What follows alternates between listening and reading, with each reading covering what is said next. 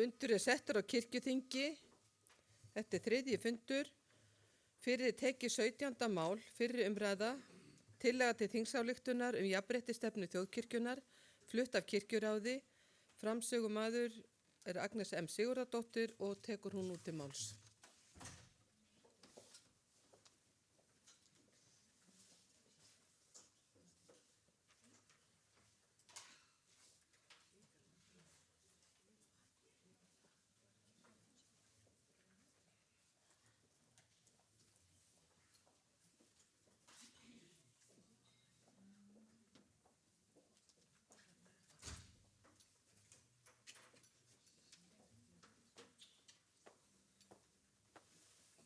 Forseti, ég mæli fyrir tillögu jafnréttisstefnu kirkjunnar. Ég ætla bara að lesa þetta hérna sem að hér stendur. Jafnréttisstefna kirkjunnar á að stuðla að jafnrétti eins og rétt og skylt í samræmi við líf og boðskap Jesú Krists. Undirstöðuatriði Kristins boðskapar fela í sér jafnréttishugsjón og skírn inn í Kristi samfélag, gerir engan greinamun á kyni eða stöðu einstaklinga. Því jafnréttisstefna viðurkenning manngildis og jafnréttis allra einstaklinga. Jafnréttisstefna kirkjunnar tekur mið af gildandi jafnréttislögum á Íslandi, lögum jafna stöðu og jafna rétt kvenna og karla nr. 10 frá 2008 með síðari breytingum. Þar meðal annars lögð áhersla á að kynjasamþætting sé fest í sessi sem mikilvæg leið til að koma jafnrétti. Þá mun kirkjan vinna eftir lögum kynrænt sjálfræði nr. 80 frá 2019 og gæta því í öllu sínu starfi að fylgt sé ákvæði 65. greinar stjórnarskrá lýðveldisins nr. 33 frá 1944. Jafnframt tekið mið af því að þjóðkirkjan aðili að Alkirkjuráði, Kirknaráði Evrópu og lúterska heimssambandinu.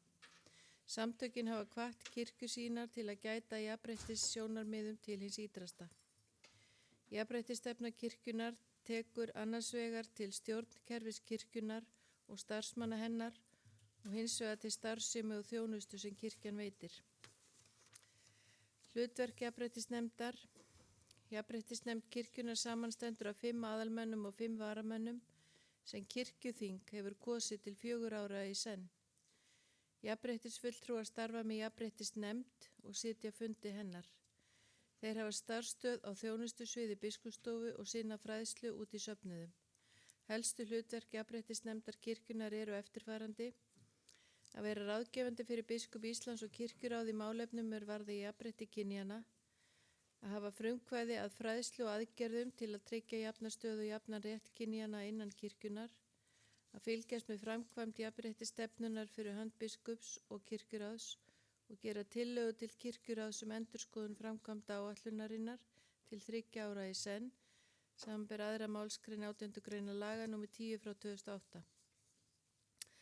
Markmið jafnréttisstefnunnar að stuðla að jafnri stöðu og jöfnu rétti allra kynja í þjóðkirkjunni og jöfnum möguleikum allra kynja til starfa, áhrifa og þjónustu. Markmiðin í fyrsta lagi að skapa forsendur fyrir fólk í kirkjunni til að njóta þessi jafnrétti sem tryggt í lögum. Annað að festa kynjasamþættingu og jafnréttismál í sessi á öllum sviðum kirkjulegs starfs og innan stjórnsýslu kirkjunnar. Þriðja að festa kynjaða fjárlagagerð í sessi á öllum sviðum kirkjulegs starfs og innan stjórnsýslu kirkjunnar. Fjórða að bæta stöðu eða auka möguleiki kynjana ef á kyn hallar á ákveðnu sviði. Fimmta að stuðla að jafnri stöðu kynjanna í stjórnunar og áhrifastöðum. Sjötta að stuðla að betra samræmi milli fjölskyldu og atvinnulífs starfsmanna. Svo kemur markmiðin og framkvæmd þeirra. Neðangreind áætlun fyrir árin 2019-2023. Fyrsta, að skapa forsendur fyrir fólk í kirkjunni til að njóta þessi jafnrétti sem tryggt í lögum. A. Að hvetja til þess að æðsta stofnun kirkjunnar, kirkjuþing, samþykkti ekkert sem brjóti í bága við jafnréttislög, leita þurfi álits jafnréttisnefndar í öllum vafa tilvikum. Hvatt verður til þess að æðsta stofnun kirkjunnar, kirkjuþing, tryggi að allt sem þar samþykkt samræmist gildandi jafnréttislögum, ekkert sé samþykkt þar sem brjóti í bága við þau eða takmarki réttindi fólks til að njóta þeirra réttinda sem lögin eiga að tryggja.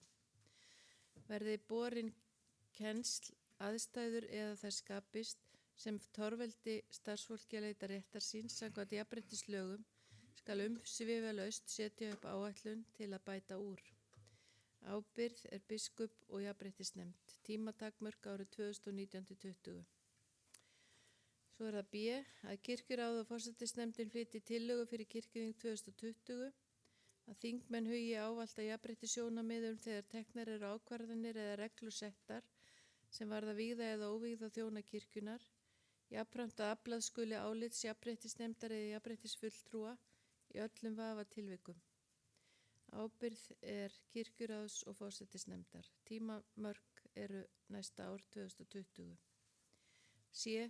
Að biskup Íslands og kirkjuráð skilgreini nákvæmlega hvað úrræð og ferlar séu fyrir hendi fyrir fólk til að leita réttar síns telji það vera brotið á sig samkvæmt jafnréttislögum og á þessu bera ábyrgð biskup Íslands, kirkjuráð, kirkjuþing og jafnréttisfulltrúar og tímamörk eru árið 2019-20.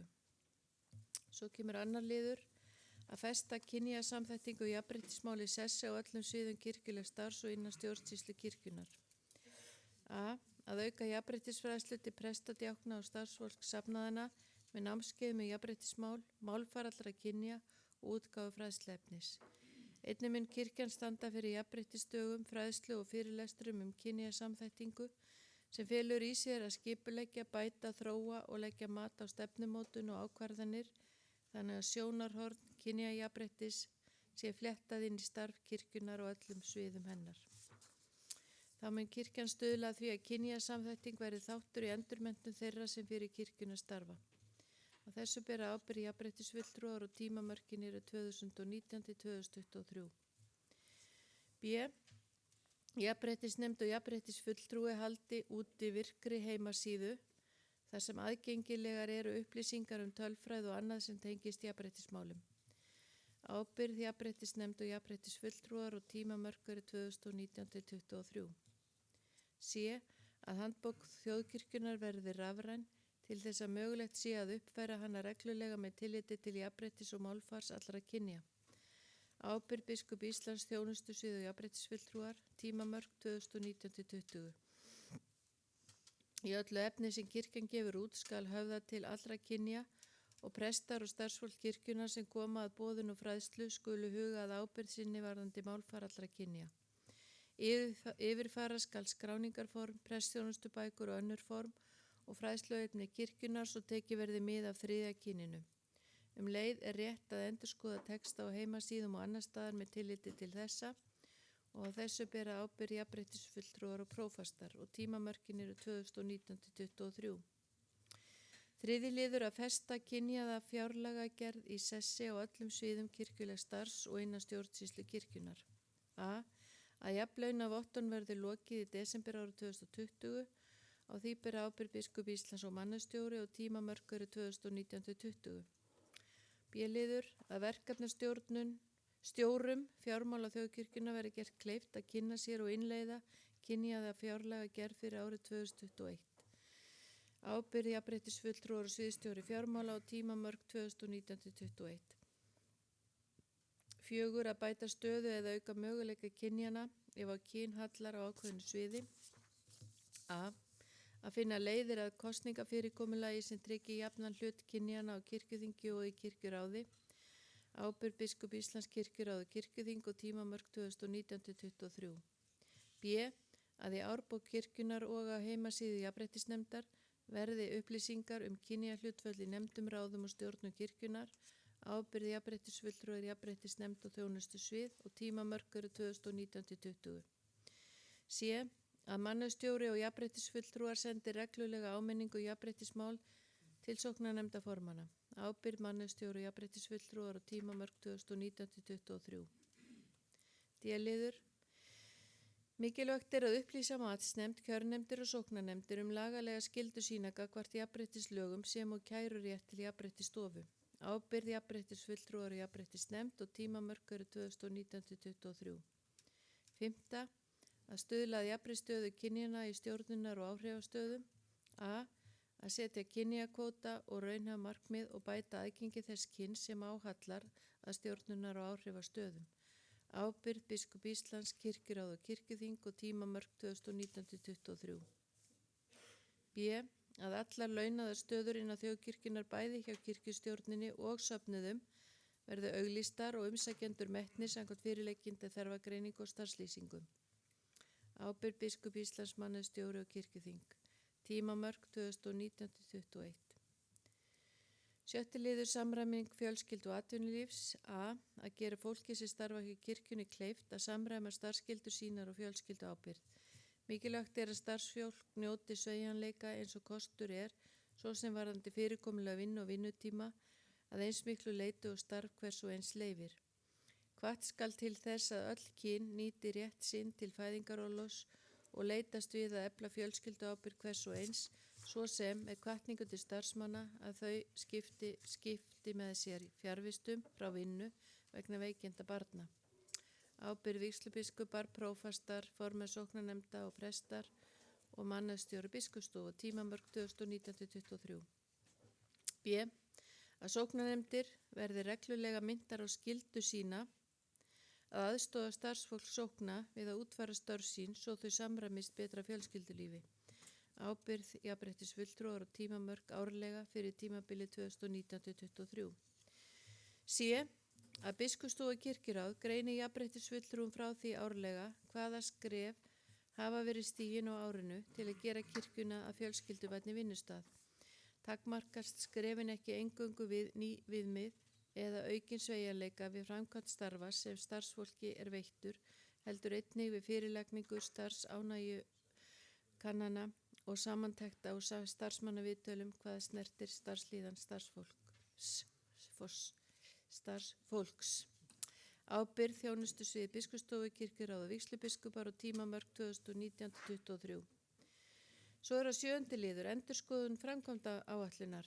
Jafnréttisnefnd leggi mat á jafnréttisstefnun og endurskoði framkvæmda áætlun hennar reglulega. A. Fyrir 1.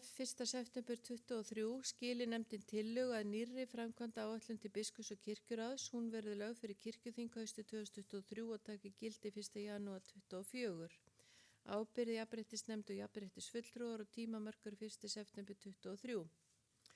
Svo kemur 4. kafli og það niðurlagið. Biskup Íslands ber ábyrgð jafnréttisstefnu þjóðkirkjunnar, biskup, vígslubiskupar, kirkjuráð, prófastar, víðirþjónar kirkjunnar, sóknarnefndir og stofnanir kirkjunnar bera sameiginlega ábyrgð á að farið sé að jafnréttislögum og að jafnréttisstofnunni sé framfylgt hver á sínu starfssviði. Á vegum kirkjunnar starfandi teymi aðgerðir gegn einelti, kynferðislegri áreitni, kynbundinni áreitni og ofbeldi og meðferð kynferðisbrota innan þjóðkirkjunnar. Teymi starfar samkvæmt starfsreglum kirkjuþings.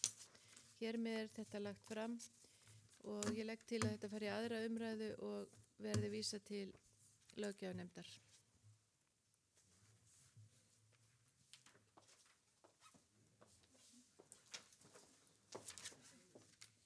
Þá orðið gefið laust og til máls tekur Kolbrún Baldursdóttir og síðan doktor Hjalti Hugason.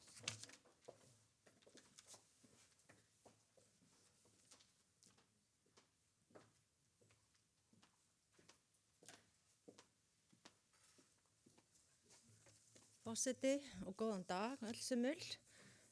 Þessu ber að fagna og þetta það sem við erum að sjá, náttúrulega vítt og breitt og allstaðar, að fyrirtæki stór sem smá eru að gera stefnu og jafnréttis áætlun. Það eina sem kannski ég hef ekki mikið að bæta nema að eins og við vitum getur fólk tilheyrt mörgum hópum. Þannig að oft sér maður í svona stefnum, það sem sagt talað jafnréttisstefna og kynin, en einnig hópana. Þannig að það sé talað svo minnihlutahópana, jafnrétti kynja og minnihlutahópa. Þannig að þá erum við að tala til dæmis fatlaða eða eldri borgara, samkynhneigða. Þannig að jafnrétti sé ekki bara kynin heldur líka allir þessi litlu hópar sem við þurfum að gæta að hafi jafna stöðu í okkar samfélagi. Þannig að það er kannski ég myndi leggja til smá viðbót af þessu inn í stefnuna. Öðru leiti dekkar hún svona nánast held ég bara allt sem að hægt að ímynda sér. Kannski það að gætt sé að því að hægt sé að nálgast gögn á kyngreinalegan hátt og svo þetta held ég hafi verið komið inn á fræðsluna og til dæmis varðandi fólki sem í barnastarfinu að það fólk fái sérstaka fræðslu og þetta bara allir sem að vinna með fólk innan kirkjunar að það sé góð fræðsla. En já, þá held ég að það sé tæmt. Takk. Til máls tekur doktor Hjalti Hugason og síðan séra Guðrún Karls Helgadóttir. Já, forseti, ég vil fagna þessu máli og þessari viðamiklu jafnréttisstefnu sem að ég hef ekkert út á að setja að svo miklu leyti sem að þessi texti hljóðar upp á, en mín hugsun var eiginlega svo sama og Kolbrún var að viðra áðan sem sagt að það er mjög mikilvægt að huga að jafnrétti fleiri hópa og þá þessara minnihlutahópa. Sjálfur sit ég í jafnréttisnefnd hugvísindasviðs í háskólanum og þar fer mikil orka einmitt núna í að breikka jafnréttishugtakið og vera á verði gagnvart jafnrétti allra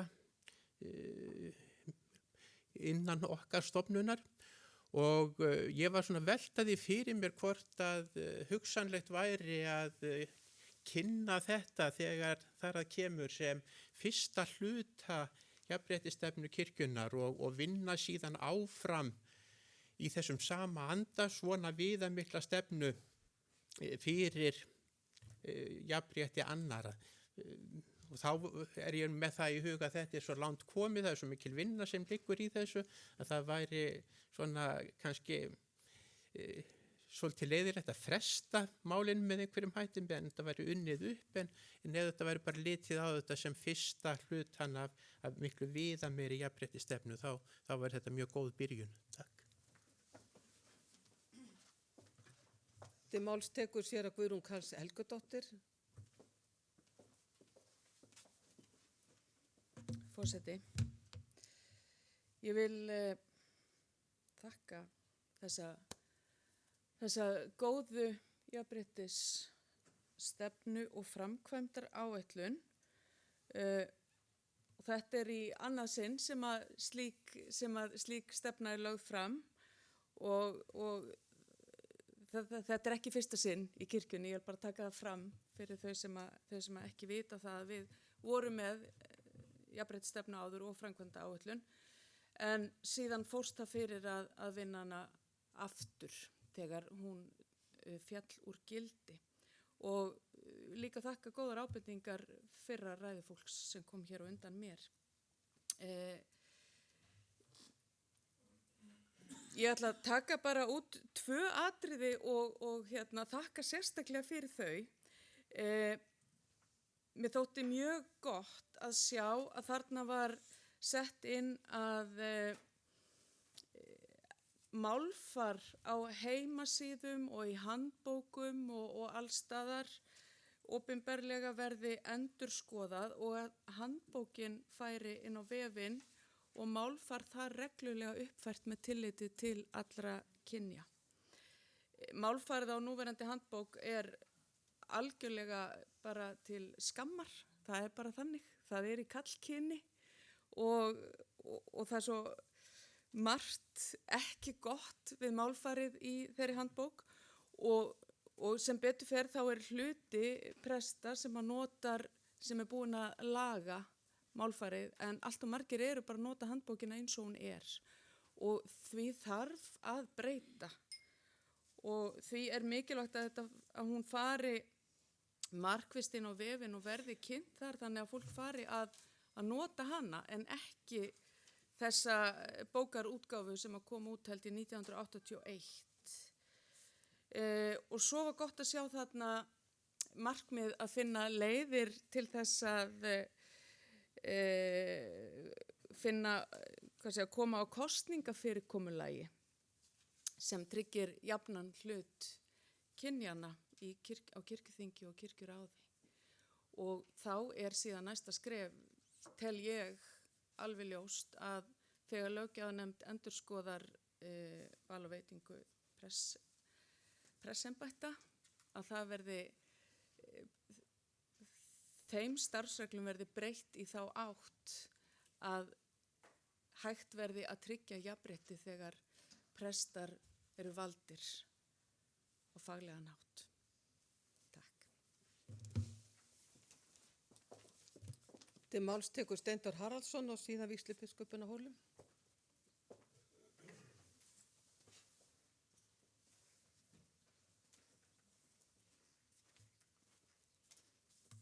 Forseti, mikið plagg, greinilega vel unnið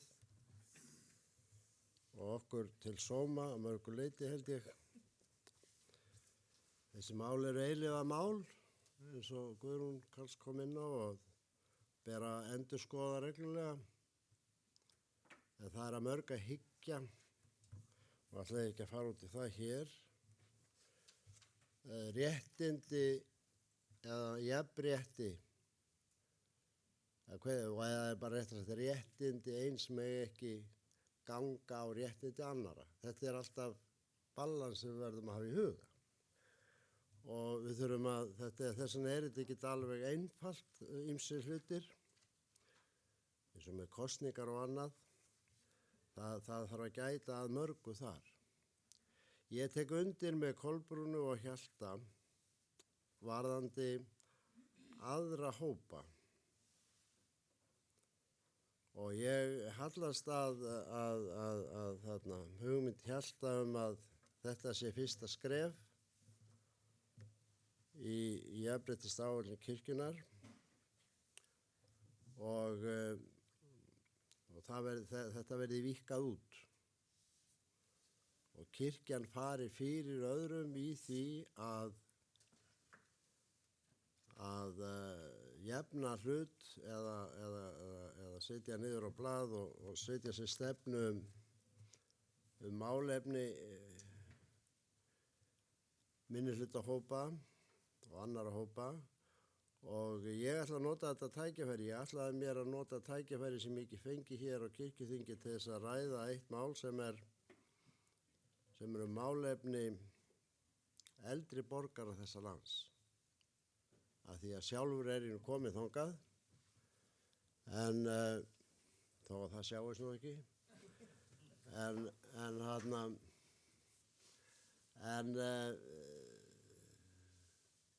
Ég get sagt okkur það að ég mun aldrei frá lífeyri frá ríkinu. Aldrei. Til dæmis.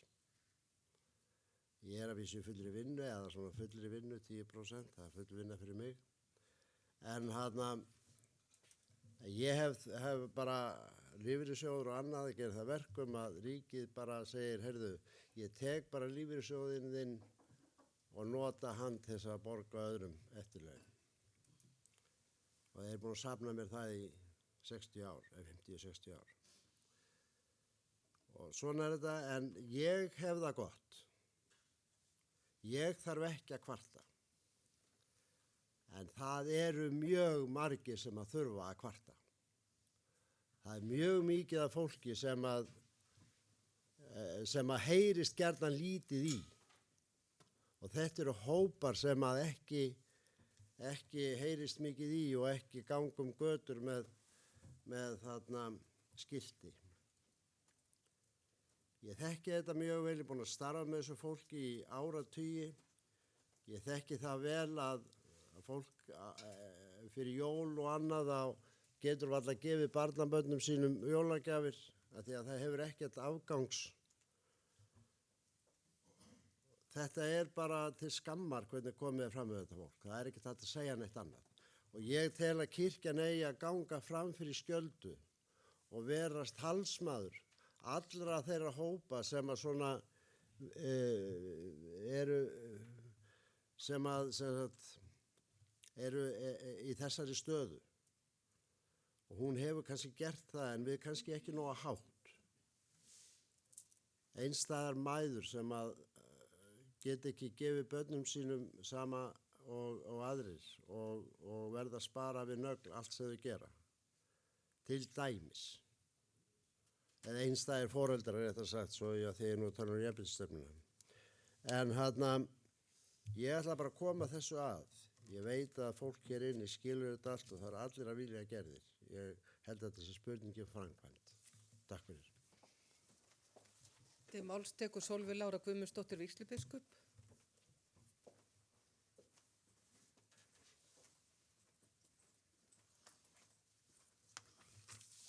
Forseti, mér langar til að byrja á því að þakka jafnréttisnefnd og jafnréttisfulltrúa fyrir mjög vel unna stefnu og fyrir biskup Íslands fyrir að leggja hana hér fram sem afar mikilvægt án sem lögð fram af biskup Íslands. Já, það rétt hjá Steindóri að jafnréttismálin eru eilífðamál og af því að hér var vitnað til fyrri jafnréttisstefna þá get ég svona bara aðeins upplýst aðeins söguna vegna þess að fyrsta jafnréttisnefnd þjóðkirkjunnar var skipuð árið 1996 og ég var svo lánsam að fá að sitja í þeirri nefnd og svo miklu löngu síðar var ég síðan aftur formaður jafnréttisnefndar þar sem var samin jafnréttisstefna og mér langar aðeins bara til að allir sem hugtök á hreinu að eitt jafnréttisstefna og annað framkvæmda áætlun. Jafnréttisstefnan svona eins og stjórnarskráin í jafnréttismálum fyrir kirkjuna sem stendur óhögguð í þann tíma sem að framkvæmda áætlunin í gangi og síðan eru framkvæmda áætlunin og hún getur þess vegna tekið breytingum. Þannig að við séum bara alveg með þetta á hreinu og þar að leiðandi getum við tekið inn í ýmislegt til þess að víkka út einmitt jafnréttishugtakið og ég vona það að allir hér inni eða langt flestir hafi verið með stilt á rás 1 á leiðinni hingað milli 8:30 og 9 þegar við vorum þá alltaf að vera með rás 1 á þegar maður er að keyra í bílnum.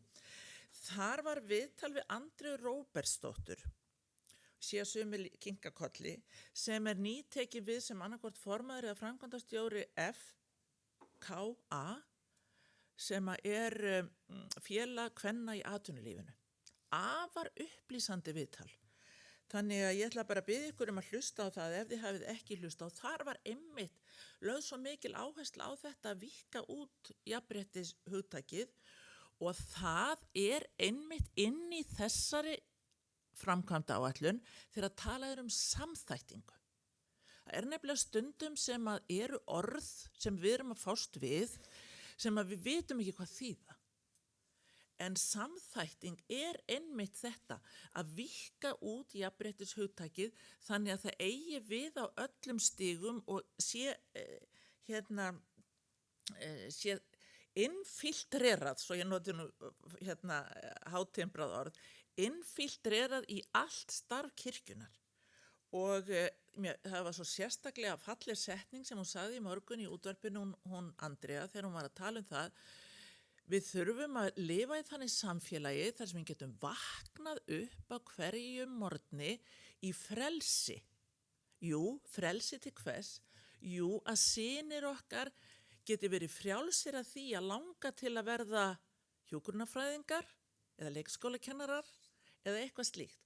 Og þarna kirkjan í lykilhlutverki í barnastarfinu að einmitt að frelsa kannski drengi til þess að vera það sem að þá, og þá tala ég sérstaklega drengi, þá langar til að vera. Og ég held að við séum bara í mjög sterkri stöðu þarna gagnvart bæði börnum og unglingum í því að víkka svolítið út jafnréttishugtakið. En ég vil enn og aftur ítreka þakkir mínar til jafnréttisfulltrúan sem að situr hér, ég veit ekki hvort að hún hefur verið kynnt fyrir okkur, en ég veit að að baki svona liggur mjög mikil vinna og fyrir það ég ævarandi þakklátt. Takk kærlega. Til máls tekur séra Hreinn Hákonarson.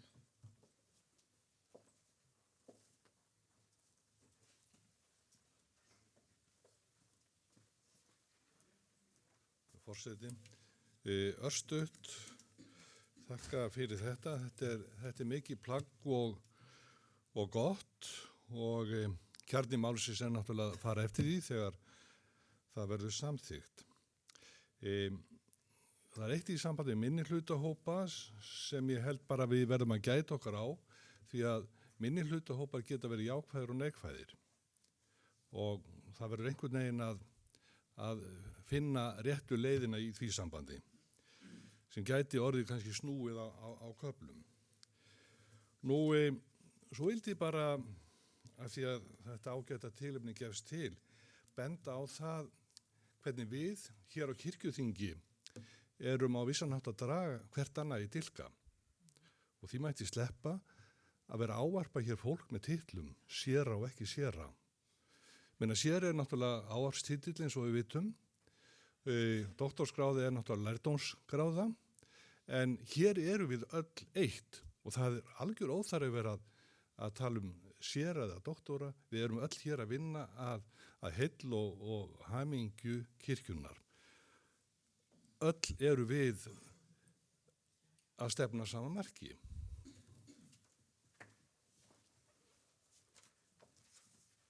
Fleiri hafa ekki hvatt sér Kristján Björnsson tekur til máls. Ég vil bara afsaka með því að ég bara tók þetta eftir fyrri forsetum en nú verður þessu breytt. Þakka þér fyrir, frú forseti. Það er bara fagna góðri stefnu sem er komin fram hérna og mikilli vinnu og það eru örfá atriði sem ég hef svona verið að hugsa síðan ég byrjaði að lesa þessa stefnu og það er í kannski númer 1 er að það er þessi setning hérna í annarri greina við fyrstu greinastílinn að jafnréttisstefna kirkjan taki mið af gildandi jafnréttislögum á Íslandi. Sko, kirkjan er ekki undanskilin jafnréttislögum og þess vegna mætti að ósekju ef við eigum eitthvað við textan til að skerpa jafnréttisstefnuna að láta fólk ekki komast upp með það að brjóta jafnréttislög á Íslandi sem eru lög fyrir alla á Íslandi. Til skamstíma allavega, það eru kannski, ég segi ekki að það séu kannski svona 15 ár síðan ég kannaði það í Noregi, þá var norska kirkjan hreinlega undanskilin í lögum norsku kirkjuna, undanskilin jafnréttislögum í landinu. En við erum það ekki. Og ég vil bara taka á þessu. Ég held að kirkjuþing ætti að íhuga þetta mjög alvarlega hvort við herðum á þessu orðalagi þarna. Og það er rétt að ég held að það sé alveg bara flott að vera ekki að flækja þennan texta of mikið með því að fara meira út í mannréttinda umræðu og jafnræðis umræðu til þess að skemma ekki þetta mál. Það er að segja að það stöðvist eða því senki, en það er alveg ljóst að við þurfum að taka það upp. Það er ekki, þið leiðrétti mig ef ég er að fara með rangt mál, en ég held að sé ekki til mannréttinda nefnd í kirkjunni nema þá hjá æskulissambandi þjóðkirkjuna. Þar er friðar- og mannréttindar nefnd og en ég held að það vantar þessa vakt innan kirkjunar og svo skora ég á kirkjuþing áður en verður gengið núna til nefndarstarfa í dag að þið lægið það lögbrot sem þið hafið framið hér með skipan í nefndir og þá segi ég lögbrot, ég tek stórt upp með það að það er kolröng skipan í nefndir á kirkjuþingi og ég skora á ykkur að laga þetta áður en að nefndirna byrja að starfa í dag og sýna þar með að þið farið sjálf að jafnréttisstefnunni sem þau eru að fara að samþykkja. Og svo er annað sem mætti líka aðeins herða á í þessu orðfæri hérna þegar vikið er að samtökunum sem við erum aðrir að. Reglur lúterska heimssambandsins til dæmis eru ekki eitthvað svona settlegar sunnudags viðmiðanir. Þetta eru reglur sem okkur ber að fara eftir. Og ég myndi vilja herða á orðfærinu þegar eru talin upp þessi samtök sem við erum aðilar að og það eru ákveðin reglur sem gilda þar og þær hafa ekki viðmiðunargildi, þær eru reglur sem okkur ber að fara eftir. Og þetta vildi ég nú gera og ég ætla aðeins sem sagt að svona í morgunsárið að gefa ykkur örlítið undir nára með þetta og að herða á þessu orðfæri ef eitthvað er. Og svo fagna ég bara þessari stefnu, fagna því og ég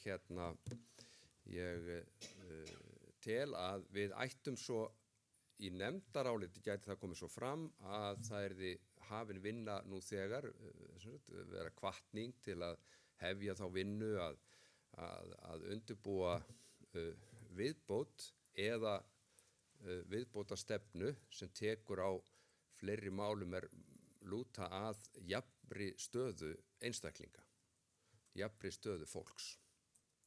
Þannig að ég vil bara hvetja ykkur til dáð í þessu og við erum allt og lin í jafnréttismálum. Takk fyrir. Til máls tekur Sólveig Lára Guðmundsdóttir.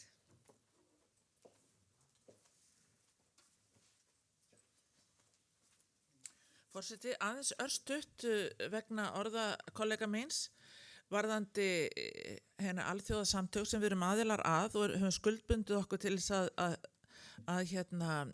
standa við kynjakvóta, þá vil ég líka minna á að kirkjuþing sjálft hefur samþykkt kynjakvóta og ekki nóg með það að kirkjuþing sjálft hefur samþykkt ungmennakvóta 20%.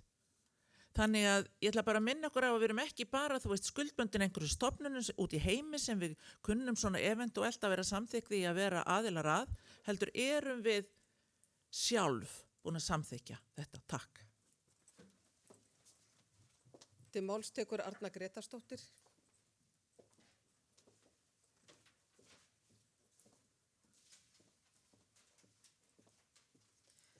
Forseti, ég vil þakka eins og við öll sem hafa komið hingað upp fyrir þessa frábæru vinnu og metnaða fulla plagg. Þetta er ofboðslega flott plagg, tímasetningar og þessar vel ígrunduðu og flottu markmið, sem er ekki bara markmið, heldur það er bara aðgerðar áætlun hreinlega. Mér langar komið upp aðalega til þess að svara þessum við nefndir kirkjuþings. Vegna þess að það er eitt að velja sig sjálfur og hafa frelsi til þess að velja sig inn í nefnd eða jafnréttið þegar það er að velja inn í nefnd. Við höfum sjálf lagt fram óskir til forseta í hvaða nefnd við viljum starfa. Það er einstaklingsfrelsið það hvar við viljum starfa. Síðan er það sá listi og mér skilst að allir hafi fengið óskir sínar uppfylltar. Ég veit ekki betur að fólk hafi getað sagt í hvaða nefnd það myndi gjarnan vilja starfa og svo kannski til vara. Síðan höfum við raun og veru bara afgreitt það hér. Ef það hefði verið þannig að við værum að kjósa í kosningu þar sem að við hefðum ekki val sjálf, þá lít ég það bara aðeins öðrum augum. Þetta er einstaklingsval en ekki kynjaval okkar sem hér situm. Mér langaði bara til þess að ítreka þetta og það er hægt svo sem að líta á þetta utanafrá sem og að við erum að hugsa það eins og þetta sé halli mjög á kynin í einstaka nefndum. En þetta er staðreyndin að við sjálf gátum sent óskir það í hvaða nefndu störfum og svona voru óskir okkar algjörlega óháð kyni. Þetta voru áhugasvið okkar. En meira vildi ég ekki segja. Ég er algjörlega ósammála því að við þurfum að breyta þessum nefndum vegna þessa sem ég var að segja. Takk. Til máls tekur Kristján Björnsson.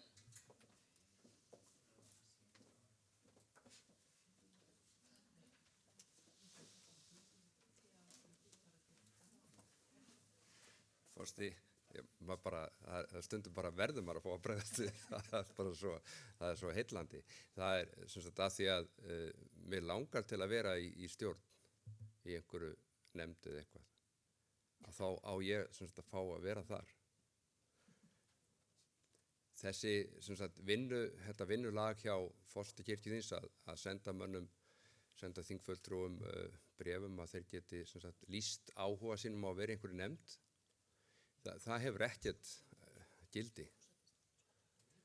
Það hefur ekkert gildi á þann hátt að það upphefji jafnréttisreglur og lög kirkjunar.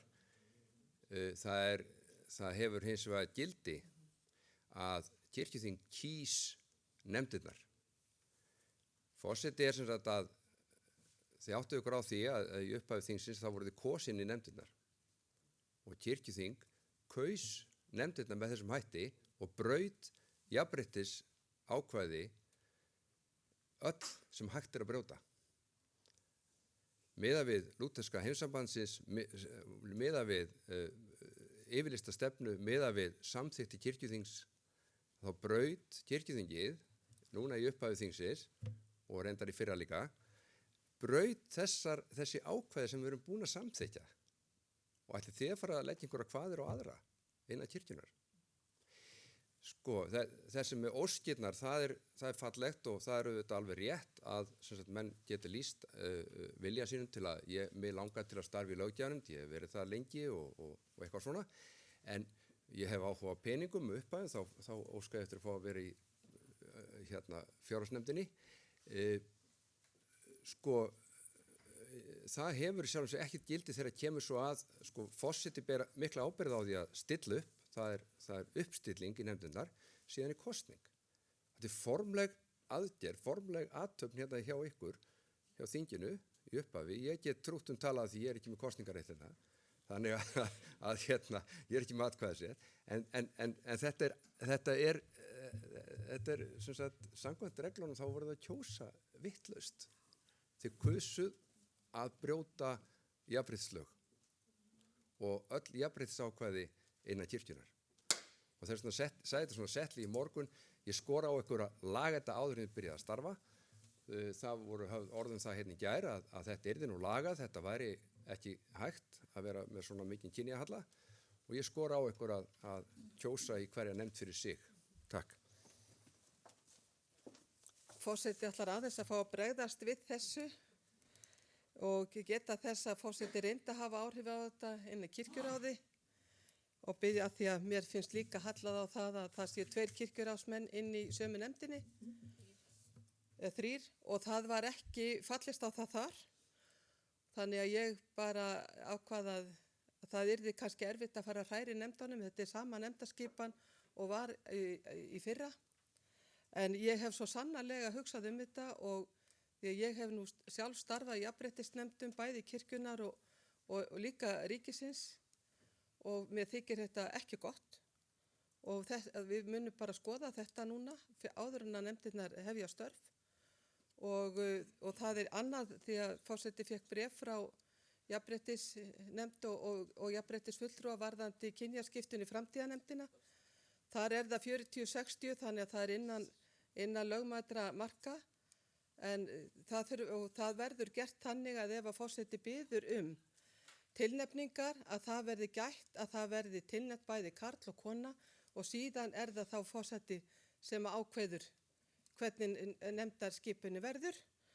Þannig að ég hef svo sannarlega haft þetta í huga og mér hefur þótt þetta vera vont en ég veit að formaður allsherjarnefndar og ég bauð það þegar við byrjuðum þingið að menn gætu skipt innbyrðis, gætu talað sér saman og það er verið að vinna að því í allsherjarnefnd að skipta á karl og konu.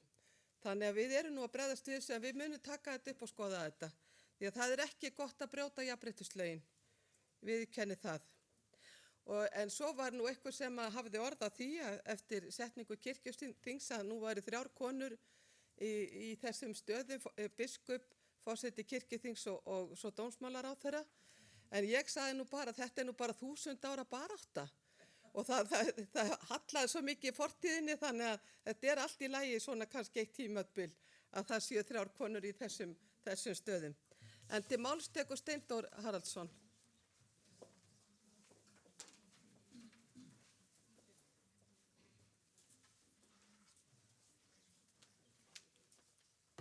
Forseti, vinur minn, vígslubiskupinn í Skálholti, hann kveikti nú aðeins í mér og auðvitað kom Arnar svolítið inn á þetta líka. Getur það verið svo að jafnrétti virki þannig að fólk sem að vill ekki eitthvað, en það verður að gera það þegar jafnréttislögin segir það. Ég vil bara ekki gera þetta, en það jafnréttislögin segja þetta og þú skalt með góðu eða illu gera þetta. Erum við ekki komin aðeins út fyrir efnið þarna? Erum við ekki fann að kúa fólk? Á að kúa fólk? Hefur kirkjan þá stefnu sinna að kúa fólk? Til þess að gera það sem það vill ekki gera? Til þess að uppfylla einhver önnur skilyrði. Það er þannig að það er réttur fólks getur aldrei gengið yfir rétt annara. Ég má ekki bara skjóta einhvern að því að ég er svo gaman að því. Það er bara ekki leyfilegt. En það er kannski óréttlátt að ég skulle ekki fá að gera það. Og það verður að sitja mörg, þetta er öfgafullt sem ég var að segja, ég veit það, en þetta er öfgafullt. En svo er annað, að það svo finnst mér þetta aldrei skrítið þegar koma svona eins og daginn vegna framtíðarnefndarinnar, ákúrur og hlutfallið er í lagi. Það er löglegt 40-60. Og hver er þá tilgangurinn með því að veita þessa ákúru? Stundum heyrði maður í gamla daga að sumir eru katólskar en páfinn, en ég legg til að þjóðkirkja verða það ekki. Forseti verður að bregðast aðeins við þessu. Nefndaskipanin var í lagi, en tilnefningin var ekki í lagi. Að því að það voru 2 nefndir sem tilnefndu 2 kalla það var þannig. Og þess vegna var tilnefningarnar ekki í lagi, en útkoman varð í lagi. Til máls tekur Axel Árnason Njarðvík.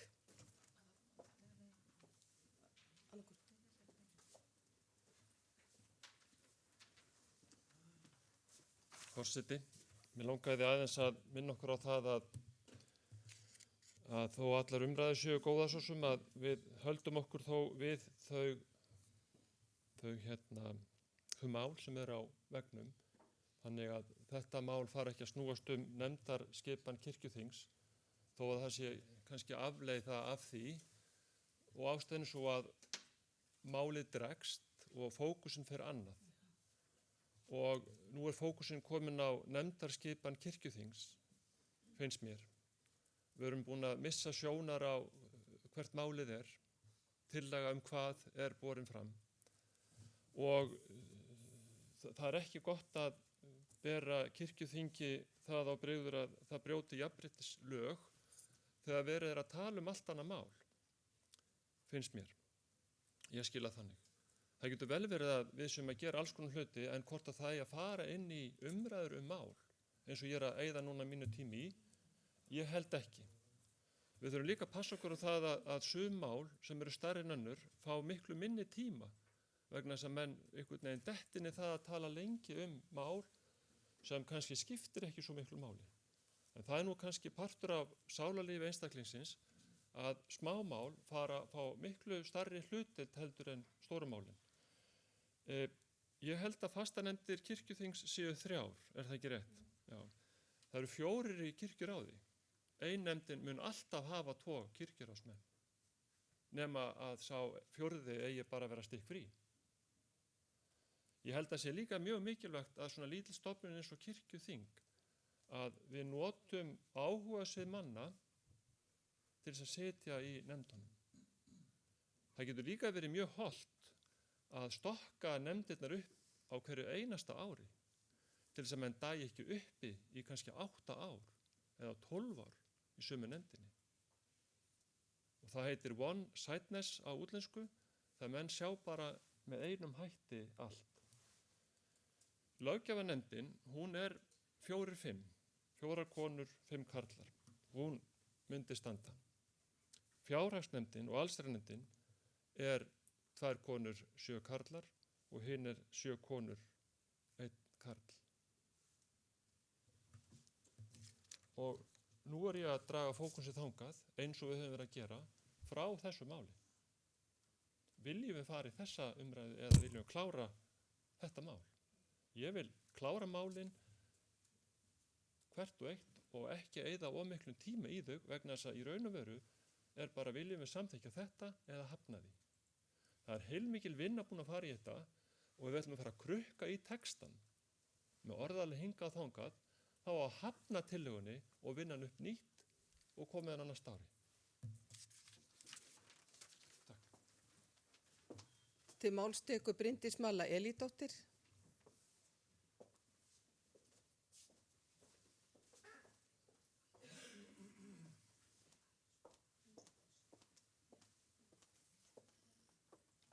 Já, forseti, Axel kom inn á einmitt það sem að mér kom í huga þegar ég sat undir þessari umræðu hérna í lokin með nefndirnar og annað og þess vegna langaði mig einmitt að koma upp og margt væri komið fram sem ég hafði huga á að tjá mér örlítið og ætla ekki eða tími endurtaka það en langaði hins vegar þá að koma og þakka fyrir svo miklu og góðu vinnu sem að við höfum fengið að lesa hér í jafnréttisstefnunni. Og það er svo fallegt að það er talað manngildi, þetta er svo fallegt og gott orð fyrir okkur öll að hafa í huga og mér fannst líka svo gaman að lesa alla framkvæmda áætlunina og hlakka til að fylgjast með henni í framkvæmd einmitt á næstu árum. Góð brýningin til sóknarnefndana til dæmis að þeir verða árlega myndar á og hvattar til og þetta er svo jákvætt hvernig þetta er sett þarna fram í stefnunni og einsvarðandi fjárlagagerðina. Hún sé kynjuð, það er mjög jákvætt líka. Annar þáttur sem ég fannst gaman að lesa í stefnunni og ég hlakka til að til dæmis taka og vekja athygli á innan minna sóknar að það er samþætting fjölskyldulífs og atvinnulífs. Þetta er mjög jákvætt fyrir okkur öll í kirkjunni og þessi getur verið bara jákvæð umræða að hver og einn sókn og hver einn kirkja sem vinnustadur taki svolítið til sín og hugi að framkvæmdar áætlun innan sinna sóknar hvað þetta varðar til að styðja enn betur við fjölskyldunar, fjölskyldu starfsfólksins. Þannig ég vildi einmitt bara koma upp líka í ljósi þess sem Axel var að segja til þess að þakka fyrir stefnunu og hvetja okkur til þess að samþykkja hana og vinna síðan næstu skref eins og hér hefur komið inn á og vinna eftir þessari góðu stefnu. Fleiri hafa ekki hvatt sér hljóðs og tekur þá framsögumaður til máls. Agnes M. Sigurðardóttir.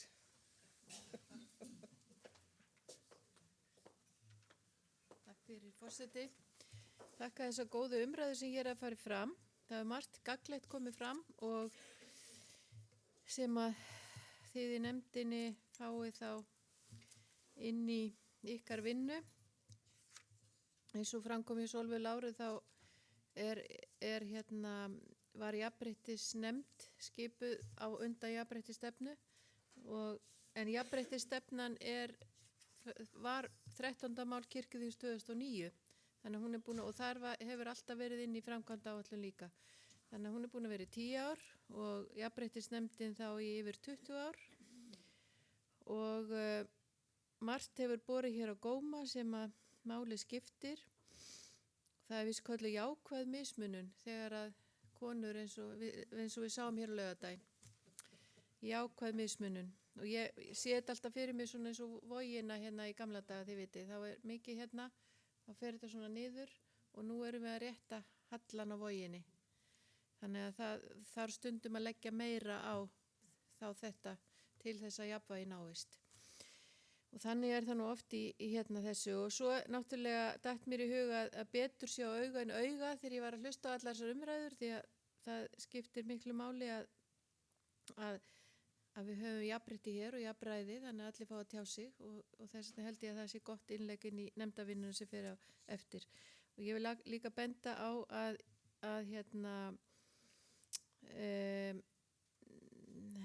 sko, mér finnst þessi umræða bera vott að kirkjan vill líka líta í eigin barm og ganga í takt við ríkjandi viðhorf í samtímanum og vil vekja athygli á því að á prestastefninu núna í apríl-maí, mánaðamótin apríl-maí, að þá fengum við fyrirlestur kynrænt sjálfræði sem var þá í takt við þá umræðu sem var í samfélaginu það frumvarp sem lagt var fram það á þinginu.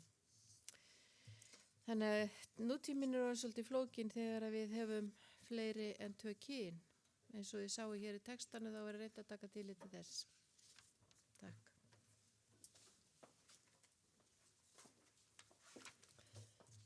Þá er fyrri umræðu lokið 17. mál og lagt er til að það fari til síðari umræðu. Þeir sem geta samþykkt það gjöra svo vel ekki að merki.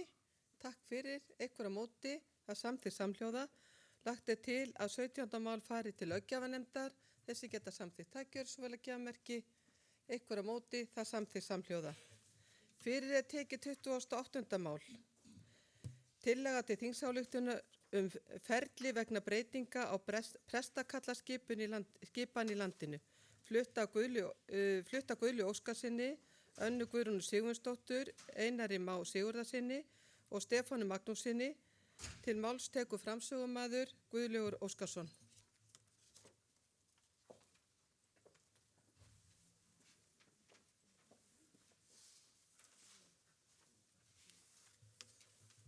Forseti,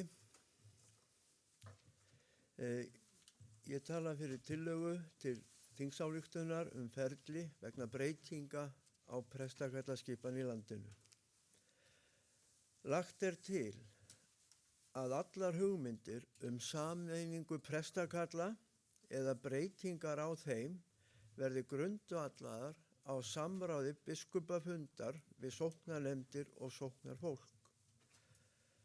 Að breytingar á sóknarmörkum og sameining sókna verði unnar áður en til breytinga á prestakallaskipan komi. Greinargerð sem þessu fylgir er svona. Til þess að sú þróun sem framundan verði til að efla kirkjustarf í landinu afar mikilvægt að til samráðs og ráðgjafar við sóknarnefndir og sóknarfólk komi áhrif breyttra sóknarmarka eða sameiningu sókna. Að því standi biskupafundur, fjármálastjóri og lögfræðingar þjóðkirkjunnar. Markmið fundana væri að skoða hvernig styrkja mætti alla þætti kirkjustarfsins. Jafnframt því að tryggja að gömlum kirkjum verði viðhaldið eftir sameiningu, að ríkið sett á sínum tíma lög varðveislu gamalla húsa, taki að sér viðhald þeirra kirkna sem aflögðar kunna að verða við sameiningu sókna. Eftir ítarlega skoðun á þeirri grunneiningu sem sókn breyttum sóknarmörkum eða sameiningu 2 eða fleiri sókna verður fyrst tímabært að endurskoða prestakallaskipan í landinu. Ljósið í þessari tillögu felst í því að leiða fólk í fámenni til samtals og samstarfs við nærsveitunga og eftir það við héraðsbúa, með það að leiðarljósi að efla starf kirkjunnar á jákvæðum nótum jákvæðrar sálfræði. Ég legg til að þessu máli verði vísað til síðari umræðu og til löggjafarnefndar. Til máls tekur Arna Gretarsdóttir og síðan Agnes M. Sigurðardóttir.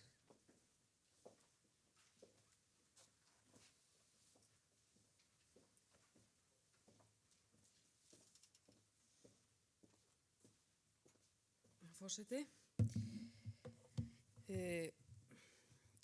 Ég verði svolítið klofin þegar ég les þessa tillögu og það er vegna þess að ég er algjörlega sammála fyrir hlutanum sem sagt að lagt sér til að allar hugmyndir sameiningu prestakalla eða breytingar á þeim verði grundvallaðar á samráði.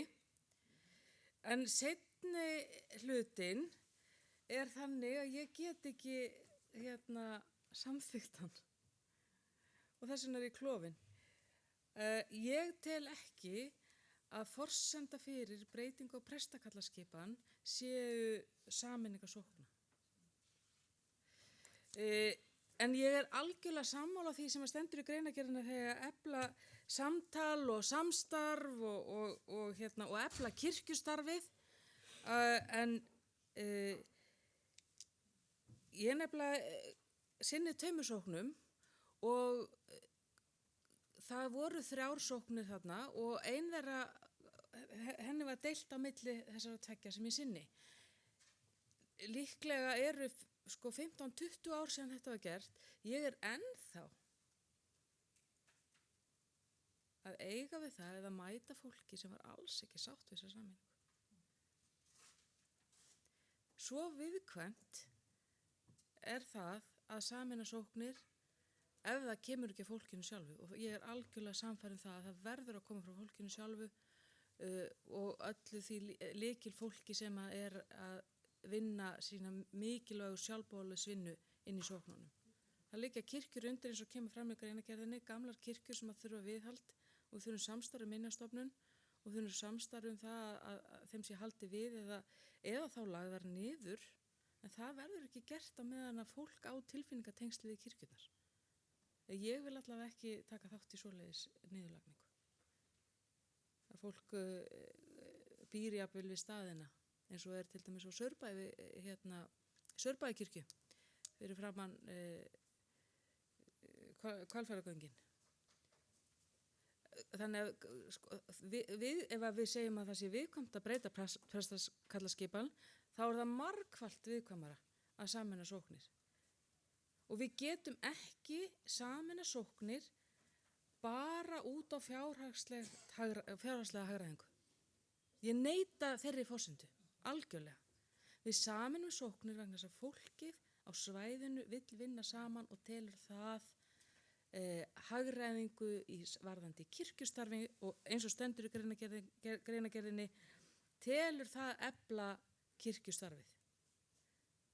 2 sóknir sem að ég þjóna er í samstarfi með organista, samstarfi með kór, samstarfi fullt af hlutum. Og það er bara, gengur alveg ágætlega þó þessi 2 sóknir. 2 sóknir nefndi sig. En ég vildi ítreka þetta, samráð, samtal, við grasrótina, það er fyrir hlutin algjörlega sammála honum, en að þessi grundvallar, en að sókna mörkin eða breytingar sókna skipan sé grundvöllur þess að breyta prestakallaskipan, ég bara algjörlega hafnaði og get alls ekki stutta. Takk. Til máls tekur Agnes M. Sigurðardóttir og síðan Guðbjörg Arnardóttir. Forseti, hvernig er það þegar við tökum til heima hjá okkur?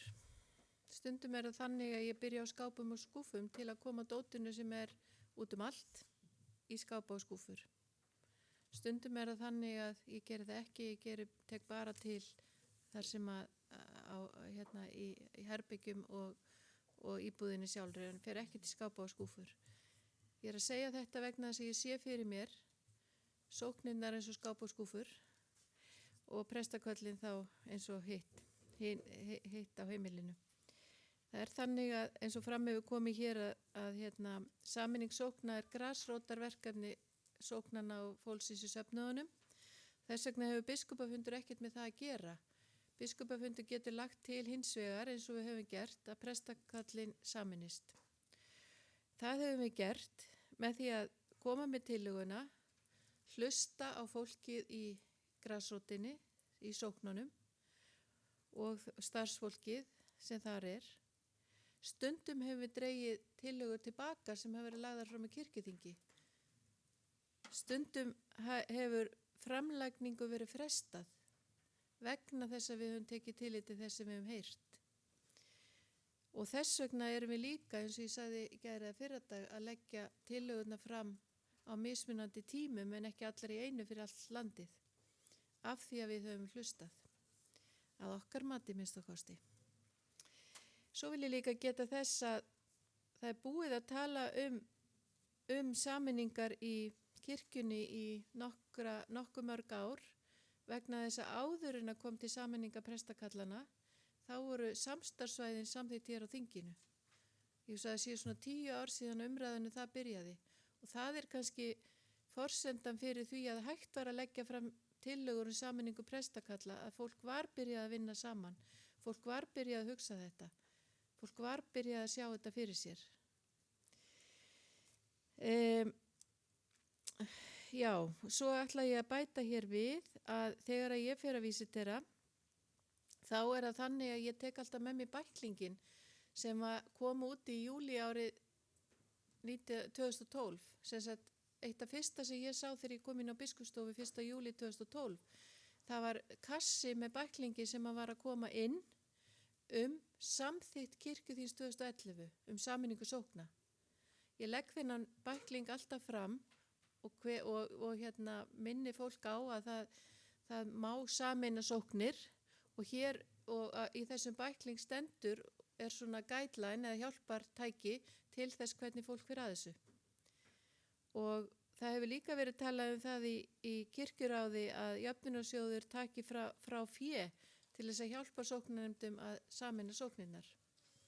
Ef að það er hindrun fyrir því að fólk vilji ræða það á annað borð, að það sé einhver fjárhagslegir örðuleikar. Þannig að þetta stendur allt í þessum góða bæklingi og nema kannski samþykkt kirkjuráðsins því að það var samþykkt eftir að ég kom. Ég var ekki á kirkjunginni 2011 og þetta vil ég bara taka fram í þessari umræðu.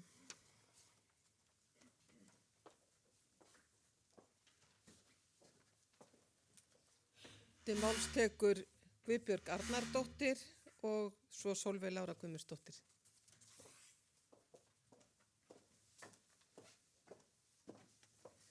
Forseti, ég vil bara fá að taka undir með bæði Örnu og Agnesi og er þeim svo sammála að ég er algjörlega hlynnt þessum fyrri hluta og finnst hann mjög flottur og það er algjörlega nauðsynlegt að hafa samráð og samtal en hitt bindur einhvern veginn allt sem við erum búin að vera að vinna að varðandi prestakallaskipana ætla að fara þetta er í rauninni að stöðva það allt saman.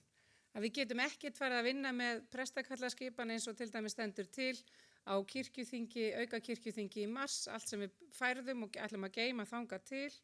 Það verður ekkert hægt að fara að vinna með það að verði þetta samþykkt. Því að ég skil þetta allavega þannig. Og mér finnst þetta, ég hef einmitt alltaf verið að tala um það því að það er á mínu svæði er einmitt að koma til verið að kalla eftir sameiningu prestakalla þar og ég hef alltaf ítrekað þetta sem mér hafa fundist vera skilaboð kirkjuþings og annara að prestaköllin og sameining sókna þetta er ekki það sama og sameining sóknana er fólkið og ég var einmitt bara síðast núna á aðalsafnaðarfundi að þá var ég að ítreka þetta við fólk því að það kom til talsemi þetta sameining sókna, ættum við að gera það eða ekki og ég segi að það er algjörlega undir ykkur komið og við tilbúin að fara í þá vinnu. Það er alveg sjálfsagt að skoða það. En það mun aldrei koma skipuna ofan sameiningu sókna. En það er annað þegar varðar prestaköllin. Og mér hefur fundist þetta vera fínt það sem við erum búin að vera að vinna og vil að það verði áfram, vinna betur með sameiningu prestakalla. Og ég kalla mig þá bara líka svolítið eftir því að við kannski fáum aðstoð eða getum svona fengið einhverja leiðbeiningu með það að undirbúa okkur þá fyrir auka kirkjuþing í mars. Hvernig getum við þá talað sameiningu í sóknunum? hvað gerist við sameiningu, hvernig verður skipulagið og annað. Að við kannski bara svolítið sem að erum að starfa þar að við förum bara svolítið að vakna og förum að skoða, fá aðstóð við það að undirbúa okkur undir það. En þannig að ég vil ítreka það, mér finnst stið alltaf samráðið, en mér finnst við ekki geta samþykkt þetta og þar með leið stöðvað þá vinnu sem að hefur farið fram við prestakallaskipan. Til máls tekur Sólveig Lára Guðmundsdóttir og síðan Hreinn Hákonarson. Forseti, ég vil byrja á því að þakka forseta fyrir að segja alltaf hver er næstur. Það skiptir afar miklu máli. Þannig að, já, ég hef nú alltaf sett mér þá reglu að koma ekki upp til að segja sammála síðasta ræðumanni. En ég ætla eiginlega að gera það í þetta skipti vegna þess að í raun og veru held ég við sem öll sammála það að kirkjuþingi kemur ekkert við. Þessi sameining sókna, það kemur algjörlega frá fólkinu sjálfu og ferlið er þetta samþykkt á öllum aðalsafnaðarfundum sóknana, samþykkt á hérasfundum, síðan beinir hérasfundurinn því til biskupafundar að leggja þetta kirkjuþings. Þetta er ferlið. Við erum ekki að fara að gera þetta. Fyrri setningin sem við getum öll verið sammála hún er líka óþörf vegna þess að hún er í praxís svona í dag. Hún er þannig að það er ávallt samráð milli biskupafunda við sóknarnefndir og sóknarfólk þegar lagt er til sameining prestakalla. Þannig að ég held að málið sé bara ágreitt. Svona næstu því. Takk. Til máls tekur Hreinn Hákonarson og síðan Guðmundur Þór Guðmundsson.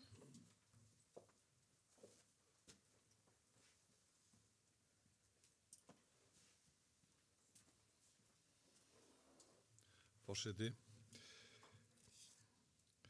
Ég held að mála þessum toga, sameining prestakalla og sameining sókna, það sé eins og meðganga. Þetta tekur tíma, margt þarf að venjast og margt breytist. Ég minnist þess að þegar ég var sveitaprestur fyrir margt löngu á Snæfellsnesi, þá var rætt þar sameiningu prestakalla og sameiningu sókna að mjög miklum áhuga. Menn sáu alltaf bestu og hagkvæmustu möguleikana að sameina í granni nágrannans. Ekki hjá sjálfum sér. Og miklar og skemmtilegar umræði spunnust það. Og það er ætíð svo og ekkert nema gott um það að segja.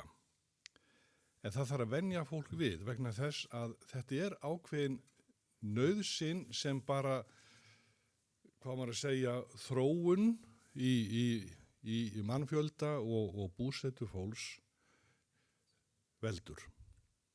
Og ég segi það alltaf, bara tek það sem dæmi og segi það upphátt að sambandi við sameiningu bústaða prestakalls og grensásprestakalls í eitt, tvær sóknir, sem var gott mál út af fyrir sig. En næsta skref er sameiningssókna, hvort sem það verið 5 eða 10 ár, og samhliða því skrefi er að selja aðra hvora kirkjuna. Ég spái því. Og þetta er bara eitthvað sem við verðum að venja okkur við. Þetta er svona ákveðin framtíðamúsík og við megum ekki vera feimin við það. Og þessi ágæta tillaga, hún kannski finnst mér endurómar eitthvað sem er hugsanlega ekki nógu gott. Og ég get tekið undir það að nokkru leyti að því að ég var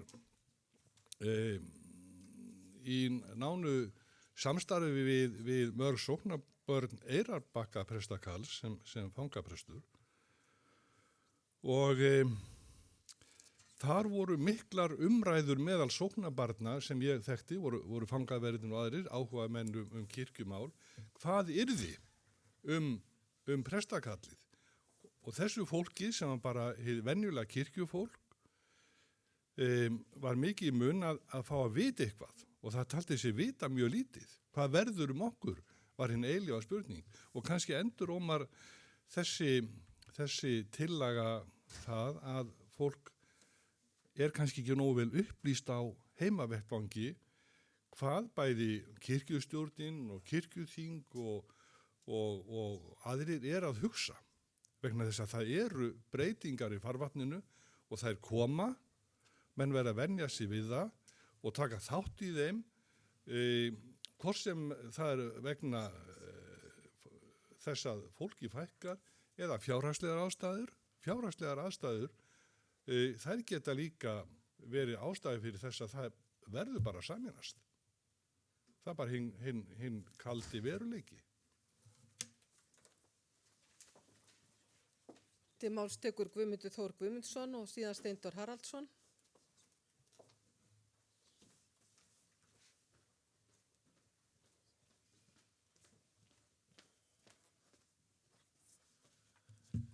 Forseti, ég átti alveg erfitt með að skilja þetta mál.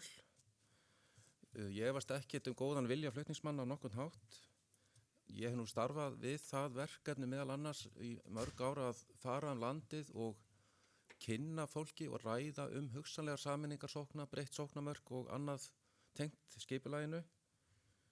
Ég fór að máta þetta mál inn í tillögur sem liggja núna fyrir þinginu, til dæmis með Breiðholtið, eigum við þá að draga það tilbaka og Laugardalinn og ræða sóknamörkin fyrst, áður en við tökum þetta lengra. Það er nú, ég hef bara held ég aldrei vitað til þess að breyting á sóknum sameiningana hafi verið gert þvert á vilja þeirra sem þessi mál vel að heimi hér að. Ég minnist þess ekki. Hins vegar minnist ég þess mjög vel að ef að við skynjum óánægju eða eitthvað slíkt, þá bara hættum við málið. Ég fór í fyrra Ísafjarðardjúp, hitti alla fulltrúa sóknana þar, afraksturinn birtist núna á þinginu. Það var samtal, fólkið tók frumkvæði, fólkið fyrir vestan, sendi hér inn erindi og baði sameiningu. Það var ekkert valdboð.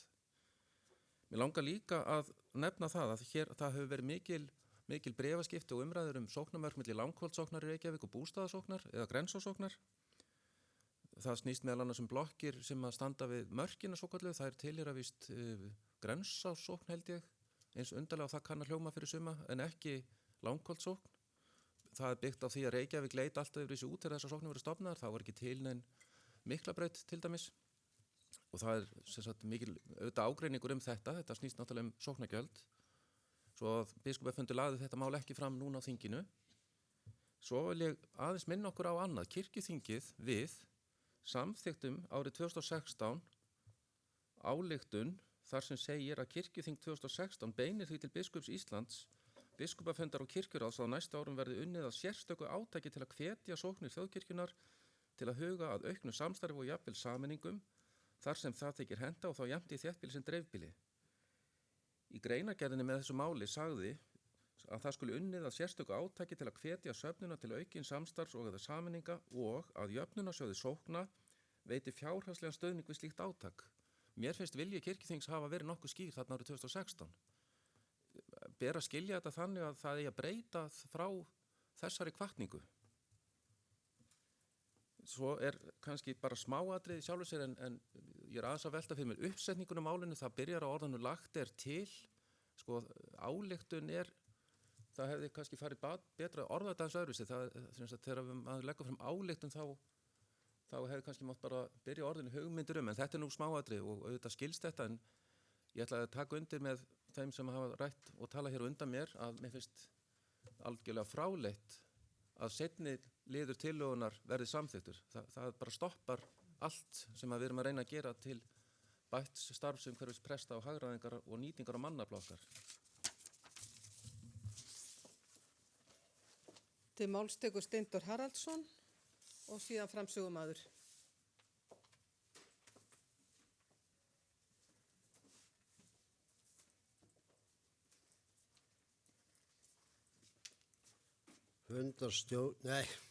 Forseti,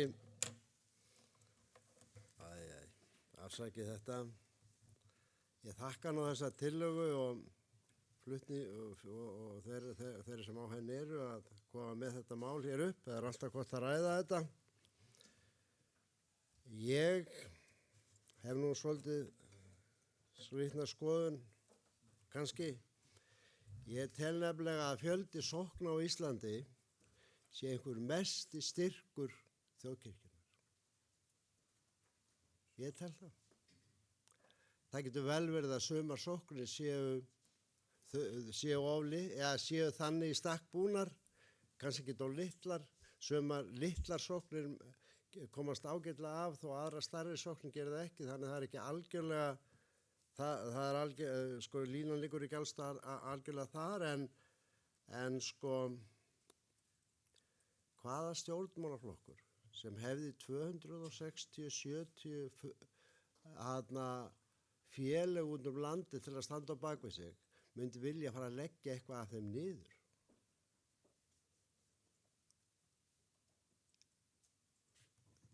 Engin. Þetta er nefnilega þannig að fólkið sem starfar í sóknunum, það er okkar stæðsti auður, fleiri þúsund manns. Og það er alveg ljóst að sko sumar sóknir eru orðnar þannig að það ráð ekki við ákveðna hluti og þá er samstarf mikilvægt. Og svo er þetta svo rosalega tilfinningaríkt, varðandi kirkjur og allt annað, eins og við þekkjum öll, sko. Nú er það svo að ég hef ekki sömu reynslu og hreitn af meðgöngu, þannig að ég get nú lítið tjáð mig hana, en sko, hann hafði alveg rétt að mæla, enga síður. Og ég tek undir með honum að sumir hlutur þurfa að ræðast nokkuð lengi og við þurfum að venjast þeim og það er bara þannig. Nú varðandi ég sameining sókna, hún byrjar heima í héraði. En kirkjustjórnin sem slík getur vissulega aðstoða við það ef þess er þörf. Og ég er sannfærður það að það er engin fyrirstæði því. Nú hvað varðar þegar verða að fara út, fylgja eftir þeirri stefnu sem er að stækka prestaköllin og kom hér fram á laugardaginn held ég hafi verið að ég var þá að ræða, tók sérstaklega fram mitt heima héraði í Húnaþingi og það kom vegna sem ég sagði að það kæmi mörgum þar á óvart að þessi tillaga auðvitað voru búin að sjá bréf heildarstefnuna en við vinsum ekki að þetta kæmi fram núna. En það er ekki ætlast þess að það verði kannski samþykkt á þessu þingi heldur í mars. En það var minnst á samráðsgátt og ég fór inn á hana og það er bara eitthvað Saurbæ. Það er ekkert annað að segja samráðsgátt. Ég fann ekkert annað. Ég talaði við presti minn, hún vissi ekkert þetta og eins og ég sagði áður þá vissu sóknarnefndar menn ekki það heldur. En þessi umræða á bara eftir að fara fram, allt í lagi með það og ég veit hún gerir það. En ég held að þetta sé alveg, þessi tillaga sé alveg tímabær og sé alveg tímabært að ræða þetta kemur svo til nefndar og hún vinnur svo úr því.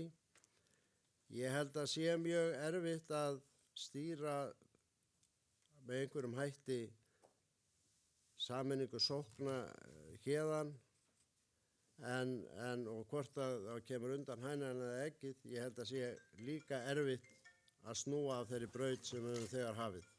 Takk fyrir. Til máls tekur framsögumaður Guðlaugur Óskarsson. Það byrði að þingmenn að hafa símana á hljóðstillingu.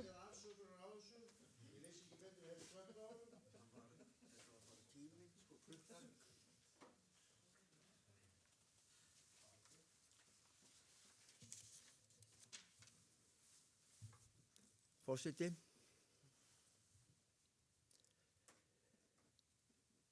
Það skrítið að segja að ég gleðst yfir því að menn skyldu telja þess virði að lýsa skoðun sinni á þessu máli. Ég reyndi að lesa það þannig að það kæmi fram áherslunar. Ég er ekki að segja að verða sammenning til þess að í sóknum eða breyting á sóknarmörkum til þess að það geti orðið stækkun á prestakalli, heldur að það sé, og það kom fram hjá biskupi að hún hefur með sér í vísitasju leiðavísi að umræðu þetta málefni, en ég tel hins vegar og hvika ekki frá því að það er betra að taka þessa umræðu, byrja hana heima fyrir, og það er verðugt, alveg sama hvað við segjum hér, það er verðugt að skoða það og hjálpa fólki sem er að vinna við sína kirkju við mjög þröngan kost, að hjálpa því til að auka því svigrúm og fjölga þeim sem vinna áður en þeir gefast upp eða til þess að þeir gefast ekki alveg upp. Upplifið sig ekki eins og eina, og Steindór í sinni pólitík með fleiri hundru félög út landið, það er ekkert gagn í þeim ef að þau virka ekki. Og ég tel það ekkert virka þó að sókna nefnd starfi og máli gluggakarm endrum og eins og messi kannski 2-3 ára ári. Ég tel það ekki kristni starf. En ég þakka semst fyrir það og á að ítreka það, þetta er ráðlegging, þetta er ósk að umræðan byrji í minnstu einingunni. Ég hef verið aðili að grunnskóla, þar sem voru 3 grunnskólar sem breytust úr 3 í 2 og svo úr 2 sem að þá voru eftir í 1. Við þessar breytingar allar, þá hefur það gerst að það er orðinn 1 skólastjóri sem er skráður í bíl, skrifstofan er þar, eða hann er það á milli staða, og það hefur í rauninni einangra starfið en ekki elfst við það. Það hafi ekki nýst, mennirnir hafi ekki nýst á víðara sviði. Og það er þetta sem ég er að óttast, að sóknarnefndir, minni sóknarnefndir landsins, að þeim finnist bara að það er svo sem skiptir ekki máli. Þess vegna legg ég þetta fram og legg til að það verði sett í hina, er ekki karllæg nefnd þarna löggjafarnefndin? Ja. Takk. Þá er umræðu lokið 28. mál, fyrri umræðu, og málinu vísa til annarra umræðu þeir sem geta samþykkt það, gjör svo vel ekki að merki. Takk fyrir þeir sem eru á mótið, það samþykkt samhljóða. Lagt er til að 28. mál fari til löggjafarnefndar, þeir sem geta samþykkt það, gjör svo vel ekki að merki. Það er samþykkt samhljóða. Þá ætla ég forseta að gefa hér korter hlé, svona frímínútur.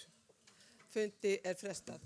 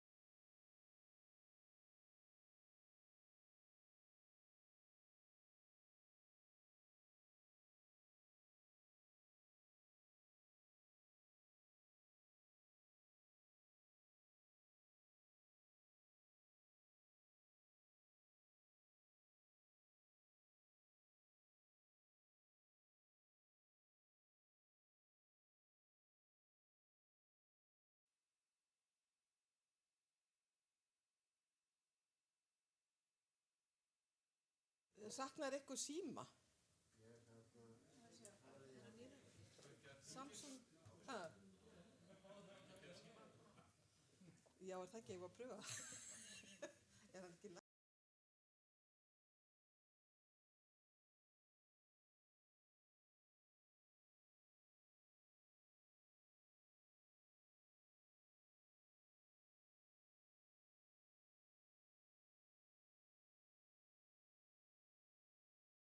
Og fyrir eru tekin 2 mál saman. Það er 30. mál tillaga starfsreglum breytingu á starfsreglum kjör til kirkjuþings númer 1075 frá 2017 með síðari breytingum, flutt á Stefáni Magnúsinni og framsögumaður Stefán Magnússon. Og 34. mál fyrir umræðu tillaga starfsreglum breytingu á starfsreglum kjör til kirkjuþings númer 1075 og 2017 með síðari breytingu, flutt af Stefáni Magnúsinni og framsögumaður Stefán Magnússon tekur til máls.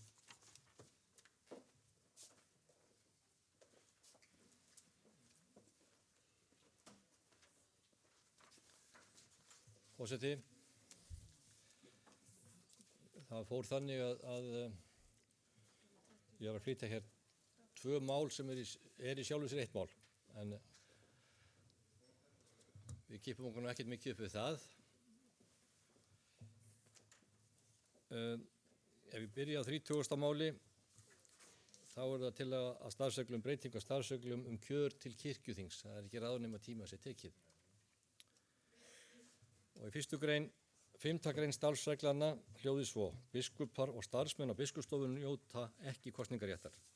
Sama gildir kennara við guðfræði og trúarbragðadeild Háskóla Íslands og guðfræðinga frá þeim háskólum eða hliðstæðum háskólum. Þannig er verið að hnykkja sérstaklega á því að það séu starfsmenn á biskupsstofu jafnframt sem ekki eru með kosningarétt. Ef ég man rétt þá stendur í gömlu reglunum að það séu vígðir menn á biskupsstofu eða eitthvað þeim dúr. 2. grein, á eftir orðinu aldri í B-lið 1. málsgreinar 7. greinar starfsregluna kemur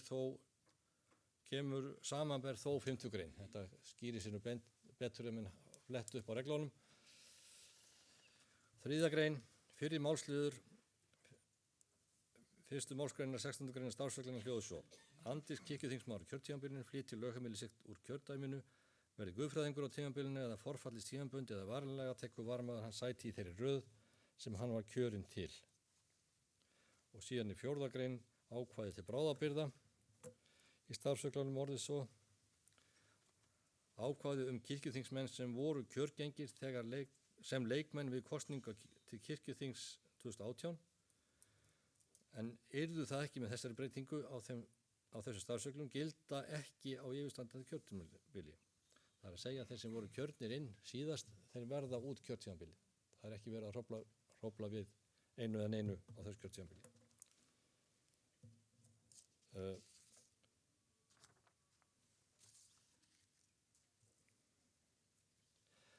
Svo kemur hérna tillagan að breytingu á 7. grein starfsregluna nauðsynleg vegna breytinga á 5. grein.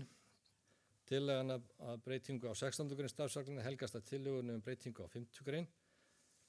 Þetta þýðir að sitji guðfræðinemi á kirkjuþingi mun hann tapa kjörgengi við útskrift frá háskóla samkvæmt 5. grein. Og svo hvað varðar ákvæði til bráðabirgða þykir sanngjarnt að þeir sem kjörnir voru á kirkjuþing samkvæmt núgildandi ákvæðum sitji að óbreyttu út núverandi kjörtímabil kjósi þeir svo. Og ekki gert ráð fyrir að samþykkt tillögu þessara felís í kostnað.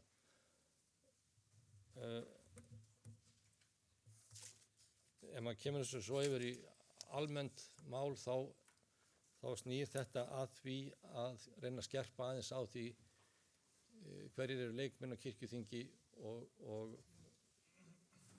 hverjir ekki.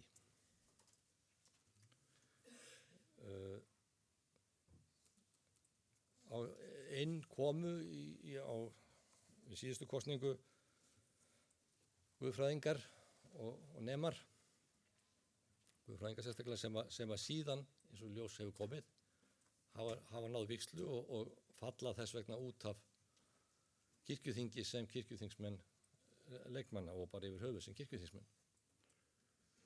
Þetta fyrir margar þetta sakir óheppilegt, bæði upp á samfellu í starfi kirkjuþings og eins fyrst við erum með skiptingu leikra og lærða kirkjuþingi, þá verður einhvers staðar að draga mörkin. Þess vegna þessa tillaga nú fram komin. Það þarf auðvitað ekki að taka það fram þó ég geri það hér að þetta á engan hátt beint að þeim einstaklingum sem hér ræðir. Þetta allt úrvalsfólk sem situr og hafa setið. Þetta snýst ekki það og ég veit að viðkomandi aðilar gera sér það algjörlega ljóst.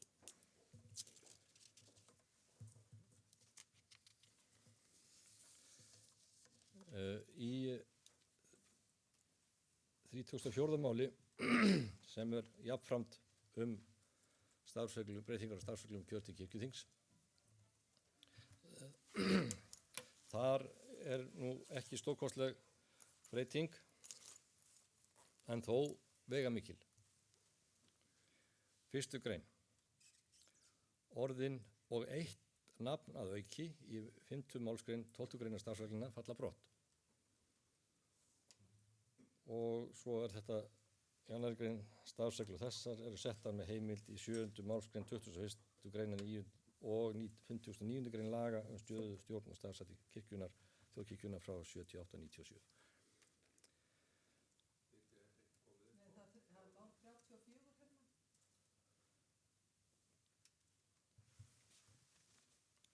En 34 þá bara fellur út orðið og eitt nafn að auki það okkur til upprýfunar þá var það þannig að við kusum þar sem til dæmis átt að kjósa 2 fulltrúa á kirkjuþing í einhverju kjördæmi.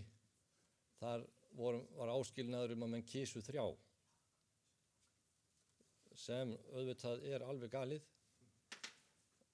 og sætir eiginlega furðu að kirkjuþing hafi samþykkt þetta. Þetta gerir það að verkum að kjósandinn getur ekki komið sínum vilja fram með skýrum hætti. Hann ætlaði að kjósa 2 í einhverju tilfelli í einhverju kjördæmi. En hann skal hins vegar samkvæmt gömlu reglunum núgildandi kjósa 3. Og svo getur það alveg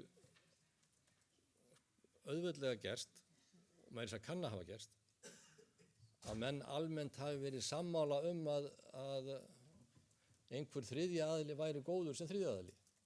En svo kannski hafi verið áhöld hverju menn vildi hafa nummer 1 og 2 eða hina 2. Og þá kann sú staða hafa komið upp að sá sem menn almennt séð ætluð að væri nú góður varamaður og væri kosin að auki, hann kannski komið flest atkvæði og fer hann í kirkjuþing. Þannig að þetta eitthvað hlutur sem gengur enga megin upp. Að þessu sögðu þá legg ég til þetta færi í löggjafarnefnd og til annar umræðu. Það algjörlega meinalaust að minni hálfu og eiginlega legg ég til að þetta verði ekki afgreitt núna á þessu yfirstandandi þingi heldur bara látið liggja fram í mars. Við höfum ágætan tíma, en mér fannst mjög mikilvægt að vekja máls að þessu og koma með tillögur þetta núna, frekar á síðustu stundu, af því menn geta þá núna gefið sér góðan tíma í lagfæringar á þessu og til dæmis í 34. málið þá kunna að vera á því einhverjir hnökrar eða sem sé það þurfa að bæta einhverju við til að kosningin gangi snurrulaust fyrir sig. En það yrði alltaf að byrja á því að taka út þetta eitt nafn að auki en svo kann að þurfa að setja einhverja aðra leiðbeiningar inn í staðinn sem löggjafarnefnd getur þá fundið út í samráði við fróðamenn. Takk fyrir.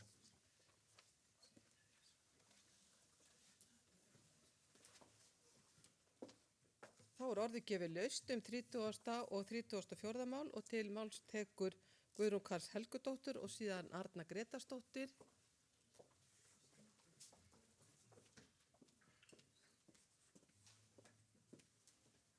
Forseti. Ég þakka þetta mál. Þetta eða þessi 2 mál, ég sé ekkert athugavert við síðara málið, bara mjög gott. Fyrra málið, þá ég skil mjög vel það sem liggur þarna baki. Þetta var mjög bagalegt að missa allt þetta fólk núna af þingi og til dæmis þá erum við erum einum þingmanni færri núna. Það vantar eina mannesku í allsherjarnefndina vegna þess að guðfræðingar vígðust sem djáknar og prestar. Og ég er samt ekki alveg sátt við að við útilokum alla guðfræðinga frá kirkjuþingi og sko það, mér langar nú kannski getur Hjalti skýrt það út fyrir okkur eða einhver. Mér skilst að skilgreiningin á guðfræðingi sé sá eða svo sem að líkur þá nú er það væntanlega magþeólgráðu. Vegna þess að útiloka alla sem er með B.gráðu í guðfræði frá kirkjuþingi er kannski ekki alveg nógu gott vegna þess að fólk getur margir sem ljúka B.gráðu í guðfræði og verða ekkert prestar eða djáknar heldur til dæmis samskiptastjórar biskupsstofu eða vinna í bókabúð eða verða kennarar eða hvað sem er. Og minnst ekki að það sé hægt að útiloka þau öll sem leikmenn bara vegna þess að þau tóku þarna 3 ár í guðfræði. Þannig að mér finnst alveg spurning hvort það væri hægt að gera eitthvað greinamenn þarna á milli að fólk sem að líkur sko magþeól þar að segja að fær réttindi, getur fengið réttindi til að öðlast vígslu sem prestar hafi ekki kjörgengi mögulega. Vissulega geta þau sem ljúka B.gráðu orðið djáknar en það er vígslur þar eru bara ekkert í sama mæli og þau sem að verða prestar. Þannig að mér langar bara að beina því til löggjafarnefndar að kannski skoða þetta og hafa þetta í huga. Takk. Til máls tekur Arna Gretarsdóttir og síðan Steindór Haraldsson.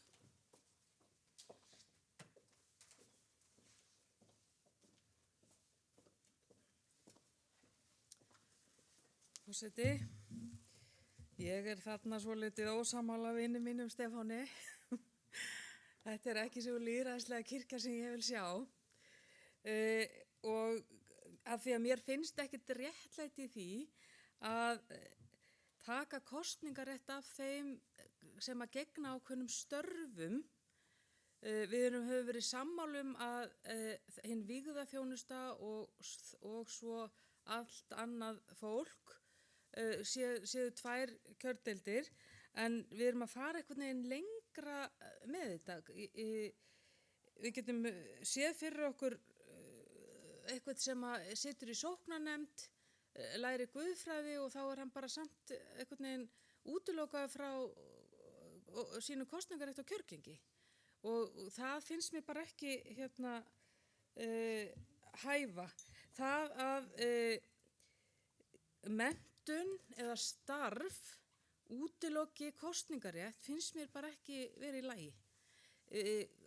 Og þá erum við aftur komin inn í kannski þessa nýja tíma og mér þótti vænt að heyra Stefán segja það að þetta er kannski mál sem þarf aðeins að malla og við þurfum að ræða saman hvernig við viljum hafa þetta. Þessi nýju tímar kannski kalla á það að við ætlum ekki lengur að vera í þessum gamla tíma að gera einhverja aðgreiningu. Ég veit ekki hvernig það hljómar, en við þurfum að hugsa þetta kannski einhvern veginn upp á nýtt. En að minnstakosti þá finnst mér útilokað út frá lýðræðislegum sjónarmiðum og ég þekki ekki, og ég get ekki fullyrt það, en ég þekki ekki til þess að eitthvað starf eða einhver menntun taki af fólki kosningarétt einhver staðar. Leiðréttið mig ef ég hef rangt fyrir mér.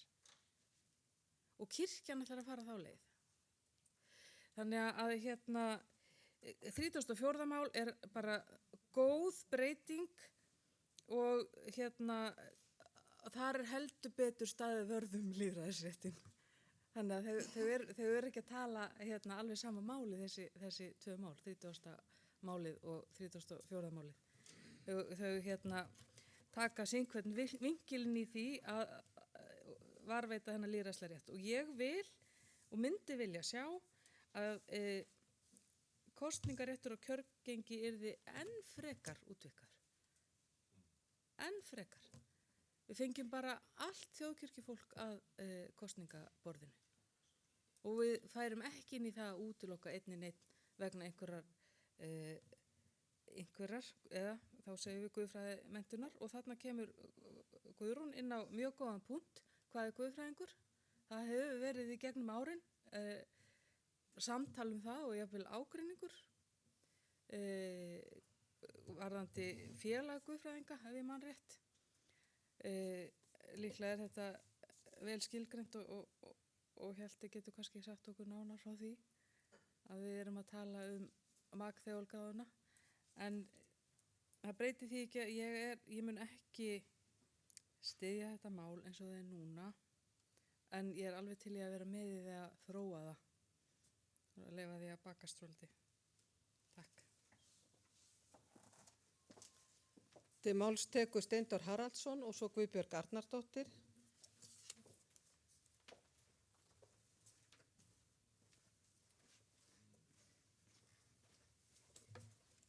Forseti, hér eru 2 mikilvæg mál á ferðinni og kjör til kirkjuþings er að mörgu leyti svolítið sérstakt vegna þess að það eru annars vegar regnmenn og hins vegar lærðir og 2 kjördeildir þanniglega séð. Þetta hefur oft verið rætt og þegar við hafa breytt núna fyrir allmörgum árum eða nokkrum árum að prestar eru nú kjörnir í 3 deildum, voru í hverju prófastsdæmi fyrir sig áður. Og þá þótti það ekki gott að það var örfá atkvæði væri á baku hvern prest, þannig að því var breytt. Mér heyrist nú á mörgum að það sé nú að byrja umræðu það að víkka út kosningaréttinn og ég gæti trúa því að það liði ekkert á löngu þangað til að allt þjóðkirkjufólk mætti kjósa til kirkjuþings. Og það finnst mér bara hið besta mál. Og allt þjóðkirkjufólk fengi að kjósa prestana líka. Það finnst mér enn betra mál. Og sko, eða ég segi svona. Það er þannig að sko, þetta er vandasamt. Ég viðurkenni það. Og þetta, eins og þetta blasti við okkur núna á þinginu, þá er þetta svona alls ekki gott að fólk býður sig fram til kirkjuþings, vitandi það kannski, að það mun ekki geta starfað út þingi. Og svo eru varamenn þess sama fólk alveg í sömu stöðu. Hvað varðar starfsmenn og fólk á biskupsstofu, þá er að tala málið eins og það er. Að þarna eru nánustu samstarfsmenn biskupsins, og biskupinn þó hann siti hér með málfrelsi og tillögurétt, þá var tekin ákvörðun það 97 að biskupi Íslands hefði ekki kosningarétt á kirkjuþinginu. Og þá er svo litið á að nánustu samstarfsmenn biskupsins ættu ekki vera hér með kosningarétt. Auðvitað orkar allt tvímælis. Það er bara þannig. Það orkar allt tvímælis og gert er. Ég spyr þá sjálfan mig, hverjir eru nánustu samstarfsmenn biskupsins? Það eru prófastarnir í landinu og horfum nú á vinn minn hér, fremsta bekk. Þetta eru oft fólk með mikla reynslu og þekkingu, en þeir eru nánustu samstarfsmenn biskupsins, það að mínu viti og eiga að vera það. Það þarf örugglega að endurskoða þetta allt saman og ég tek undir það að það er gríðarlega gott að máli kemur fram núna á miðju kirkjuþingi, eða miðju kjörtímabilinu og það er þá hægt að ræða það áfram með hvað hætti. við getum gert kirkjuþing eins lýðræðislegt og okkur er mögulegt. En líka á sama tíma verðum við að gæta ákveðna hluta eins og hér hefur komið fram. Hvað var það seinna málið? Það er þetta nú bara eiginlega alveg bita og ég hafi samþykkt á sínum tíma. Ég bara skildi þetta ekki Vegna þess að þetta er nú eiginlega það vitlausasta sem að hér hefur komið fram. Og þess vegna er gott að þessi leiðrétting skuli koma fram. Ég fagna henni og mun samþykkja hana eins og allir sem hér hafa tjáð sig.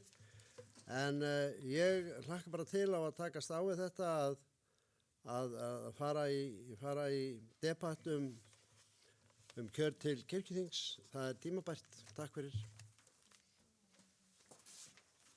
Til máls tekur Guðbjörg Arnardóttir og síðan Daniel Ágúst Gautason.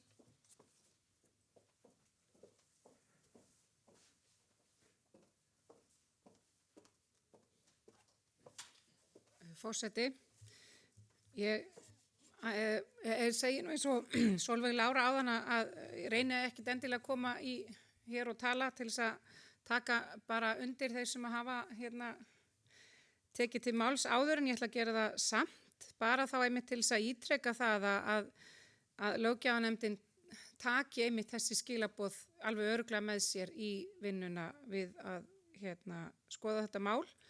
Og einmitt sammála Örnu og Guðrúnu að við þurfum að fá betri skilgreiningu einmitt á hvað það þýðir, hvað guðfræðingur þýðir, því að einmitt eins og ég þekki einmitt fólk sem að ætti svo sannarlega heima á kirkjuþingi og mun aldrei taka pressvígslu en hefur lokið 3 ára BA-prófi í guðfræði. Þannig að mér finnst þetta þarf að vera alveg á hreinu. Og ég líka alveg sammála þetta með eins og Arna sagði þetta að menntun og ákveðið starf útiloki kosningarétt. Ég bara leyfi mér alveg að setja spurningamerki við það, svo sannarlega.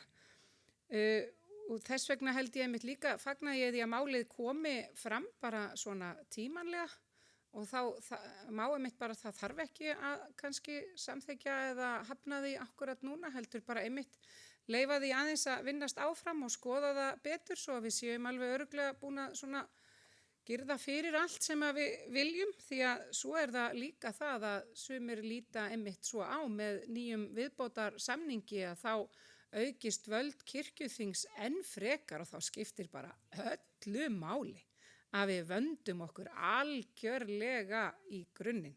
Það er það og einmitt þetta þá er það, þess vegna er einmitt 34. mál mjög gott því að það er einmitt kirkjuþing sem á að vera svona þessi æðsta valdastofnun sem hún er að þar siti fólk inni með 2-3 atkvæði á bak við sig.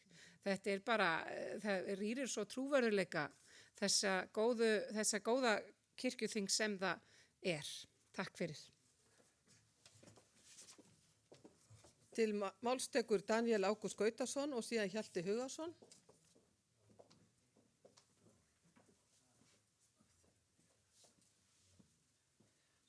Forseti, ég tek á mig þá skömmina að vera einn af þeim sem var vígður út af kirkjuþingi en núna fulltrúi unga. Það er eiginlega allt komið sem að ég vildi nefna en það var einmitt þetta hvenær er einhver guðfræðingur og hvenær ekki. Ég hef sjálfur að heyra það þegar ég kláraði BA í guðfræði, það var mismunandi svör sem ég vekk hvort ég væri guðfræðingur eða ekki, sem fannst þetta ekkert það merkilegu pappír. En ég er mjög ánægður að þetta er komið í umræðu og eins og Stefán sagði að það þarf ekki að klára þetta alveg strax, það er tími til að fara í þetta betur og ég bara fagna því. Þá tekur til máls Hjalti Hugason og síðan Skúli Ólafsson.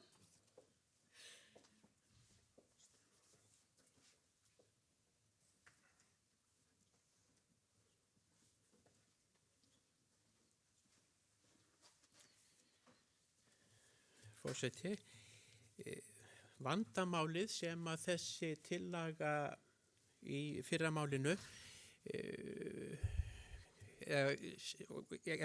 sem henni er ætlað að leysa kom ágætlega fram í máli framsögumanns sem sagt að kjör fólks með ákveðna menntun og kannski ákveðnar fyrirætlanir öllu heldur með menntuninni getur valdið vandamáli hér á kirkjuþinginu og valdið, eigum að segja alltaf því óþægilegum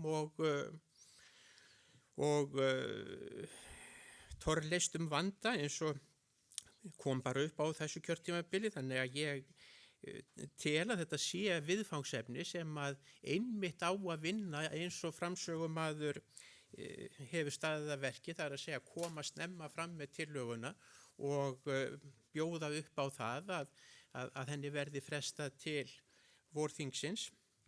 Þannig að ég fagna því að hún skuli vera komin fram og að hún fái greinilega þá góðan tíma til umræðu og vinslu. Það er semst mikilvægt að finna lausn á þessum vanda og ég tel að þó svo að við höfum stærri hugmyndir breytingar á kjöri til kirkjuþings þá þurfi þessi tillaga að fá afgreiðslu og með einum eða öðrum hætti, það er að segja það verður væntanlega þó nokkuð í það að kirkjuþing verði kosið með róttækt öðrum hætti heldur en gert er núna.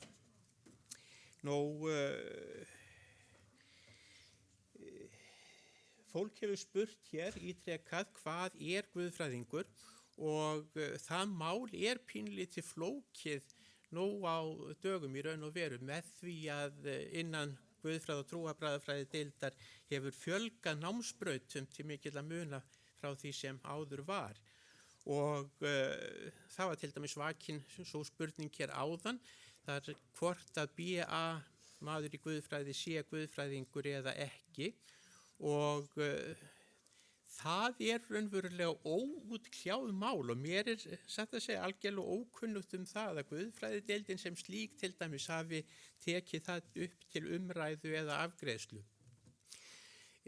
Það er vegna þess að við höfum kannski þurft að taka þá umræðu, það er að segja sá námstitill hjá okkur sem raunverulega skapar starfsréttindi að hluta til, það er sem sagt Magteól gráðan og hana þurfum við að standa vörð. BA-gráðan er annars eðlis, hún veitir engin starfsréttindi ein út af fyrir sig og þess vegna hefur þessi spurning bara staðið opin.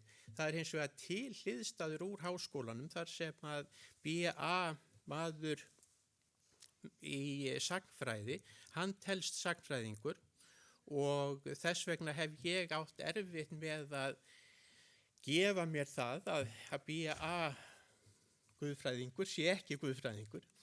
Nú það má ganga lengra í þessu sambandi að það er þetta ljúka MA-prófi í guðfræði sem er þá ekki Magteól próf. MA-prófi gefur ekki embættisgengi undir neinum kringumstæðum til prestsembættis. Þetta væri guðfræðingur sem sagt að mennt sem ekki gæti tekið vígslu. Það er meiri segja hægt að verða Magteól. Það er að segja kvalifísera sig til þess að gegna prestsembætti án þess þó að verða embættisgengur. Og það eru þau sem að myndi þá velja það að taka ekki starfstjálfun á vegum þjóðkirkjunnar. Því það þarf líka að koma til. Sem sagt, við getum haft fólk með ýmis konar menntun sem að myndi falla allt undir skilgreininguna guðfræðingur og þess vegna vera skilgreind frá kosningarétti og kjörgengi. Og þá er spurning, er þetta orðið þannig að það fari raunverulega að valda núningi eða jafnvel brotum á jafnræðisreglu stjórnarskrárinnar til að mynda. Það er að segja getur menntun með einhverjum hætti orðið svona útslattaratriði ef að maður ætlar ekki að nota menntunin í ákveðnum tilgangi. Það er að segja að nota hann til þess að verða þjónandi prestur eða djákni í kirkjunni og að þessu þarf náttúrulega að hyggja. Síðan er allt annar flötur á þessu máli sem við þurfum líka að horfast í augu við og það er það að einstaklingurinn sjálfur getur eins og valið sig frá hlutverki getum við kannski sagt og það á til dæmis við manni eins og mig sem að er prestsvígður en hefur ekki gengt prestsembætti áratugum saman og með því að taka þessa vígslu og vilja með einhverjum hætti halda í ýmislegt sem að hún hefur í för með sér, það er að segja skilin ekki bara aftur til kirkjunnar, þá hef ég valið mig frá mörgum hlutverkum í kirkjunni, ég get ekki samvisku minnar vegna að minnstakosti, tekið sæti í ýmsum nefndum vegna þess að ég hef tekið að mér annað hlutverk og við þurfum ofta að horfast í augu við það að við þurfum að helga okkur einhverju hlutverki sem við höfum valið okkur. Og sá sem að býður sér fram til kirkjuþings, hann og nær kjöri, hann hefur eiginlega tekið á sig hlutverk í kirkjunni til 4 ára sem að kannski ekkit óeðlilegt að kirkjan reikni með að hann eða hún helgi sig þennan tíma.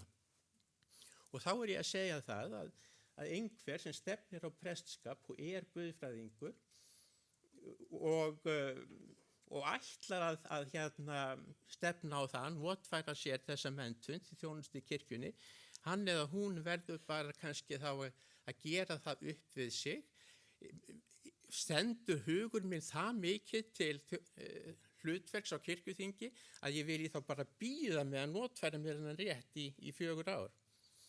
Og þá hefur mér dottið til hugar hvort það mætti leysa þann vanda sem að í tillögunni felst að mínu viti með því að bæta einfaldlega við orðalagið eins og það er núna og hvað er þetta nú á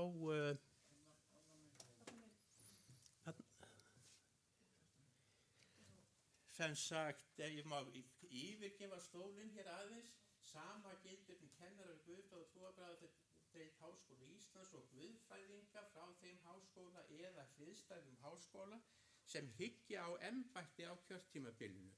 Þar með væri sem sagt komin tímabundin bremsa sem að mínu mati myndi leysa þennan vanda sem er að ræða og brýna það fyrir fólki að nú verður þú að velja hvaða hlutverki ætlar að helga þig næstu 4 árin því að sitja á kirkjuþingi eða að geta gengið inn í þjónustu kirkjunnar. Sem sagt, ég skil vandan til að þarna sé ákveðin lausn en það þurfi vissulega að huga að orðalagi.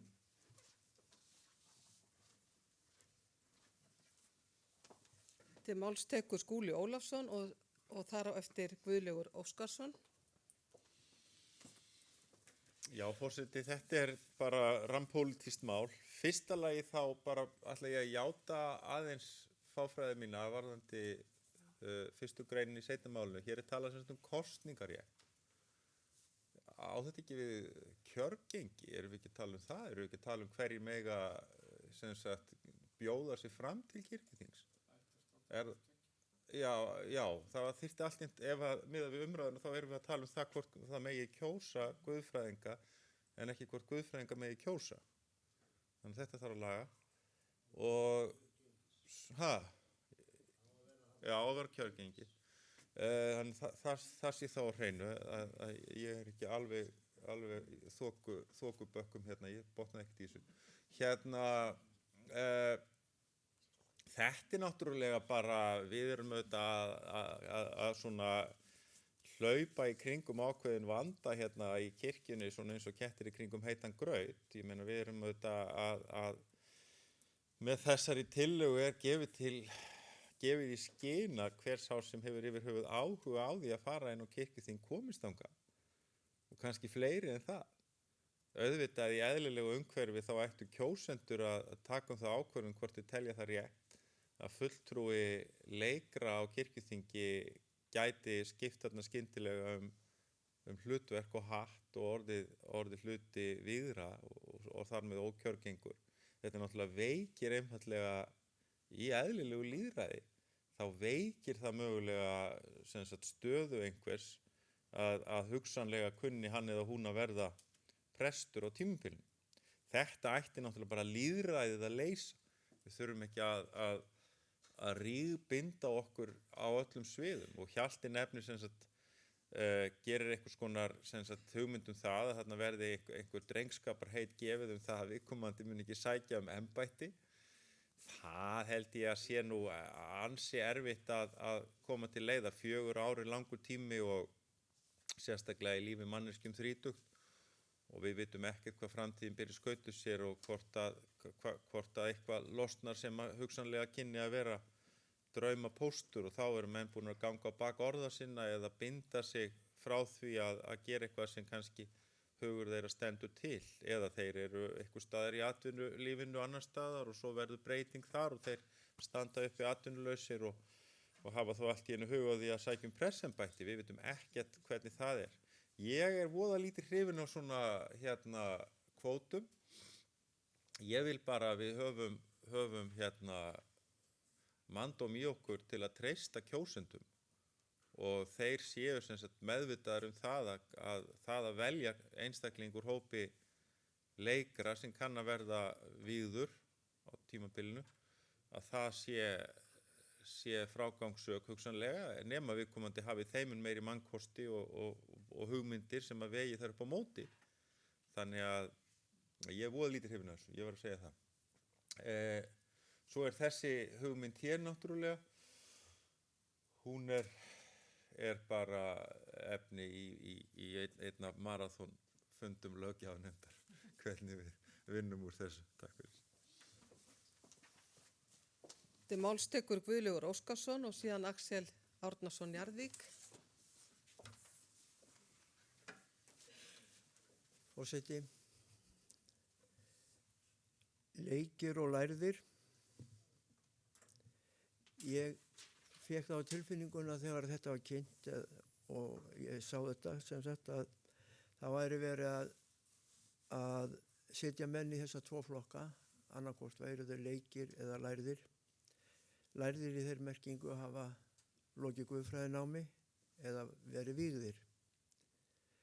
Og það hefur, og að umræðan hafi orðið til vegna þess að þrátt fyrir mikilvægi kirkjuþingsins, þá eru þeir sem eru kallaðir leikmenn, þá hafi þeir á einhvern tíma fengið það á tilfinninguna að umræðan væri orðin of faglærð einsleit vegna þess að væri orðnir of margir lærðir sem að stýrðu umræðinni með orðræðu sinni.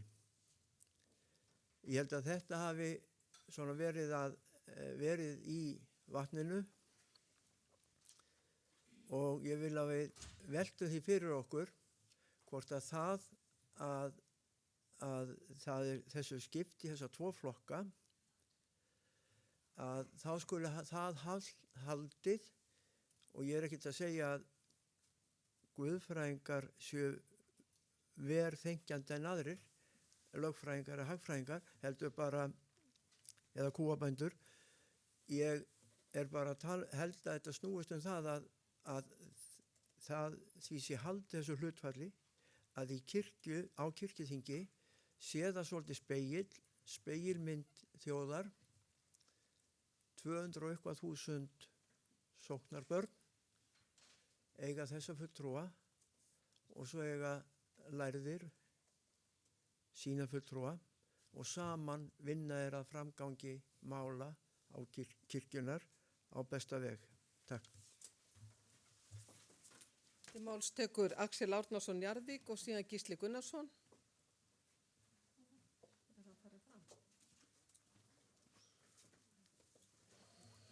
Kannski ná ég Gísla. Forseti. Já. Þetta er eitt af þessum málum sem eru svona Pandorubox. Maður veit aldrei hvað kemur upp úr því þegar maður opnar það. Og það var gott að hlusta á þessa umræðu og margt af því sem ég var svo sem að hugsa er komið þegar fram. Við vorum að tala jafnréttisstefnu áðan og ég held að þetta mál brjóti ekki bara jafnréttisstefnu heldur jafnréttislög. Við vorum að útiloka þarna hóp á grundvelli menntunar eða menntunar og þetta leiddi huga minn til sálgæslu viðtala, ekki síst hjá sjálfum mér. Ég á í erfiðleikum sjálfur og ég leysi það með því að laga annað fólk en ekki mig sjálfan. Hver er vandi til kosningu kirkjuþings? Hvar liggur hann? Liggur hann í guðfræðingum eða í fyrirkomulagi kosningarinnar? Ég siti í festum í 4 ár. Ég má ekki skipta prestakall, ég get ekki sótt kaupanafna prestakall eða það verður auglýst, af því að þá detti út af kirkjuþingi.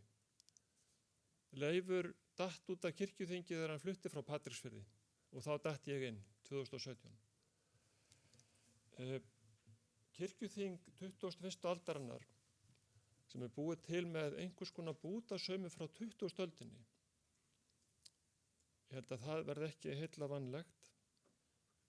Ég held líka að við erum kannski að þrástaklast á því að kirkjuþing endurspegli 240.000 manna félag. Það gerir það ekki.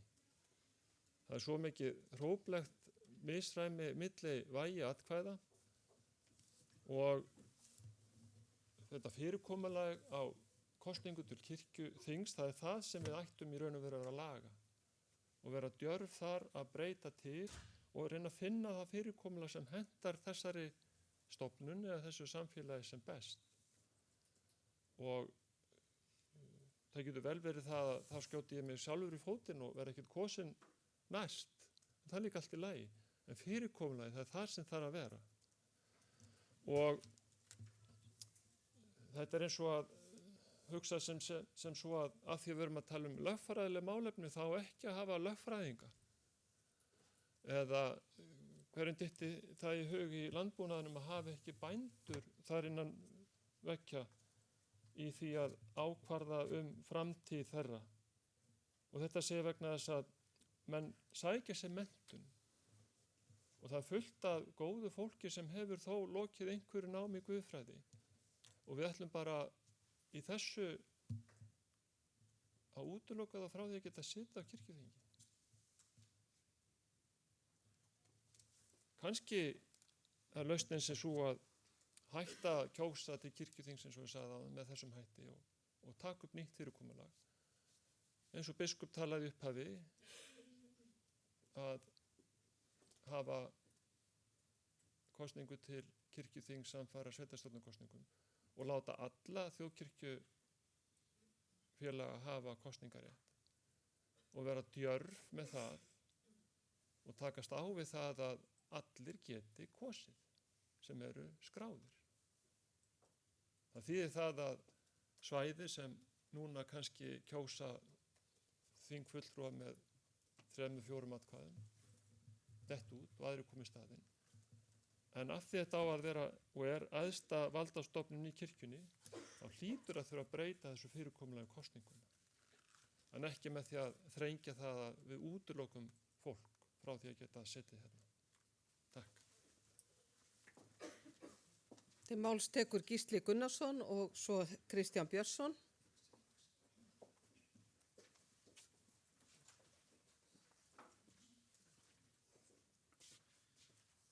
Forseti, ég er nú nokkuð stoltur af því að virðast hafa þann sannfæringarkraft að hafa getið látið kirkjuþing samþykkja vitlausustu starfsreglu sem hafa samþykktar hafa verið hérna.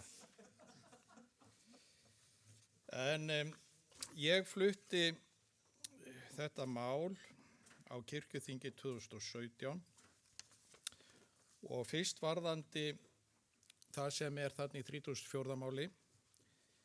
Kjósandi greiðir atkvæði á þann hátt að hann merkir við jafnmörg nöfn frambjóðanda sem nemur fjölda aðalmanna í viðkomandi kjördæmi og 1 nafnaauki. Og ég stend hér upp bara til þess aðeins að rifja upp af hverju þetta var sett svona inn sem ég skil alveg engin skilu núna nema að þekkja söguna. En það er þannig í kjördæmum að segjum til dæmis kjördæmi sem er með 3 aðalmenn og 2 varamenn og það eru 5 sem bjóða sig fram. Og það kom þannig upp að eins og kerfið er að þegar sem sagt búið var að telja aðalmennina, þá gerðist það alltaf í þessum tilfellum að varamennirnir höfðu jöfn atkvæði. Þannig að það þurfti allstaðar að varpa hlutkesti varamenn þar sem þessi tala var jöfn þeim sem áttu bjóðu sig fram. Og það var mjög algengt að það var akkurat svo tala. Þannig að það var eiginlega all land verið að varpa hlutkesti. Og ég ætla að lesa hérna úr greinargerðinni.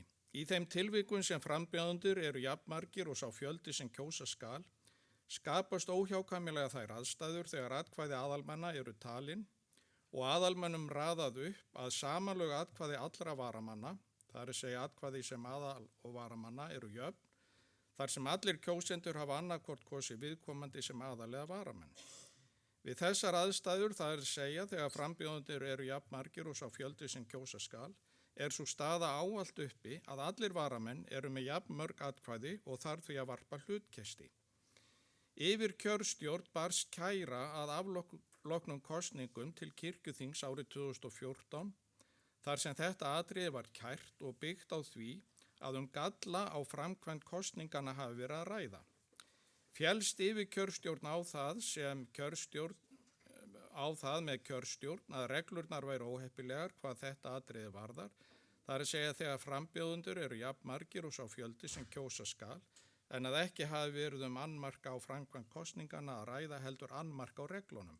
Því er lagt til að kjósa skuli einum fulltrúa fleiri en nemur aðalmönnum í viðkomandi kjördæmi. Þetta er sem sagt skýringin á þessu undarlega orðalagi í starfsreglunum. En síðan er ég sammála því að þetta hefur ekki virkað nógu vel. Og ég vildi, þegar þetta var nú í smíðum, þá vildi ég bara að fólk yrði kosið þannig að þú skrifa bara hvern viltu fá í fyrsta sæti, öðru sæti, þriðja, fjórða, fimmta.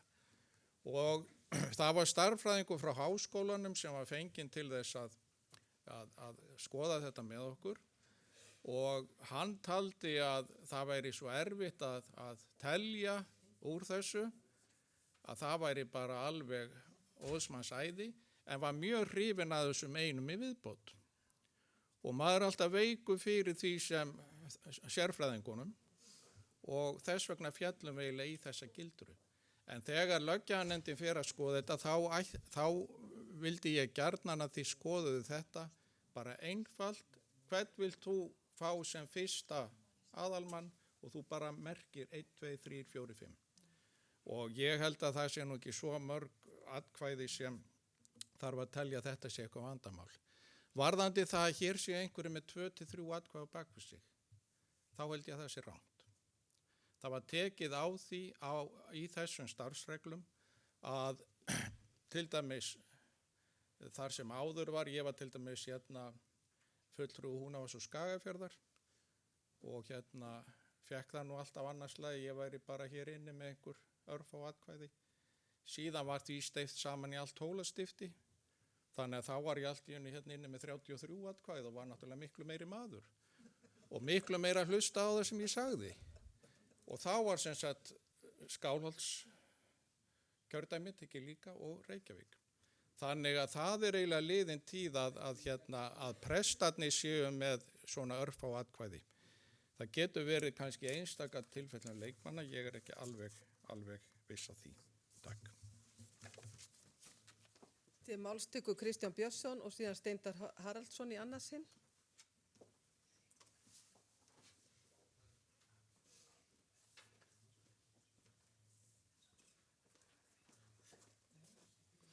Já, forseti, man kann aðeins að rifja upp bara söguna og tilurð þessa kirkjuþings.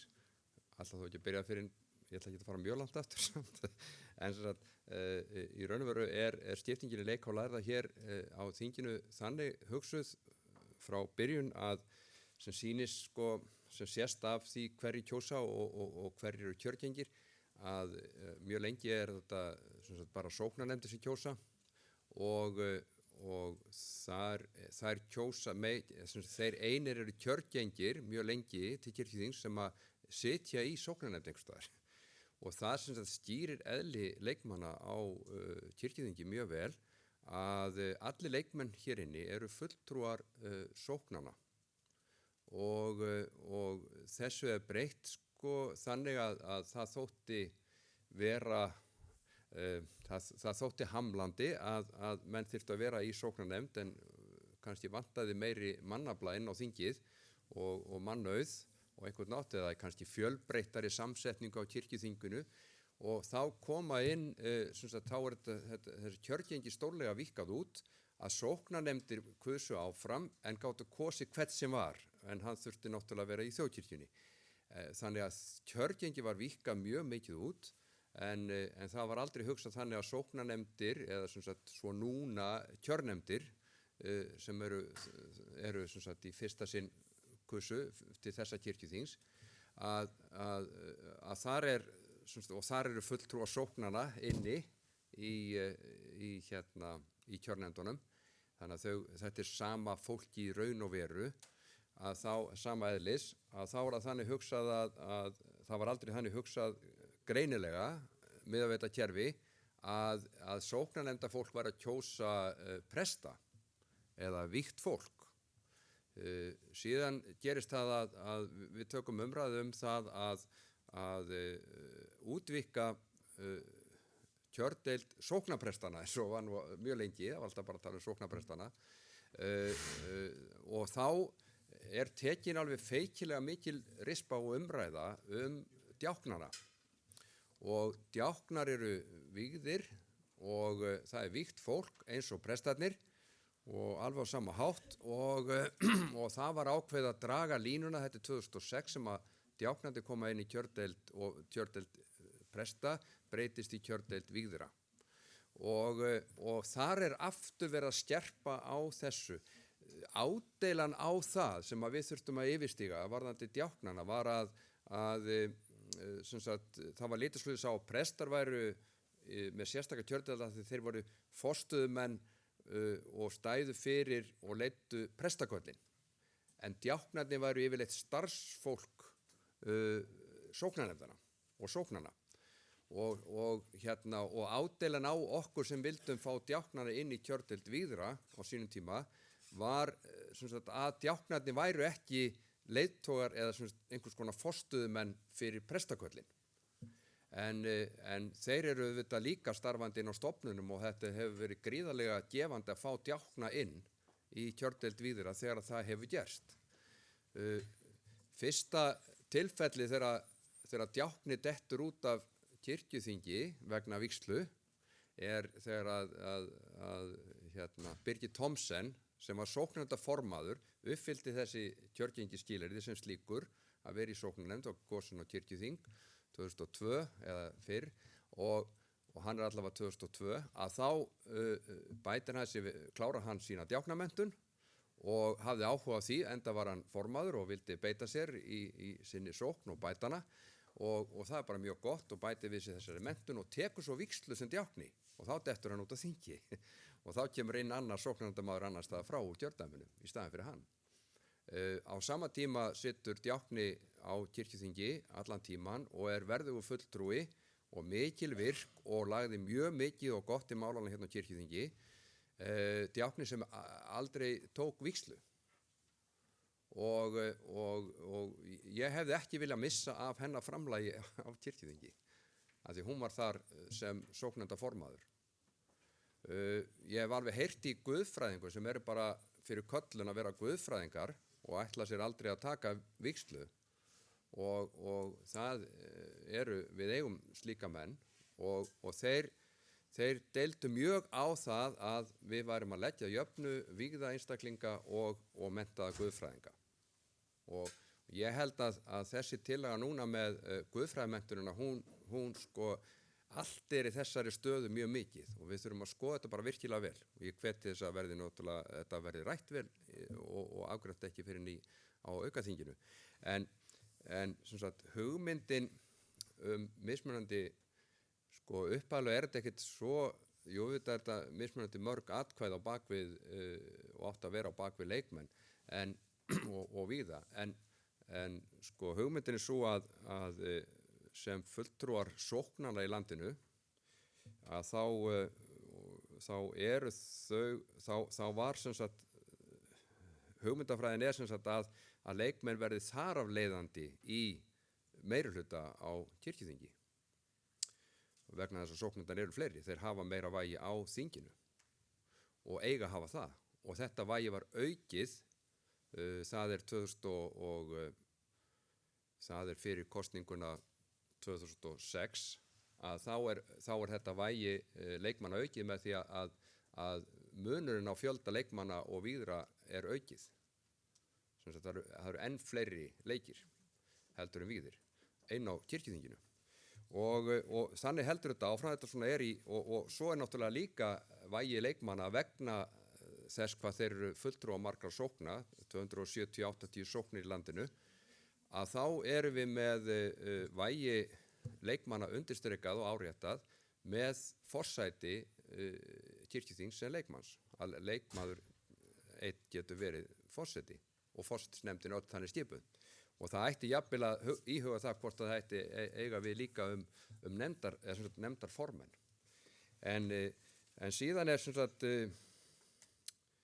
verður þessi mikla breyting það er líka hugmynd að auka sem sagt þáttökuna og fjölga þeim sem kjósa já ég gleymd að nefna það var ákveðið að fjölga á kirkjuþinginu til að fá inn fleira fólk með margvíslegri bakgrunn til þess að hafa hérna betri ráðstefnu betri mannauð og meiri þekkingu og ég vona að það hafi tekist vel en síðan er sem sagt kjörnefndirnar þær vika þetta út af því þær eru mjög fjölmennar í sumum prestaköllum en það dapurlega er að það vantar kosningaþáttökuna það er gríða, það er alveg ofboðslegu veikleiki fyrir kirkjuþing og eitt af mínum mestu áhyggjuefnum varðandi kirkjuþing er hversu lítið umboð þeir hafa þetta rétt umboð af því að þetta er sótt til réttra aðila og eru fulltrúa réttra aðila og rétt kosin og allt það þannig að það er enginn að efast það en það er sótt til svo fárra fulltrúa svo margra en ég held að við þurfum að auka fjölda kjósenda hann mætti líka hugsa sér þegar er komin upp sem sagt, umræða stöðu starfsmanna biskupsstofu guðfræðideildar að þá mætti jafnvel fara að huga að umræðu sérstaka kjördeild einhvers konar fagaðila þannig að það væri ekki bara Hjalti Hugason sem fulltrúi guðfræðideildar heldur væri hugsana til eins og er þekkt í þingum Þýskalandi, kirkjuþingum þar víða að þar er ein sérstök kjördeild hún er hérna valin af biskupónum þá eru valdir svona ýmsir sérfræðingar og ég man eftir því ég var að spjalla við þetta fólk á kirkjuþingi Þýskalandi einu sinni og vildi kynna með þetta mál betur og þá kemur í ljós að þarna var sko málfræðingur, lögfræðingur og guðfræðingur náttúrulega og þá allt saman einhvern veginn hámenntaðir prófessorar í þeim deildum sem að gátu lagt eitthvað að mörkum inn í umræðuna á þinginu þegar var verið að afgreiða einhver mál og þurfti ekki að þá sem sagt var hægt að afgreiða með þeim mannafla sem var á þinginu. Þannig að það mátti hugsa þetta allt saman. Það er eitt í sambandi við hitt mál að þetta er svona tvö mál að eitt nafnað auki. Ég legg til að svo nefnd sem fær þetta til umfjöllun að tala um einhvern annan starffræðing fyrir afgreiðslun í vor en það eru til auðvitað kosningastarffræðingar og það er eitt sem að Björn Sigurðsson starffræðingur lagði mikla áherslu á sem var mjög mikill sérfræðingur í kosningastarffræði og talaði mikið fyrir kosningafyrirkomulagi sem var notað í biskupskjöri hér til dæmis bara snemma á síðustu öld þá er ennþá notuð kosningaaðferð sem er mjög athyglisverð. Ég ætla ekki að fara út í það núna, en sem sagt, ég velti fyrir mig þegar ég var að kjósa, þarf ég að setja 3 nöfn? Get ég bara sett 1 nafn? Og ég held að við ætlum að skoða það líka. Ég legg til að verði alltaf 3 nöfn. Sem sagt, ef það eru 3 fulltrúar úr viðkomandi kjördæmi, að þá legg ég til að verði alltaf 3 nöfn vegna þess að þá er staðan þannig að já, ég ætla að klára þetta bara, þá er staðan þannig að það er mjög líklegt að allir kjósendur eigi einhvern fulltrúa inn á kirkjuþingi, eigi eitthvað í allavega einum af þessum 3. Það er mjög líklegt. Frekar en ef að menn fara út í það kapp að ná kosningu með því að hvetja sína kjósendur til að kjósa bara 1 nafn, leggja bara 1 nafn inn og þá eiga þeir enga hlutdeild í öðrum sem verða kosnir. Þannig að þetta eigur á einingu í kirkjunni og samkendina á kirkjuþingi ef að við kjósum alltaf jafnmarga tölu þeirra sem eiga sæti úr hverju kjördeild. En fyrirgefið þetta raust, takk fyrir þetta.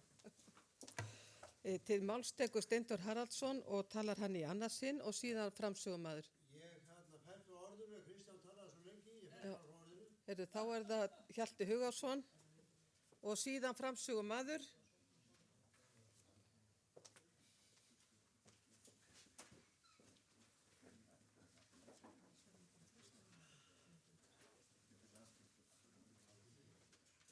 Já, forseti. Það aðeins bara stutt vegna ummæla Skúla í umræðunni eftir ég tók til máls síðast þar sem hann talaði að ég væri að lýsa eftir einhvers konar drengskaparheitum af guðfræðingunum. Það nú ekki svo í raun og veru, heldur var ég að stinga upp orðalagi til þess að koma í veg fyrir að þyrfti einhvers konar drengskaparheit. Það að segja að reglurnar væru þannig að fólk bara væri meðvitað það að það þarna að taka að sér hlutverk sem það ætlar að helga sig í ákveðin tíma. Nú eða ef það treystir sér ekki til þess að taka það skref, þá bjóður það sér ekki fram.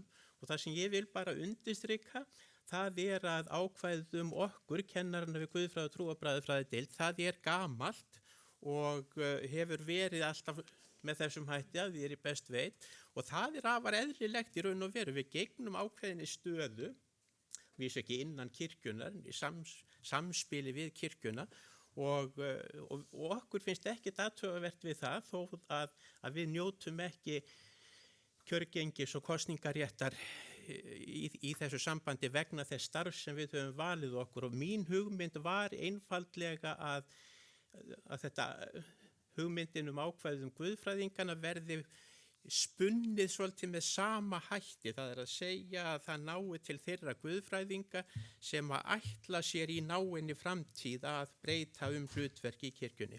Það var einhverja það sem við var að ræða. Þá tekur til máls framsögumaður þessara 2 mála, það Stefán Magnússon, gjör svo vel.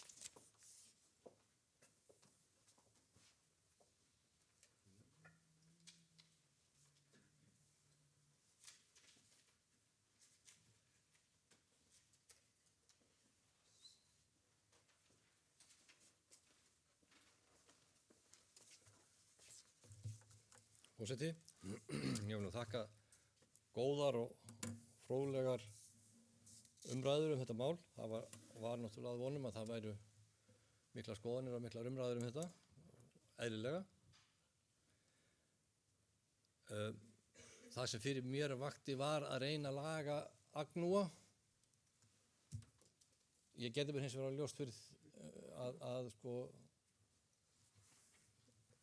þrátt fyrir mína yfirgripsmiklu þekkingu, þá myndi ég trúlega ekki geta hitt á réttu setningarnar í því og það svo stóð aldrei til. Menn viðkvæmir fyrir því að útiloka guðfræðingana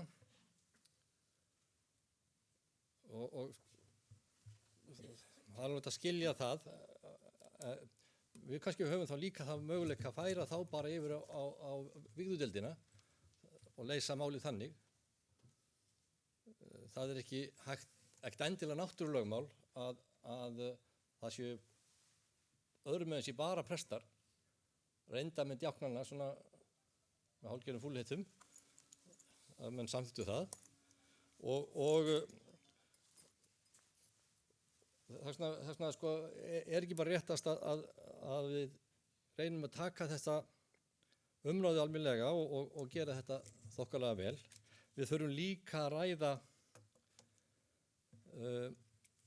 atriði eins og hvaða prinsip ætlum við að hafa í þess bara yfir höfuð sko. Ætlum við að vera með þetta tvískipt? Ég gerum ráð fyrir því, við erum ekki að fara í einhverja grundvallarbreytingar núna, ég held að það sé ekki engin hljómgrunni fyrir því. Og getur líka velt fyrir okkur sem kannski heyrir ekki nákvæmlega undir þennan texta, af hverju er hlutfalli leikra og lærða eins og það er sko. Ef maður snýður sig fyrir gamla tíma þarf 40% þingheims að vera fulltrúi prestakalla en 60% þingheims fulltrúi sókna. Ef að á að opna þetta að það séu bara allir kjörgengir og kirkjuþingi, þá er spurning sko, er einhver glóri því að vera með þessa skiptingu 12-17 sko. Við þurfum líka að velta því fyrir okkur á þetta að vera einhvern starfsmannaþing kirkjunar, kirkjuþingi sko. Á þetta að vera einhver framlenging af prestastefnu. Hvaða ásýnd á kirkjuþing að hafa bara yfir höfuð sko. Í augum þjóðkirkjufólksins. En ég held ég að sé nú ekki að fara í ágættar ábendingar sem hér komið fram alveg í löngum röðum. Ég búin þetta hjá mér og þetta verður rætt í nefndinni náttúrulega áfram. En það sem við þurfum líka að huga svona í lokin, það er einmitt þetta að velta fyrir okkur og finna út fyrir því af hverju við kosningaþáttaka leikmanna sem eiga kosningarétt á kirkjuþingi, af hverju er svona léleg sko. Það er virkilega vandamál og verkefni sem við þurfum að fara í og laga fyrir næstu kosningar. Ég held reyndar að í Eyjafjarðarþingi prófastammi hafi kosningaþáttaka leikra verið trúlega einna hæst á landinu hlutfallslega. 40% minni mig. Annars staðar var þetta sko 5 og upp í 15%, kannski 20% sko. Og ég lagði á það mikla áherslu þegar ég var að kynna mig fyrir kirkjuþingkjörið að sóknarnefndin hefði ekki bara kosningarétt heldur hefðu kosningaskyldu. Þetta væri eitt af hlutverkum sóknarnefnda að kjósa bara eins og hvert annar hlutverk. Og menn yrðu bara að vera sko að standa sína plikt í því og kannski var það sem var til þess að það var þó upp til 40% kosningaþáttaka í mínu svæði. En þetta legg ég til að fara í löggjafarnefnd og síðar umræðu. Þá er fyrri umræðu lokið 30. mál. Lagt er til að máli fari síðari umræðu. Þeir sem geta samþykkt það gjörðu svo vel að gefa merki. Takk fyrir ykkur á móti að samþykkt samhljóða. Lagt er til að 30. mál fari til löggjafarnefndar. Þeir sem geta samþykkt það gjörðu svo vel að gefa merki. Takk fyrir ykkur á móti að samþykkt samhljóða. Og þá er það sama með 34. mál. Fyrri umræðu lokið og lagt er til að máli fari í síðari umræðu. Þeir sem geta samþykkt það gjörðu svo vel að gefa merki. Takk fyrir og máli fari til löggjafarnefndar. Þeir sem geta samþykkt það gjörðu svo vel að gefa merki. Ykkur á móti það samþykkt samhljóða. Klukkan 1 verður nýr fundur hér og Einar Karl Haraldsson er kominn hérna til að segja okkur frá loftslagsmálunum og grænu kirkjunni og síðan mun Steindór Runeberg Haraldsson segja okkur frá nýstofnuðu sóknasamtökum Íslands og þannig ég ætla að biðja mennum að koma mæta tímanlega til fundar og þessum fundi er þá slitið. Nei, slitið, það er nýr, slitið.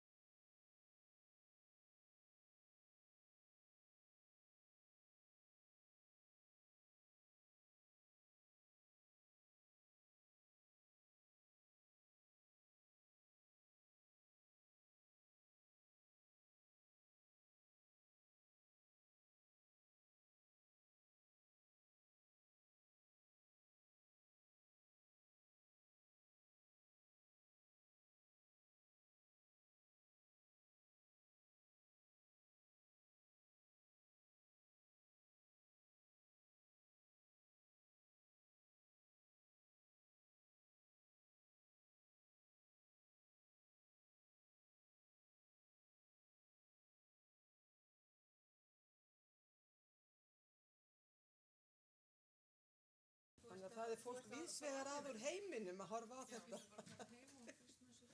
Nei, það er ekki alveg svo. Það leyfa Hermanni að vera tilbúin, gera sig klára.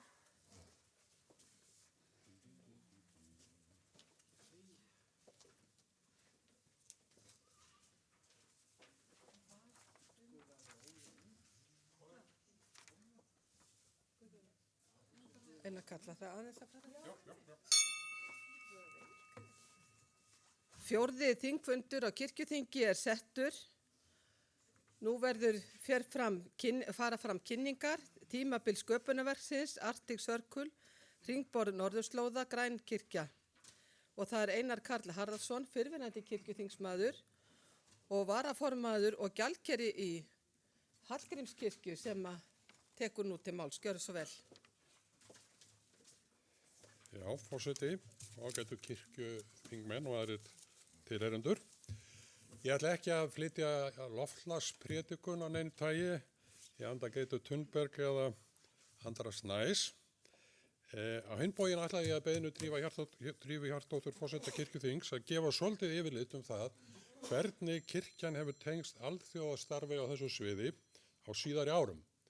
Og þá tala ég í krafti þess verkefnis sem mér var falið af biskup að samræma undirbúning að tímabili sköpunarverksins og þáttöku í hringborði Norðurslóða. Þjóðkirkjan er aðili að lúterska heimssambandinu og Alkirkjuráðinu. Það fer á öllu jöfna lítið fyrir þáttöku hennar í þessu alþjóðastarfi kirkna, en þar með ekki sagt að áhrifa þess gæti ekki kirkjustarfi hér á landi. Verulega margt sem fitja hafi verið upp á í fræðslu, barna og umhverfisstarfi á vegum kirkjunar á þegar grannt er skoðað að rætur sínar að rekja til þessa alþjóðlega samstarfs. Og þá er rétt að halda því til haga að allt frá því að loftslagsmálin fóru alvarlega að komast á dagskrá kringum árið 1970 hefur Alkirkjuráðið tekið virkan þátt í starfið Sameinuðu þjóðanna að loftslagsmálum og látið að sér kveða í samstarfi almannasamtaka á þessu sviði. Í nóvember 2013 hélt Alkirkjuráðið 10. þing sitt í Busan í Suður Kóreu. Þar var meðal annars samþykkt yfirlýsing leiðina að réttlátum friði.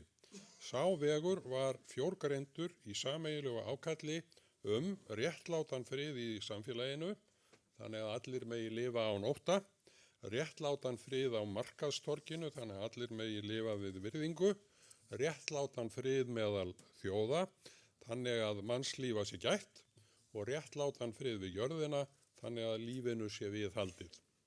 Í framhaldinu gerði Alkirkjuráðið sínar framkvæmda áætlanir á þessum 4 sviðum.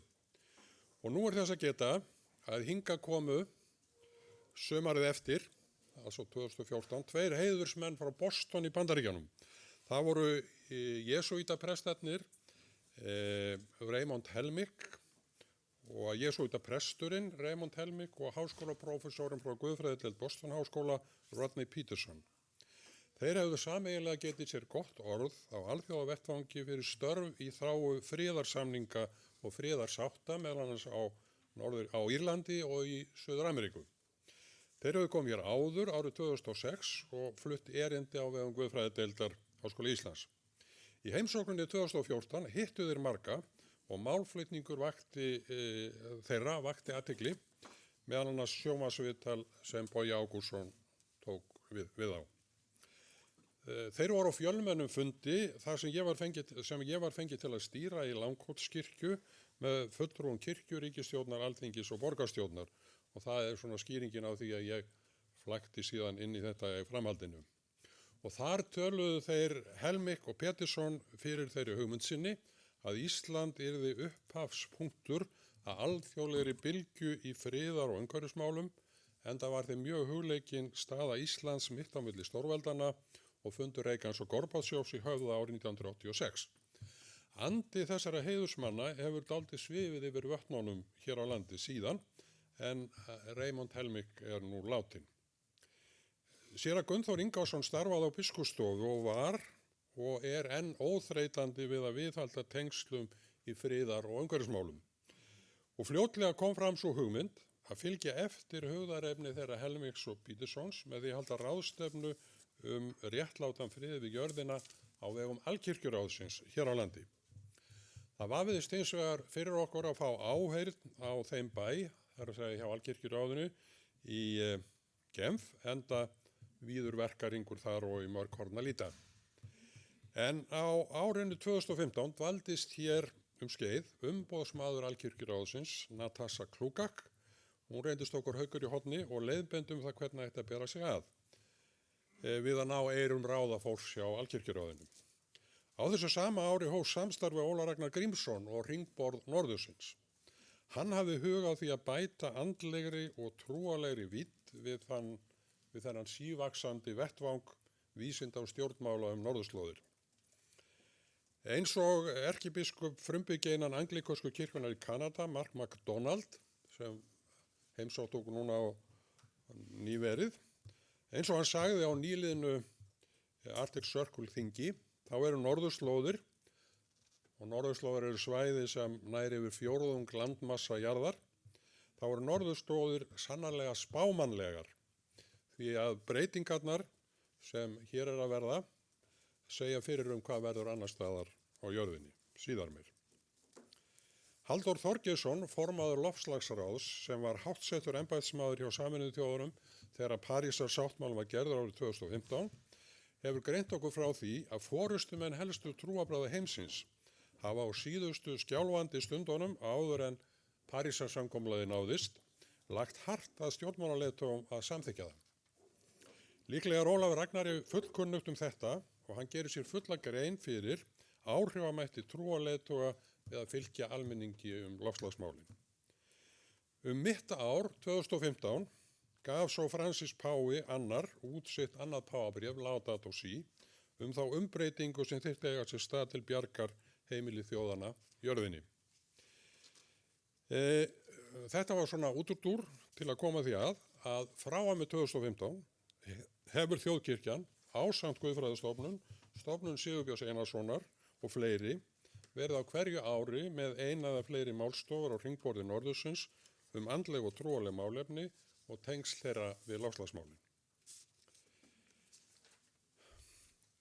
Upphaflega var ætlunin að halda ráðstefnu Alkirkjuráðsins hér á landi stakstæða. Það breyttist þegar Peter Proof, framkvæmdastjóri Alkirkjuráðsins í alþjóðasamskiptum, við sjáum hans hér með Mark MacDonald, erkibiskup frumbyggja innan anglíkonsku kirkjunar í Kanada og Guðna forseta.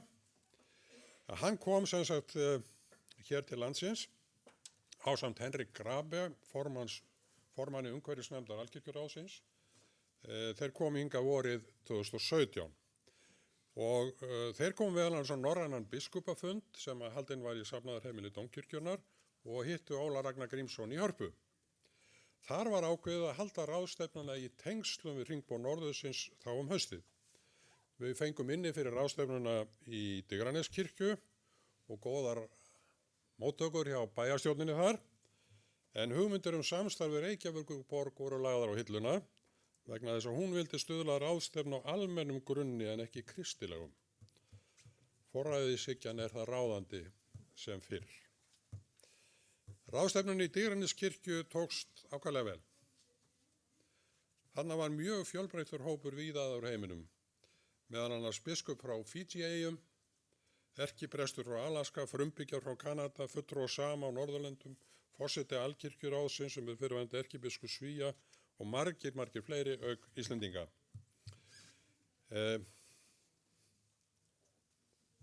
Já, þarna eru nú tveir herramenn sem ég ætla að tala aðeins síðar. Höldum áfram aðeins. Já, þarna var rætt hlutverk trúarhreyfinga í baráttunni fyrir vernd sköpunarverksins, lærdóma sem hægt væri að draga af náttúrusýn og heimspeki frumbyggja og hvernig bregðast mætti við þeirri ógn sem láglendum eyjum í Kyrrahafi og á norðurslóðum búin á hækkun sjávarborðs. Þessi umræðuefni mótuðu síðan málstofur sem haldnar voru á hringborði Norðursins í kjölfarið. Og hérna sjáum við þáttakendur í þessari ráðstefnu á Lögbergi, þar sem að gengið var frá ályktun. og lesin upp ályktun þingsins. Ef maður bakka aðeins aftur og þessa herramenn hérna sem eru svona glæðir. Það nú Bernharður okkar Guðmundsson sem var nú duglegur í alþjóðasamskiptum kirkjunar og svo erkipresturinn frá Alaska Mikael Olexa. Hann hreif ráðstefnugesti með frásögn sinni af því þegar réttrúnaðarkirkjan sneri afstöðu Alaskabúa árið 2011 til áforma stærstu opnu kopar og gullnámi sem ráðgefur á svæði þar sem indjánar höfðu haft afkomu af laxveiði í árhundruð. Auðjöfur nokkur sem einnig hafði hagsmuni af laxveiðum, svona okkar Ratcliffe í Vopnafirði, kom til orthodoxa og bauð þeim fé ef þeir legðust á árar með þeim sem vildu vernda laxinn. Við erum ekki í pólitík, sagði Olexa, og tökum ekki við fé. En áttu flugvél sem við gæti lánað okkur. Og þar með var erkibiskup Benjamin sóttur til Anchorage og saman héldu réttrúnaðarmenn út á ísinn, hjuggu upp krossa og blessuðu vötnin. Með því að nota mynd og táknmál kirkjusinnar snéru þeir viðhorfum almennings og náman var aldrei opnuð. Ef að taka hérna á ráðstefnuna. Já, hérna sem sagt, við vorum búin að sjá mynd að þessari hátíðlegu athöfn á Lögborgi og síðan skrifuðu allir ráðstefnukestir undir ályktun ráðstefnunar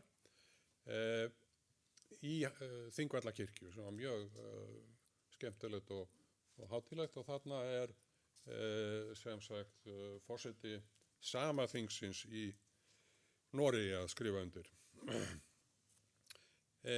Já, og jáheldur í sem sagt ályktuninni einmitt lögð áhersla á að trúarhreyfingar noti sitt táknmál, sköpunarsögur og vonarbóðskap í loftslagsumræðinni og leggja henni þannig til andlega vídd.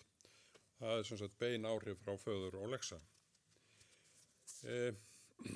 En í rauninni var svo heimsögulegur atburður þarna árið 2017 í tengslu við hringborð Norðurslóða.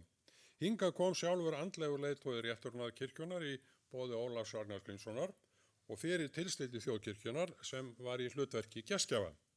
Patriarki grísk-orthodoxa kirkjunnar, Barþólómeu I, hefur verið nefndi græni patriarkin og því miður gerðu fjölmiðlar sér ekki fjölmiðlarnir hér enga grein fyrir hverjum tíundu það sætti að hann kæmi hér í fyrsta sinn. Því mátti jafna til heimsóknar páfa og utanríkisráðuneytinu til hróss má segja að patriarkin fékk að lokum formlegar móttökur sem hefðu. En fjölmiðlamenn og konur gerðu sér ekki grein fyrir mikilvægi heimsóknar Barþólómeu I fyrir árið eftir þegar hann samþykkti þjóðlegt sjálfstæði réttrúnaðarkirkjunnar í Úkraínu í trássi við patriarkan í Moskvu og rússnesku kirkjuna. Þá hrikti í og hefði ekki verið ónýtt að eiga í fórum RÚV viðtal við patriarkana á Íslandi. En hér þeir vel á með þeim hérna fulltrúa rússnesku réttrúnaðarkirkjunnar á Íslandi og Barþólómeu I. Og hér eru svo 3 biskupar, frú Agnes, kaþólski biskupinn, þetta er ekki Davíð eða hvað? Davíð og Barþólómeu að planta 3 tákrænum trjám í Skálholti. Hér hefur hins vegar Barþólómeu gengið í kvennakór sem verður við æfingi í Skálholti á þessum tíma og þetta er kannski tákrænt fyrir þessa karllægu stofnun. Með honum voru svona 5 aðrir skrýtni kallar og hérna en þetta voru skemmtilegir gaurar þó að formlegheitin hjá þeim væru mjög yfirdrifin En patriarkin hann flutti mjög áhrifamikla ræðu á hringborði Norðurslóða og mætti galvaskur á ráðstefnu Alkirkjuráðsins og eina af málstofum okkar á hringborði Norðurslóða. En fyrir mig persónulega var þó eftirminnilegust morgunmessa orthodoxa í Hallgrímskirkju, þar sem patriarkin og 5 skeggjaðir höfuðklærkar sem honum fylgdu fóru yfir öll tímamörk, þannig að lúterska guðþjónustan og orthodoxa messan flæktust saman í eina bendu. Og merkilegast var þá að kirkjan fylltist af fólki úr Suður- og Austur-Evrópu sem að verði sjaldan var við á mannamótum á Íslandi. Og svo stund stendur mér enn lifandi fyrir hugskotssjónum þegar að patriarkinn safnaði í kringum sig börnum þessara innflytjenda til Íslands og blessaði þau í Hallgrímskirkju. En á þessu ári, man ekki hvað kemur næst býtu, já, á þessu ári 2017 var fyrst efnt til tímabils sköpunarverksins á Íslandi að tilhlutan biskups.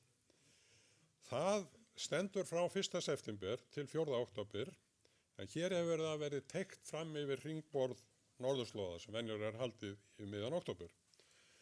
Sköpunarverkið er sett í fókus með ýmsum hætti á tímabilinu og það á sér bakgrunn í því að samkirkjulegi patriarkinn Dímitros I, sem þið þekkið öll, lýsti 1. september bænadag fyrir umhverfinu árið 1989. 1. september er upphafsdagur kirkjuársins hjá Réttarhúsakirkjunni til minningar sköpun heimsins. Frans Pái fór að þessu fordæmi hvað varðar kaþólsku kirkjuna og lýsti 1. september bænadag fyrir sköpunina. 4. október er á hinn sá dagur sem rómversk kaþólskir og aðrar kirkjudeildir vestrænna hefða minnast Frans frá Assisi.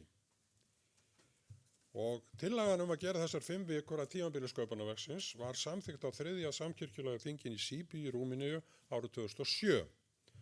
Og árið eftir bauð framkvæmdastjórn Alkirkjuráðsins kirkjum að helga tímabil sköpunarverksins bænum og aðgerðum í þágu umhverfisins.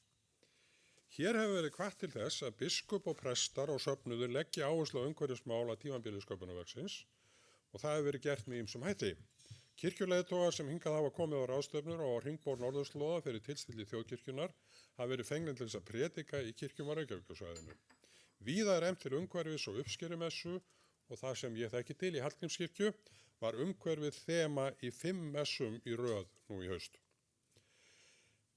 Samhliða áherslun á tímabil sköpunarverksins hefur grænu kirkjunni vaxið ásmegin á ný á Íslandi. Reynt er að vekja athygli á starfi hennar á tímabili sköpunarverksins. Og umhverfisnefnd kirkjunar hefur uppfært allt efni sem henni tengist, gefið út handbók grænu skrefin og margir söfnuður eru byrjaðar að vinna samkvæmt hugmyndafræði grænnar kirkju. Peter Fischer Möller, Hróarskeldubiskup, sem stundum er kallað græni biskupinn í Danmörku, hélt afar fróðlegt erindi í Hallgrímskirkju grænu kirkjun í Danmörku í lok tímabils sköpunarverksins og lýsti mikilvægi þess að taka smáu skrefin til þess að venja sig við þá umbreytingu í lifnaðarháttum sem loftslagsbaráttan kallar á. Þá eru söfnuður einnig byrjaðar að kolefnisjafna starfsemi sína og í Skálholti var helgaður reitur í haust til kolefnisjöfnunar fyrir söfnuði og það var eftirminnileg skógræktarferð sem við gerðum úr Hallgríms, Breiðholts og Skálholts í haust til kolefnisjöfnunar á starfsemi sóknarna og við hafðum líka áhorfendur. Það er sem sagt Bogi og biskuparnir og formaður kirkjuráðs og biskupssritari sem horfðu á okkur gróðursetja. Það er alltaf gott að hafa áhorfendur. Já, en þarna er sem sagt enn mikill óplægður akur sem beina eftir starfsemi sókna inn á. Og Árni Bragason, forstjóri landgræðslunar, hefur upplýst að landgræðslan og skógræktin geti sem hægast gert úttekt á jörðum í eigu kirkjunar og kortlagt hvaða jarðnæði í eigu hennar henti til skógræktar, endurheimtar, votlendis eða landgræðslu. Slíka úttekt er verið að gera á ríkisjörðum og tiltölulega einfalt og ódýrt að gera heildarkönnun á eignarjörðum kirkjunar í leiðinni. Kannski eins til 2 mánaða verk fyrir 2 starfsmenn.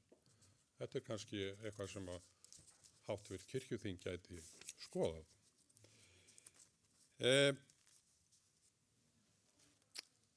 Árið 2018 boðaði frú Agnes M. Sigurðardóttir biskup Íslands norræna höfuðbiskupa til sérstaks umhverfisfundar á tímabili sköpunarverksins og biskuparnir tóku síðan virkan þátt í hringborði norðurslóða í fyrra. Það var Ögmundur Jónasson sem ekki sést á þessari mynd sem að tók innan úr biskupunum á hringborðinu. En mér kunnugt að hjá biskupónum skildi þessi fundur eftir djúp spor í hugum þeirra. En þá erum við komin á árinu 2019 sem þróaðist á talsvert annan veg en við hugðum.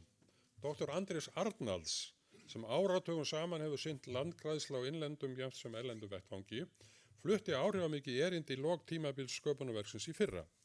Þar lýsti hann því meðal annars fyrir norrænum biskupum og fleirum hvernig landgræðslu fólk í Ástralíu, Asíu og Norður-Ameríku og Afríku hefði samfæst mikilvægi þess að hafa trúarhreyfingar og trúarleiðtoga með sér í verki við varðveislu og endurheimt landgæða. Hann lýsti þeirri von sinni að hægt að halda á Íslandi stóra alþjóðlega ráðstefnu, landgræðslu fólks og trúarhreyfinga til þess að hreyfa þessu máli. Það var svo ráðið að Halldór Reynisson, formaður umhverfisnefndar, var skipaður af þjóðkirkjunni til þess að undirbúa var skipaður á þjóðkirkjunni í hóp landgræðslu fólks til þess að undirbúa forráðstefnu í Skálholti með það fyrir augum að kanna möguleika á stóra draumnum 2020. Hún var síðan haldin innan tímabils sköpunarverksins og naut stuðnings þjóðkirkjunnar og umhverfisráðherra. Hún hafði einnig að markmiða að stilla saman strengi fyrir málflutning á hringborði norðursins þar sem haldnar voru 2 málstofur. Í Skálholti kom saman öflugur hópur og þar var meðal annarra erkibiskup frumbyggja innan anglíkösku kirkjunnar í Kanada, Mark MacDonald, sem við höfum séð á mynd hér áður, áðurnefndur hróarskeldubiskup, Jim Andal rithöfundur og leiðtogi innan United Church í Ameríku, sem margótt hefur setið í fangelsi vegna borgaralegar óhlýðni í loftslagsmótmælum, Halldór Þorgeirsson, formaður loftslagsráðs, Árni Bragason, landgræðslustjóri, Kristín Vala Ragnarsdóttir, prófessor og Beatrice Dossa, umhverfisaktivisti frá Ghana og fleiri, og ásamt ýmsum öðrum. Og hér er Andri Snær að messa yfir okkur í setustofu Skálholts skóla.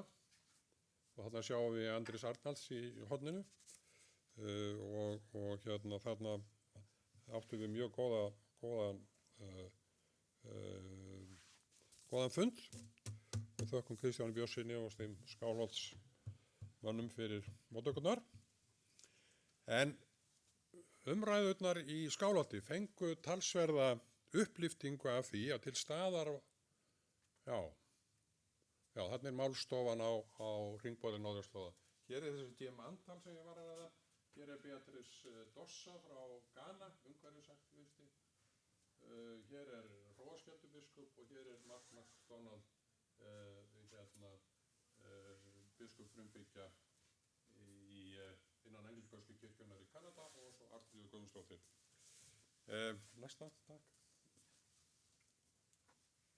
Hér ætlaði ég að segja að umræðurnar í Skálholti fengu talsverða upplýfting af því að til staða var fulltrúi UNEP, umhverfisstofnunar Sameinuðu þjóðanna, Iyad Abu Mogli.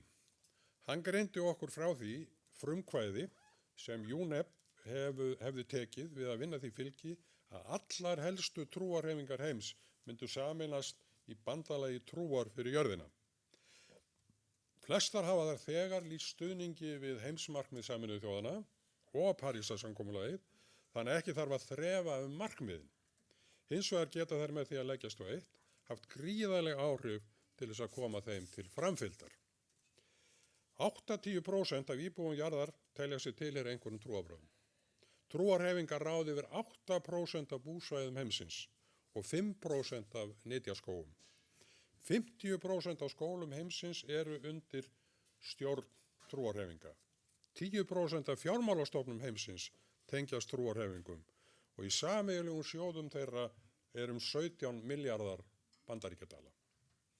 Í heiminum eru 37 milljónir kirkna og 3,6 milljónir moska auk ótölulegs fjölda hofa af öllu tagi. Starfandi er yfir 250 alþjóðleg samtök sem byggja á trúarlegum grunni og rúmlega 50 heildarsamtök trúarhreyfinga eiga aðild að samráðsvettvangi Sameinuðu þjóðanna. Af þessari talna súpu má ráða að hreyfingar á trúarlegum grunni er ekki bara mikilvægur áhrifavaldur allan heim, heldur búa þær leið yfir miklu efnahagslegu og félagslegu valdi. Iyad Abu Mogli og Guðmundur Ingi Guðbrandsson umhverfisráðherra áttu viðræður í Skálholti og þar var þeirri hugmynd komið á framfæri að bandalag trúar fyrir jörðina yrði komið á flot á Íslandi á næsta ári með stuðningi norrænna ríkisstjórna. Vonar á formlegu erindi frá Inger Andersen, framkvæmdastjóra UN Environmental Program, til umhverfisráðherra varðandi þetta mál. En hér erum við sem sagt að komast hænufeti nær þeirri draumsýn Helmix og Petersen sem ég nefndi í upphafi, að Ísland gæti orðið upphafspunktur nýrrar bylgju á heimsvísu í þágu friðar og umhverfismála. Já, en viðstaddir biskupar á hringborði norðursins áttu samtal við Ólaf Ragnar Grímsson á þinginu, þar sem hann hvatti sérstaklega til áframhaldandi samstarfs við Arctic Circle og hópurinn frá Skálholtsráðstefnunni hélt einnig stöðufund við lok hringborðs norðursins og skilgreindi verkefnin með svoföldum hætti. Í fyrsta lagi að aðstóða Ólaf Ragnar við að ná tengslum við réttrúnaðarkirkjuna í Rússlandi, sem er áhrifamikil á norðurslóðum þar í landi. Í öðru lagi að halda áfram samstarfi landgræðslufólks og trúarhreyfinga og kanna til hlítar möguleika á að halda á Íslandi 2020 ráðstefnu með umhverfisstofnun Sameinuðu þjóðanna trú fyrir heiminn. Í þriðja lagi að kanna hljómgrunn fyrir því að kirkjur á Norðurlöndum og ríkisstjórnir taki höndum saman aðgerðir í loftslagsmálum. Hvernig sem þessum hugmyndum reiðir af, tel ég mikilvægt að þjóðkirkjan haldi áfram að skapa tengsl og láta að sér kveða í loftslagsmálum eins og gert hefur verið með góðum stuðningi biskup Íslands og kirkjuráðs. Loftslagsmálin verða fyrirferðarmikil og jafnvel tilefni til mikilla átaka sem snerta tilverugrundvöll okkar á komandi árum. Jim Antal, sem ég nefndi áðan, segir að kirkjan eigi að gera björgun sköpunarverksins að kjarnanum í öllum sínum boðskap. Og af því að þetta er merkilegur kennimaður, þá langar mig til að færa forseta kirkjuþing, hér áritaða bókin hans, henni á kirkjuþingi til leiðbeiningar. Og það getur verið mikið til í þessu hjá Jim Antal, en það er líka stutt í afgarnar.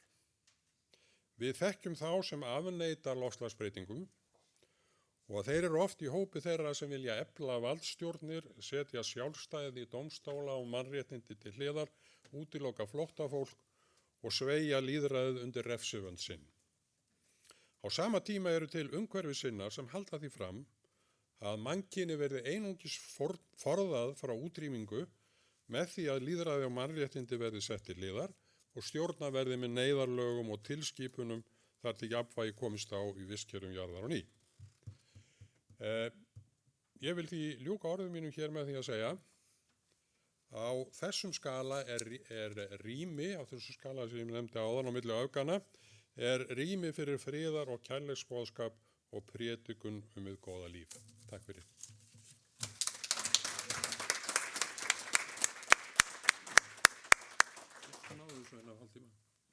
Kæra þakkir Einar Karl fyrir þitt frábæra erindi, yfirgripsmikið og fræðandi. Og nú gefst kirkjuþingsmönnum færi á því að koma með innlegg eða fyrirspurnir til Einars Karls og hann með fúslega svara því, þannig að ég gef orði laust. Axel Árnason Jarvik hefur beðið orðið.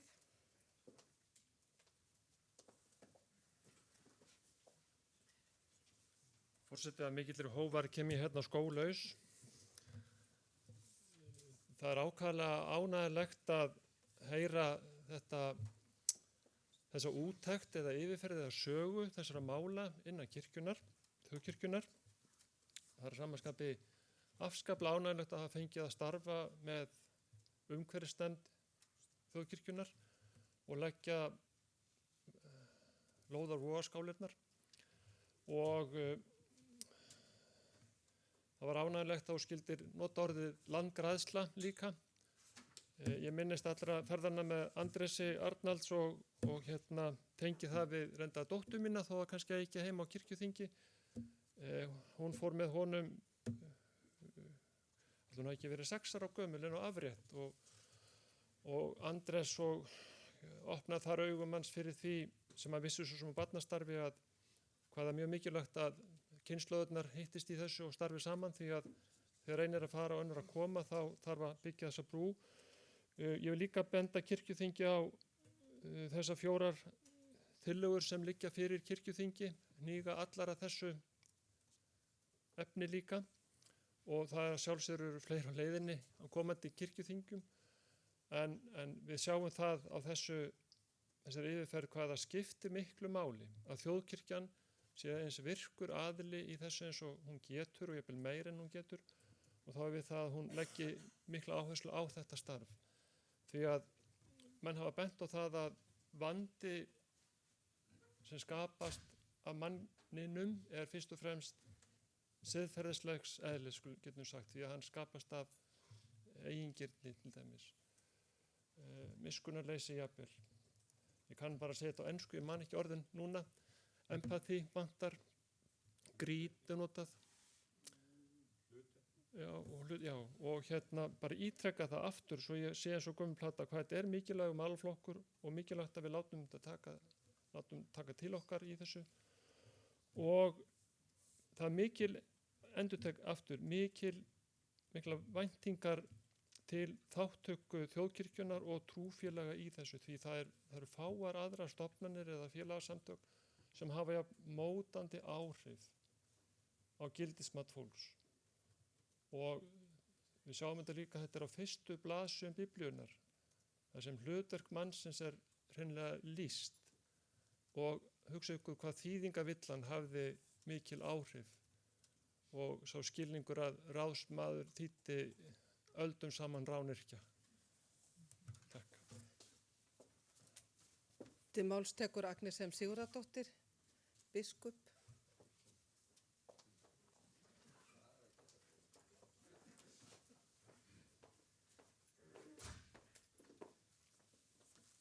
Forseti, langar bara til þess að þakka Einari Karli fyrir þessa yfirferð sem var mjög gagnleg og er búin að standa yfir nokkur ári eins og þið heyrðuð. Maður er að hitta fólk sem er að spyrja manna því hvort að kirkjan sé ekkert að gera í umhverfismálum og þá er einmitt gott að hafa þetta yfirlit og tekið saman á einn máta og svo fannst mér líka náttúrulega gaman að sjá þessa myndir líka. Myndir segja svo margt. En það var gaman að hitta þennan græna páan sem svo er kallaður sko því það var svolítið tilstand þegar hann kom með einkaflugvélinni af því að það átti kona að vera fulltrú utanríkisráðuneytisins stækja mótunum og það var ekkert vel þegið. Þannig að það bættist nú við kall þannig að hann tók nú í höndina okkur báðu mér og henni.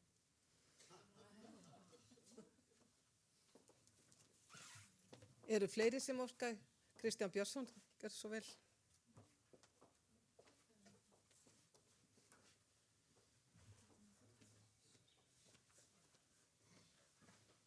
Forseti, takka fyrir góða yfirferð, Einar Karl og flotta myndir.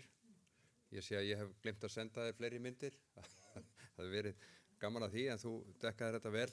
Ég held að þetta sé gríðarlega mikilvægt að við eigum þennan samræmingarhóp sem Einar hefur leitt og sem að svona sameinar krafta innan kirkjuna því það er svo margir sem að vinna í þessum málum og svo stóð ég upp aðalega til að fagna því og aðeins að draga fram líka það sem kom svolítið fram í lokin en til dæmis eina af ástæðanum fyrir því að stofnun Sigurbjörns Einarssonar hefur verið mikið inn í vinnu með hringborði norðurslóða og staðið fyrir alþjóðlegu ráðstefnu líka umhverfismál og misskiptingu, auðs og fleiri þátta og hér á þinginu erum við með nokkur mál sem varða umhverfisvernd og við erum með nokkur mál sem og allavega mál sem varðar sko jafnrétti og það mál sem varðar Já, það er umhverfismálin og jafnréttið og svo erum við með fleiri mál sem að styðja það að kirkjan er að vinna í sínum málum og vill beita sér. En það er sem sagt höfuð áhersla sem kom eiginlega fram í lokin er að þetta er allt svo samþætt. Á ágætri ráðstefnu sem við varum í Svíþjóð núna, þá dregur einmitt fram erkibiskupinn í Antti Jekkelin sem er nú einn magnaðasti leiðtogi okkar sem við eigum í kirkjunni á Norðurlöndum, að hún dregur þetta svolítið saman og fyrir að tala sko, hvernig þessi stóru mál tengjast öll sömun. Sem sagt réttlætið, eins og við vorum með á alkirkjuráðstefnunni, réttlæti fyrir jörðina og hvernig að misskiptingin, flóttamannastraumurinn og umhverfismálin, hvernig þetta tengist allt saman í þessari miklu þróun sem er að verða í heiminum og að við getum tekið á því á sko svo gríðarlega markvissan hátt með því að koma fram sem kirkja í þessari umræðu. Ein ábendingin sem að við fengum núna var að í þessari sko upptalingu á áhrifamætti sem kirkjur eða trúarstofnanir geta haft í heiminum er tvö atriði sem langar til að nefna og það er annars vegar að þegar vísindamenn eru að kalla á þáttöku kirkjunar 2014-15 inn í Arctic Circle og inn í þessa umræðu bara yfirleitt á Íslandi er einfallega þannig að vísindamenn segja að við höfum lagt allt á borðið, nú þurfum við að fá inn sérfræðingar sem að vita hvernig á að tala við fólk og fá það til að breyta skoðun eða sem sagt til að hafa áhrif á skoðanir fólks. Ein staðreynd eins og þessu tengt kom fram á málþinginu ég held að það hafi verið hvort það var í Hörpu eða í Skálholti að það var það að þessi staðreynd að 80% jarðarbúa tilheyra einhverjum trúarhreyfingum og til að breyta heiminum þá er 80% af fólki alveg nóg. Hinn 20 mega bara eiga sig sko. En svona 80% það myndi duga okkur ef við náum að virkja og samþætta og ná samstöðu allra trúhreyfinga í veröldinni. Og ef við getum lagt einhverja lóð á vogarskálarna þá leggjum til að það verði allt reynt í því og hveti ykkur til dáða í samræmingahópnum og sem hafi svona góð tengsl í allar áttir að tengja saman trú og umhverfi og að virkja öll trúarbrögð. Takk fyrir. Eru fleiri sem óska eftir að taka til máls? Það er ekki. Einar Karl, vildu þú bregðast við? Nei, bara segja takk fyrir undirtektirnar og ég vona að þetta hefði vegnast og það er rétt hjá Kristján Björnssoni að við gætum verið með skemmtilegri myndir og fleiri þessum afturðum allum og það væri kannski ástæða til þess að huga betur að myndasöfnu. Ég er ekki mjög góður á því sviði sko en ég vildi bara taka undir það sem hann sagði hér og biskupinn að þetta held ég mjög mikilvægt starf og mikilvægt að við svörum kallið þegar þeir óskaðar eftir þáttöku kirkjunnar í þessum verkefnum og það var eins og segir í ályktuninni frá málstefnunni okkar í Skálholti að grunnrótin af þeim vandamálum sem mannkynið er að valda lífríki jarðarinnar er fólki í breiskleika mannsins og það er kannski ekki beint hlutverk vísindamanna eða stjórnmálamanna að fást við það, en það er miklu frekar á sviði trúarbragðanna að fást við það þau vandamál sem sprottin eru upp af alls konar syndum og breiskleikum manna. Þannig að það er mikilvægt að menn tali inn í þennan veröld. Kæra þakkir Einar Karl Haraldsson og bara því að fletti hérna inn í bókina að höfundurinn hann tilengar bókinni barnabörnum sínum, það eru 2, barnabörn sem eru með millinöfnin Moore og Roosevelt og hann skrifar þetta með mikilli von. Og það er akkurat það sem ég tel að við séum að bregðast við. Við erum að bregðast við von til betri framtíðar. Og bara hafið þið kæra þökk fyrir sem er að vinna fyrir Grænu kirkjuna og við öll stefnum að sama marki að gera lífið betra og framtíðana betri og bara gangi ykkur allt í haginn, Einar Karl, þið sem eruð að vinna fyrir okkur í Grænu kirkjunni og í loftslagsmálunum. Og við mögum gefa honum aftur klapp, það er allt í lagi að klappa núna.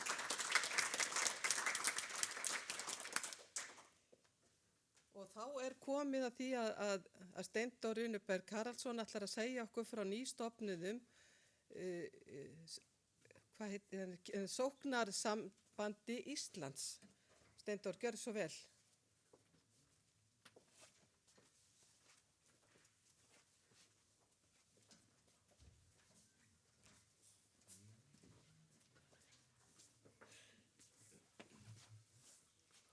Forseti, áður en ég hef mál mitt þá ætla ég að nota tækifærið og þakka Einari Karli fyrir hans erindi Grænu kirkjuna. Einar er örugglega réttur maður á réttum stað í þessum málum. Hann er einn af okkar hæfustu samskiptamönnum, mikill kirkjunarmaður og mjög hæfur augljóslega og klárt ég er nú bara þekkja hann í það mörg ár, ég veit hversu miklum hæfileikanum er búinn. Þakka þér kærlega fyrir, Einar. Nú, stofnað hefur verið samband sókna í íslensku þjóðkirkjunni. Nú er svo sem ekki hægt að tala mikið afrek þessa sóknarsambands. Það er nýstofnað og er að byrja að fóta sig. En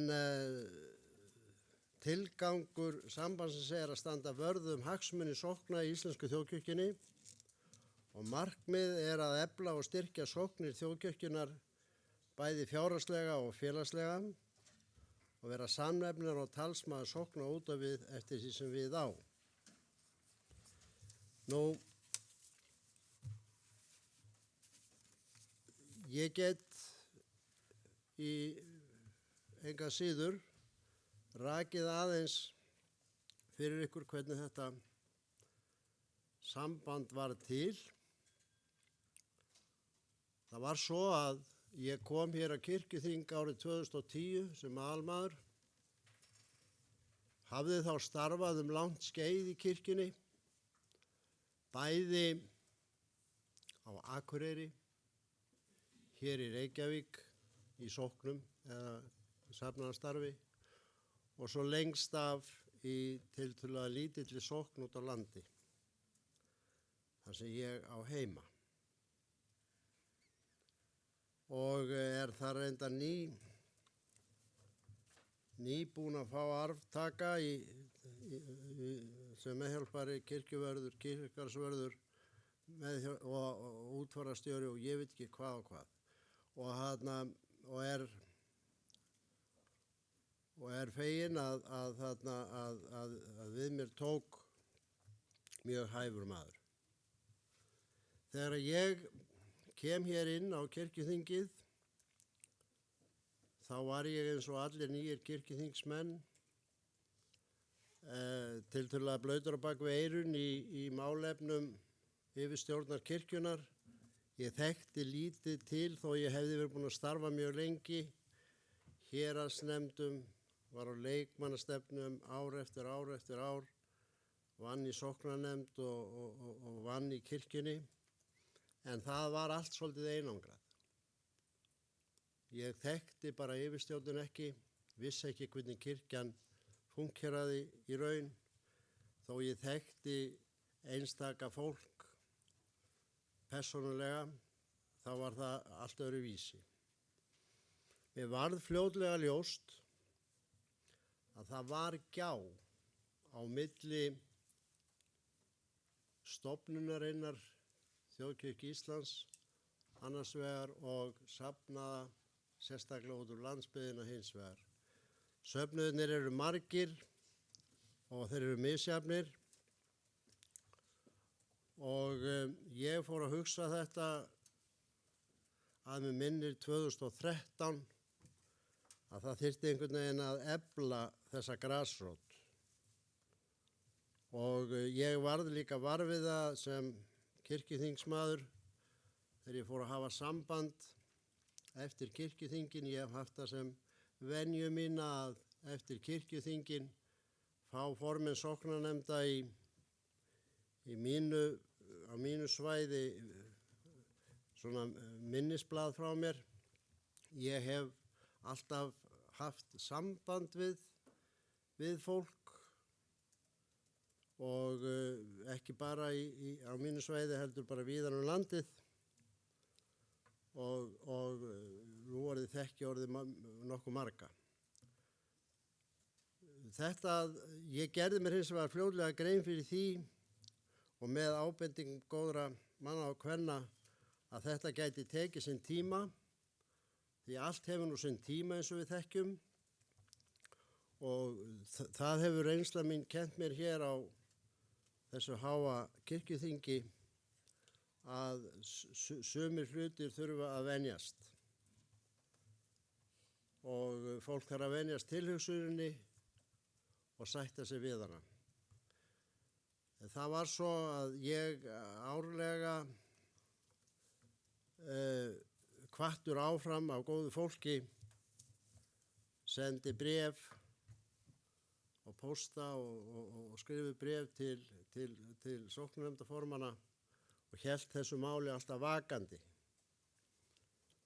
Og svo fann ég það núna í fyrra, held ég hafi verið fyrra haust, fyrra sumar, að nú væri kannski að koma tími til að hefjast handa og í október í fyrra boðaði ég undirbúningsfund fyrir stofnun sóknasambands. Og það var góð mæting á þeim fundi sem haldin var í Vídalínskirkju í Garðaprestakalli og þar var kosin undirbúningsstjórn og hugsanlegt sóknarsamband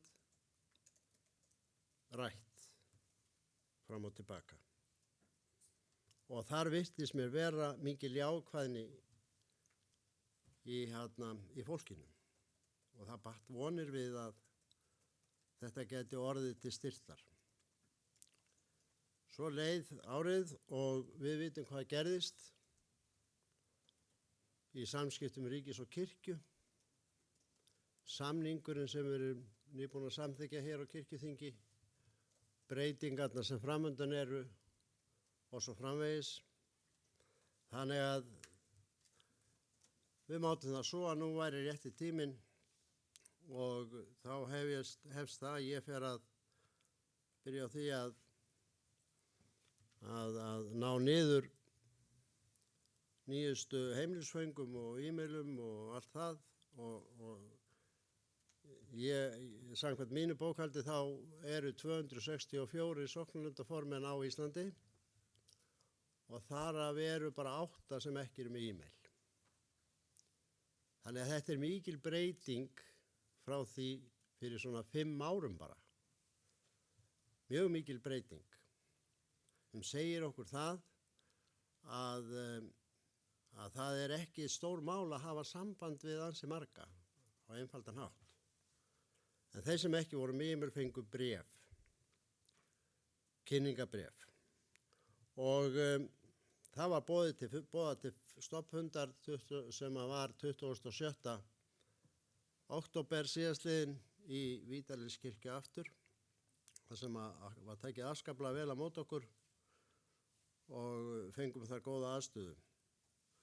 Og það var bara ágætlega mætt en fólk utan á landi, það gekk erfiðlega að koma að vestan og koma að austan. Fólk sem ætlaði að fljúga að austan, það var eiginlega hálf ófært eða treystir sig ekki til að keyra, enda langt að keyra og flugið var nú bara þannig ef það hefði komið suður á laugardagsmorgni þá hefði ekki komist heim fyrir á miðvikudag. Og þannig eru nú samgöngurnar sko. Og þetta sama með Vestfirði, en það mætti fólk allstaðar af landinu og þeir sem nema austan og vestan og vegna þessara aðstæðna. Það var mikill samhljómur í fólkinu sem að þarna kom og ánægilegt hversu vel var mætt hérna á höfuðborgarsvæðinu. Flest allar sóknir hér í Reykjavík til dæmis sendu fulltrúa og sumir 2 eða getum bara sagt öllu þessu suðvestur horni. Og þetta fór mjög vel fram, þessi stofnfundur, mikil eindrægni í fólki og sambandi stofnað og það var kosin stjórn. Stjórnin er 9 manna og það eru 5 varamenn. Þannig að það eru 14 manns sem eru þarna í stjórn. Og sú stjórn er kosin bara eins konar framhaldsstjórn af undirbúningsstjórninni vegna þess að svona venjulegt samkvæmt þeirri stofnskrá sem samþykkt var þá mun aðalfundur fara fram í mars á næsta ári og þá má segja að þegar sá aðalfundur er liðinn að þá sé þetta í raunveru komið á koppinn. En þessa dagana er verið að ganga frá skráningu á sóknarsambandinu og að fá að kennitölu og að koma því inn í rétta skráningu og þess áttar. Það er mikill mannauður í þjóðkirkjunni og ég get sagt ykkur hér núna hverjir það eru sem voru kjörnir þarna í stjórn. Það er gríðarlega gott fólk, svona í flestum tilfellum. Og ég ætla ekki að segja meir það, en þarna stjórnin er semst skipuð 7 karlmönnum og 7 konum. Þannig er það. Og þeir sem eru í stjórninu núna voru kjörin, var Guðrún Hafsteinsdóttir í Hveragerði, Ragnheiður Ásta Magnúsdóttir í Reykjanesbæ, Valgerður Sverrisdóttir fyrrverandi ráðherra á Lómatjörn, Auður Anna Ingólfsdóttir á Egilsstöðum, Gísli Auðbergsson á Eskifirði, Steindór Haraldsson á Skagaströnd, Stefán Magnússon í Fagraskógi í Eyjafirði, Anna Guðrún Sigurvinsdóttir í Reykjavík, Óskar Magnússon í Fljótshlíð og Jódís Káradóttir, Jóhannes Kári Bragason, Hafdís Björk Hjálmarsdóttir, Áslaug Kristjánsdóttir og Björn Samúelsson. Þau eru frá Reykjavík, Hvammstanga, Akureyri, Stykkishólmi og Reykhólum, voru kjörin í varastjórn. Aðalstjórn er búin að halda 1 fund og skipta með sér verkum. Og leggja línur svona hvað næstu skref varðar. Þessi hugmyndafræði sóknarsambandsins er eins og ég sagði að standa vörð hagsmuni sókna í íslensku þjóðkirkjunni og sambandið og stjórnin leggur höfuð áherslu á það að vinna mjög náið með öðrum stofnunum kirkjunar og kemur sem viðbót inn í flóru hennar, ekki stofna til höfuðs einum eða neinum og vill að starfsemi kirkjunar sé sem mest og best en ætlar sér að reyna að tengja betur stofnunina, yfirstjórnina niður til grassrótarinnar og að virkja þá grassrót sem í þjóðkirkjunni er 240.000 manns. Þetta það stærstu fjöldasamtök á Íslandi. Það þannig. stærstu fjöldasamtök á Íslandi. Og það er ekkert smá afl sem er hægt að leysa þarna úr læðingi. Það er alveg ljóst. Og það bara veldur hver á heldur eins og sagt er, og það er vandi að fara á stað. Það er ekki nóg að stofna þetta samband. Það skiptir mjög miklu máli hvernig við höldum á spilunum fyrstu árin. Eins og staðan er í dag, þá virðist góður samhljómur. Og það er búið að gera fólki grein fyrir því að sambandið er samband allra sókna og það mun aldrei draga taum eins gegn öðrum, heldur stefna að því ljóst og leynt að sem best samvinna náist sem flest mál. Og það er mjög mikilvægt. Biskup Íslands hefur sagt mér það að hún sé tilbúin til að vera verndari sambandsins og það mun vera tekið fyrir á réttum vettvangi. Og það væri mjög gaman og gott. Skrifstofustjóri hér á Biskupsstofu hefur boðið fram alla þá aðstoð sem að Biskupsstofa getur veitt okkur og munum við vissulega þiggja það. En það mun taka auðvitað nokkuð tíma að virkja svona stórt samband og gera það í stuttum skrefum og síðan mun fólkið sem í sambandinu er auðvitað móta það hvernig það þróast í framtíðinni. Það eru mörg verkefni framundan sem við þurfum að vinna að og það er sama sagan hjá flestöllum sóknum á Íslandi í þjóðkirkjunni. Það eru þessi eilíða mál fjármál og annað og leggist þau á eitt, þá er ég nokkuð viss það að það getur orðið einhver árangur af því. En brekkan er ansi brött.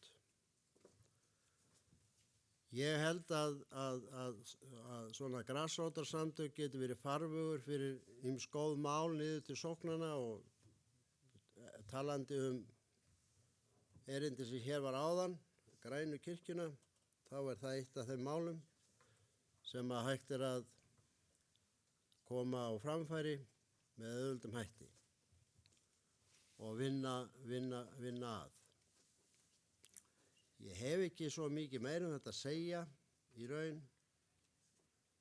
Við erum að taka fyrstu skrefin sem ég sagði og það mun svo koma í ljós á næstu árum hvernig okkur tekst til en við munum stíga varlega til jarðar til þess að detta ekki illilega. Takk fyrir.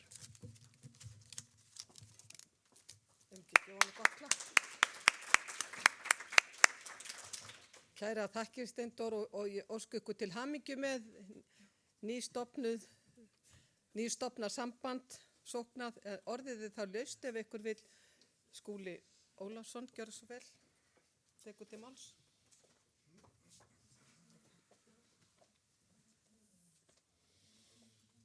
Forseti, já, mér finnst svona afskaplega lágstendur stíll á þessum mikilvægu tíðindum sem Steindór flytur okkur, fullur af fyrirvörum og greinilegt að þarna sjóaði maður á ferð í kirkjulegri stjórnsýslu.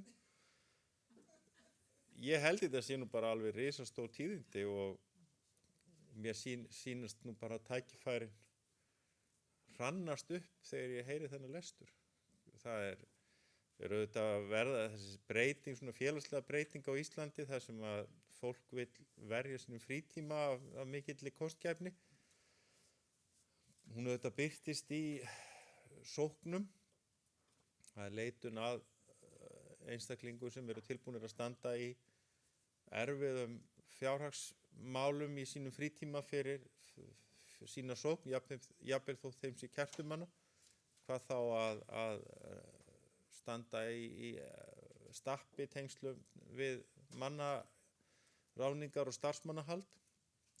Svona samlag eins og Steindór er búinn að rekja hér fyrir okkur gæti algjörlega opna nýjar víddir í því að sóknir gætu samræmt sig og samnýtt krafta sína og þennan ótrúlega fjölda Íslendinga sem að tilheyra einhverju kirkjulegri sókn. Þarna er möguleiki jafnvel á því að biskupsstofa bjóði fram einhverja slíka þjónustu. Guðmundur Þór var nú að við vorum að ræða þetta núna bara í hádeginu en mikill fengur væri það nú ef að sóknir gætu leitað hingað með allskyns verkefni, fjármála utanumhald, starfsmannahald, jafnvel eins og bara kynningarstörf, við sem erum í þessum kannski svona stöndur í sóknum, ég held að sé bara talsverður hluti af okkar vinnutíma fyrir það að undirbúa einhver verkefni, kynna þau, reyna að koma einhverjum málum á framfæri, hugsið ykkur tækifærin ef að hér væri bara þetta öfluga fólk tilbúið að vinna með samtökum eins og þessum. Svo er það líka náttúrulega að verkefni okkar allra að reyna svolítið að brjóta niður múrana milli þeirra sem eru virkir í sóknum og svo þessa mikla meirihluta þjóðkirkjufólk sem er ekki innsti koppur í búri í starfi sóknuna. Við erum, hvað sagði Steindór, 240.000 í þjóðkirkjunni og ef þetta eru 250 sóknir cirka bát með meðaltali kannski 5 sóknarnefndar aðalmönnum, þá er þetta 1000 manns og það er nú samt ekki nema 0,4% af öllu þjóðkirkjufólki. Þetta er náttúrulega verkefni okkar eins og kom fram í máli biskups á setningunni að gera þennan mikla meirihluta þjóðkirkjufólk sem er hvorki kannski í sóknarnefnd, né heldur prestar, miklu virkar í allri ákvörðunartöku og þarna er nú heldur betur komin vettvangur til þess. Ég ætla bara að taka ofan fyrir Steindór, taka frumkvæðið að þessu merkilega máli og lýsa því að þarna eru óhemju stór tækifæri sem bíða okkar allra og ég er viss það eins og hefur komið hér fram að Agnes verði verndari þessa samfélags, að það verði að sjálfsögðu munu prestar og djáknar og vígðir þjónar kirkjuna líta á þetta sem óhemju mikið bandamann að því verki sem við öll vinnum að. Hafðu þakk fyrir. Agnes M. Sigurðardóttir er óska eftir að taka til máls.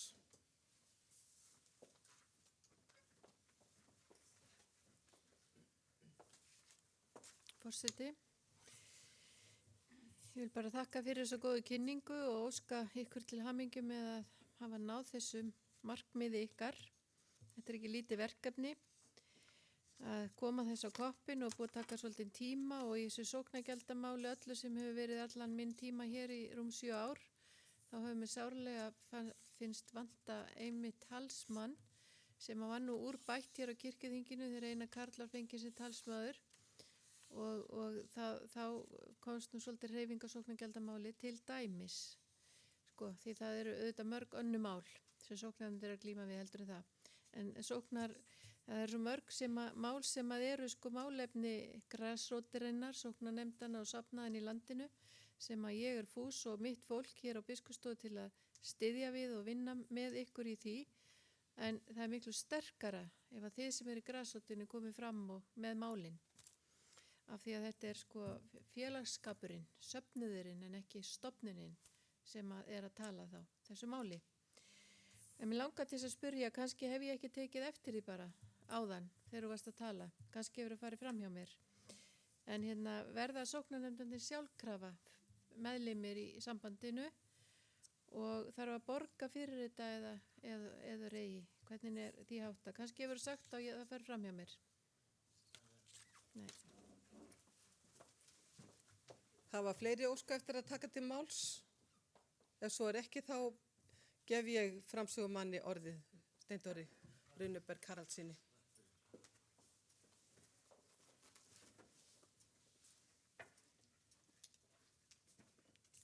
Ég þakka ykkur fyrir, ég þakka þér fyrir Skúli og þér Agnes hlý orð.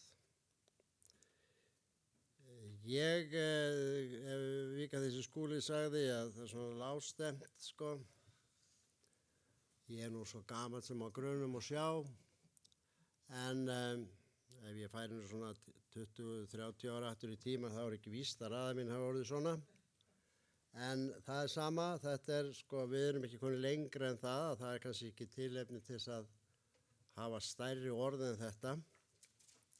Og það þarf að taka þetta skref að skrefi eins og við þekkjum. Takk að þið fyrir Skúli minn kærlega. Agnes var að spyrja verða sóknir sjálfkrafa? Nei, þeir verða það ekki. Í stofnsamningnum segir að sóknir geta sagt sér frá þessu sambandi. Það hefur hins vegar ekki gerst ennþá. En það mun fara bréf núna í vikunni til allra sóknarnefnda þar sem að óska verður eftir því að sóknarnefndi taki formlega afstöðu. Þá á ég ekki við þá sem skrifuðu undir stofnsamningin sem voru 22 sóknir og ekki við heldur rúmlega 110 heldur sé 109 eða 10 sem að hafa tilkynnt formlega til mín í e-maili að þeir vilja vera með. Ég hef ekki heyrt í einni einustu sókn sem ekki vil vera með. En það held ég að það sé nú, það geti ekki verið slæmt að vera með í þessu, sko. Ég held að það geti nú ekki skaða nokkur einustu sókn. Þannig að tilvinningi sem ég hef er svo að það verði langflestar sóknir með og það kemur sem þetta verður komið í ljós fyrir í þessu mánuði, hvað verða margir þarna í sambandinu. Varðandi gjaldtöku þá var ákveðið á stofnfundinum að leggja ekki til gjaldtöku að svo stöddu, heldur taka ákvörðun það á fyrsta aðalfundi. Það verður örugglega, það verður pottþétt gjaldtaka. Það er ekki hægt annað og þá er verið að tala lágstemmdar upphæðir. Það sem nefnt var þar, kemur fram í fundargerð fundarins að það er verið að tala kannski 5.000 krónur fyrir litla sóknir og 10.000 fyrir það stærri. Þannig að það ætti ekki að verða mikill baggi á sóknum, en sóknarsambandi verður síðan að auðvitað fjármagna sem einhverjum hætti og við eigum bara eftir að taka á því með hvað hætti það geti orðið. Og það er bara þannig að fjárhagur sókna er þess eðlis að það verður að taka mið af því. En vissulega hefur sambandinu verið hreinlega boðið fé og boðið styrkir frá sóknum sem er ekki komið ennþá, ekki búið að ganga frá. Það hefur gerst. Sóknir hafa, stóra sóknir hérna á höfuðborgarsvæðinu hafa hreinlega boðið fram fjármagn sem er mjög gleðilegt og segir eiginlega síðan sögu, óumbeðið reyndar, óumbeðið. Og ég held að það séu þó nokkur tækifæri til þess að fá félög og ýmiss konar fyrirtæki og félög til þess að styrkja þessa starfsemi. Þetta eru hluti sem við förum yfir, það er fínt fólk þarna sem er þarna í stjórninni, tengt atvinnulífinu, meðal annars nátengt. Þannig að ég hef nú grunu það að við finnum leiðir. Og ég hef nú svo sem talað fyrir því áður og get sagt það núna í lok ræðu minnar, þar sem að sóknargjöldin eru nú komin á þann stað sem þau eru. Að það er nokkuð ljóst í mínum huga að það sóknir á Íslandi verða að fara að finna sér nýtt tekjumódel. Ekki er ég að tala það að leggja að það taki ekki við sóknargjöldunum, en það verður að fjármagna starfið okkar. Við höfum engan annan kost. Við viljum ekki skera það niður við nögl. Við verðum að fjármagna starfið okkar og við stöndum bara fram fyrir þessu. Og að svo búnu þá þakka ég fyrir og það var ánægilegt að kynna þetta hérna fyrir ykkur. Takk. Enn og aftur takk kærlega fyrir þetta og við óskum ykkur alls góðs í framtíðinni. Þá gerum við við slítum þessum fundi og til nýs fundar verður boðað eftir korter. Þessum fundi slítið.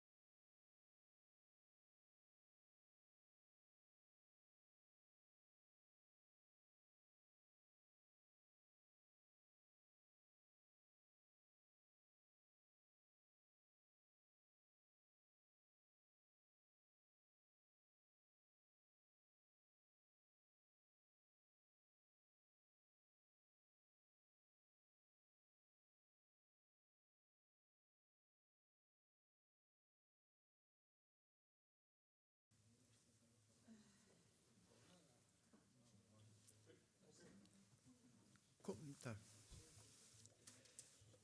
Þá er settur 5. fundur á 59. kirkjuþingi. Tekið fyrir mál nr. 31 til fyrir umræðu, tillaga að starfsreglum breytingu á starfsreglum val og veitingu prestakalla nr. 144 2016 með síðari breytingum, flutt af biskupi Íslands, framsögumaður Agnes M. Sigurðardóttir.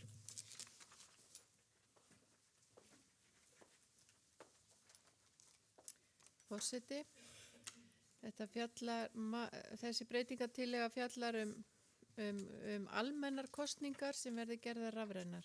Það er að segja til þess að safna undirskriftum verði það rafrænt. Að lesa tillögun upp, hún hljóða svo 1. grein. Í stað 1. og 2. málsgreinar 13. greinar starfsreglana koma 3 nýjar málsgreinar sem orðast svo. Atkvæðisbær sóknarbörn teljast þau sem skráðir í þjóðkirkjuna og í prestakalli samkvæmt þjóðskrá og eru fullra 16 ára við birtingu auglýsingar í lögbirtingablaði laust embætti sóknarprests eða prests í prestakalli. Nú kemur fram ósk innan 5 daga frá birtingu auglýsingar að minnstakosti 5 atkvæðisbærra sóknarbarna að almenn kosning skuli fara fram í prestakalli eftir embætti prests hefur verið auglýslaust til umsóknar. Skal þá biskupsstofa svo skjótt sem auðið gefa atkvæðisbærum sóknarbörnum í prestakallinu kost á því að óska eftir almennri kosningu með rafrænni undirritun. Notast skal við öruggan hugbúnað og þar á meðal nota almenna innskráningarþjónustu svo sem rafræn skilríki eða íslíkil þjóðskrár Íslands. Skal sóknarbarn auðkenna sig á fullnægjandi hátt áður en undirritað rafrænt. Skal vera að undirrita samkvæmt framhanskráðu uns umsóknarfrestur prestsembætti rennur út. Hafið að lágmarki 4 atkvæðisbærra sóknarbarna undirritað óskum almenna prestkosningu skal orðið við henni. Aldrei þó þörf fleiri undirritana en 500 atkvæðisbærra sóknarbarna.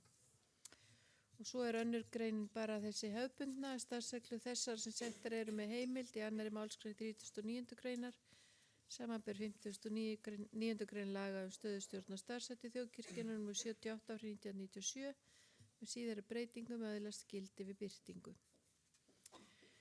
Og svo koma athugasemdir við þessa tillögu. Þjóðkirkjufyrir lög þau mæla fyrir rétt sóknarbarna til að kjósa sóknarprest eða prest, enda sá réttur mikilvæg grunnstóð í skipulagi kirkjunnar. Og núverandi regluverk kosningar er að þessu leyti gamaldags, það er að notast við undirskriftalista í stað rafrænna undirritana. Þetta var 25% í prestakalli sem að þýðir í kannski prestakalli eins og í Grafarvogi 5.000 undirskriftir eða eitthvað svoleiðis. Efast má að kerfið standist kröfur nýrra laga persónuvernd og vinnslu persónuupplýsinga með síðara breytingum að óbreyttu. Og ég ætla ekki að lesa þetta allt hérna, þetta er bara selvfølgileg hefðir held ég að mestu, en helstu breytingar sem tillaga felur í sér eru eftirfarandi. Ferlið gert rafrænt, það undirritanir, þannig auðveldara fyrir flesta að tjá vilja sín ef áhugur á því og persónuvernd miklu betur tryggð. Annað, áskilnaður eru að 5 menn standa að beiðni könnun á vilja sóknarbarna til að láta almenna prestkosningu fara fram. Þriðja, sá tími sem sóknarbörn hafa til að undirrita verður lengdur, það til loka umsóknarfrests en ekki 14 dagar eins og nú er. Og fjórðalegi, aldrei þarf fleiri en 500 undirritanir til að almenn prestkosning fari fram. Sem sagt það þarf ekki 25% heldur 500. Takk.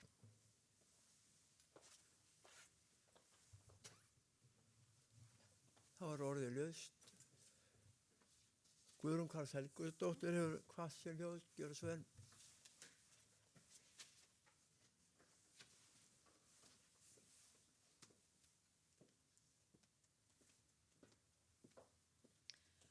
Forseti, ég þakka fyrir þessa kynningu og ég nú hlynnt því að þar sem hægt að hafa kosningar og annað rafrænt þá sé það nú bara til bóta.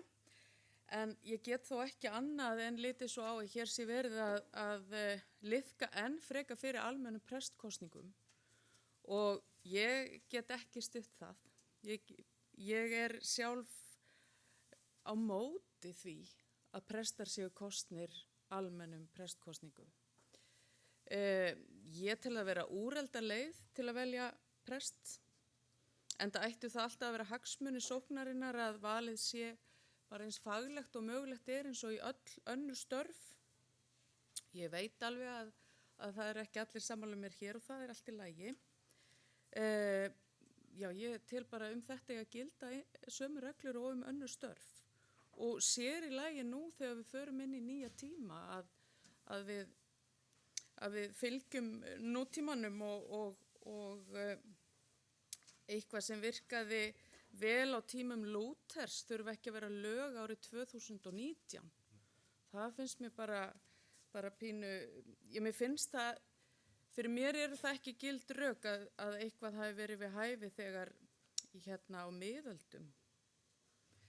En ég get ekki séð neitt tilgang í því að hafa almenna prestkosningu nema þá vegna þess að það einhverjir hagsmunir sem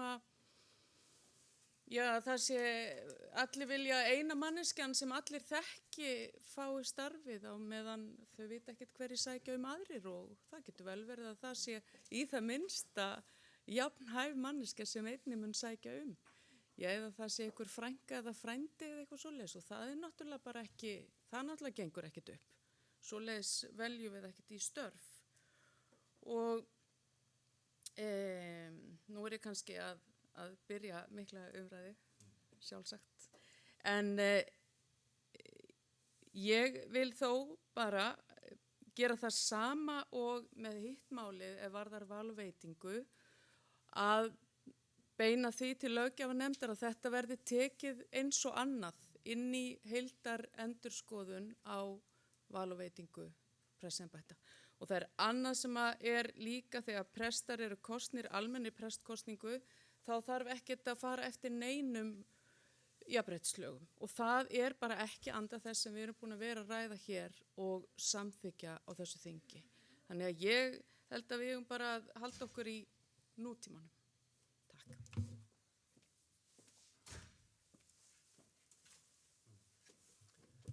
Þá tekur Stefán R. Haraldsson við og næstur Skúli Ólafsson. Streymið eitthvað í ólæði? Þú Stef? Hefur ekki verið að streyma? Nei, Steindór sagði. Sagður þið?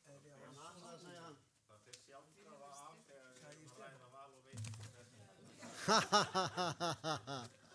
Góður. Ekki pláss fyrir meira. Forseti, það ákveðin áminning það að maður sé komin á kirkjuþing þegar að val og veiting kemst á dagskrá. Ég að sumleiti efnislega sammála þessu sem biskup flutti hér. Að öðru leyti því að mér finnst 5 svolítið lág tala. Ég býst ekki við því að það mun örugglega fara þvert ofan í marga. Nú, við erum búin að ræða þessi mál val og veitingu prestsembætta mjög mikið. Og ég hallast alltaf að því að valdið sé hjá fólkinu sem að velja sér prest. En ég hef ekki alveg gert það upp fyrir mig hvort að frá mínum bæjaturum sé hvort að almenn kosning sé það besta eða ekki. Eins og að velja ofan í sóknina presta svolítil forræðishyggja, en kannski svolítið nauðsynlegt. En það þannig í nútíma samfélagi að fólk vill fá að ráða. En það nú þannig að ekki fá að ráða hverjir verða læknar og svo framvegis og svo framvegis. Og ég hef hallast að því að það ferli sem að hefur verið samþykkt hér val og veitingu sé nokkuð gott og þar þessi þarfagreining og nú framöndan stækkun prestakalla, fleiri prestar að vinna saman. Það býður upp á það að fólk með mismunandi bakgrunn og menntun, hæfileika veljist saman í teymi og svo framvegis og framvegis. En það að mörgu að gæta og svo breyting sem að verða í íslensku þjóðkirkjunni hlýtur að kalla á aðeins að það sé litið aðeins á þetta mikilvæga í okkar starfi að velja presta til starfa.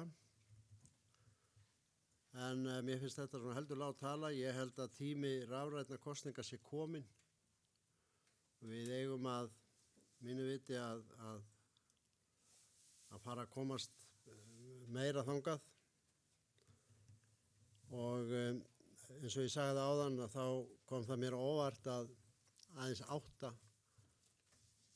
af 264 voru ekki með e-mail. Það er ákveðin skilaboð. Þannig að þetta ekki orðið stórt vandamál eins og það var kannski hérna fyrir 10-15 árum þar sem að fólk var ekki svona tölvuvætt og tengt eins og það í dag. En ég held að þetta sé góð tillaga, það þarf að taka, hún verður auðvitað tekin fyrir í löggjafarnefndinni og mér finnst hins vegar, eins og ég sagði, þessi tala svolítið lág, 5, þá skulum fara fram almenn kosning, en það verður gaman að heyra hvað fólk hér á þinginu segir þetta. Takk fyrir.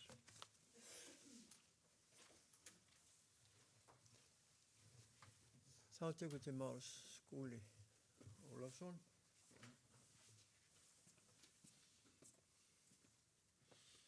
Forseti, já, mér finnst þessi tillaga mjög áhugaverð. Það svona þessi klassísku sjónarmið sem að tengjast lýðræðislegu vali á prestum og ég þekki það nú svona bara á eigin raun þegar að eftirmaður minn í Keflavík var valinn séra Erla Guðmundsdóttir þá var það held ég bara heilmikið lyftistöng fyrir söfnuðin þegar að allt það ferli fór í gang. Það voru fjölmargir virkjaðir og fólk hafði skoðanir og áhuga á hlutunum. Og hér sem sagt verið að leitast við að vinna, eða nýta þau tækifæri sem felast í rafrænni kosningu. Það ætti að vera miklu einfaldari og ódýrari fyrir kirkjuna heldur en gamla fyrirkomulagið.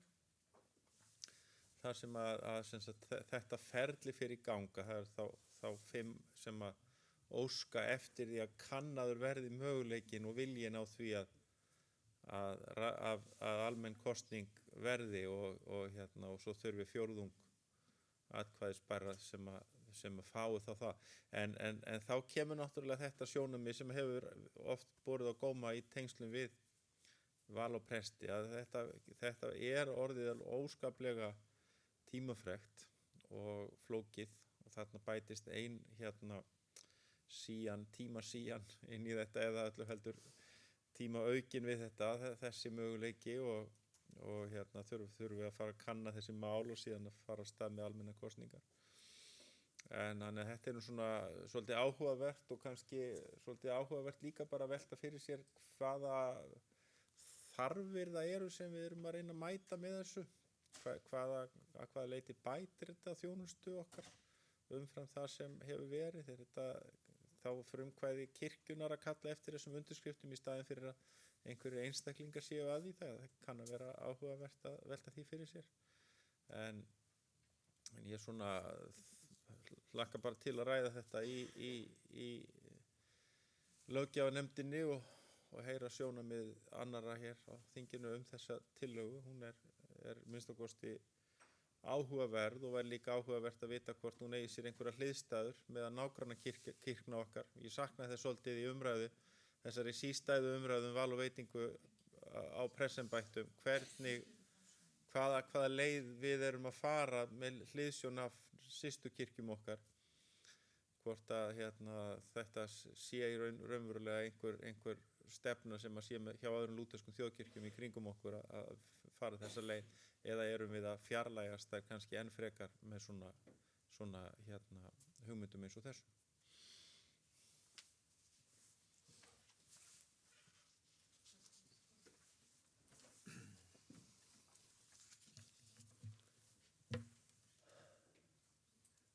Fyrirgjöðu. Já, Árný, gjörðu svo vel.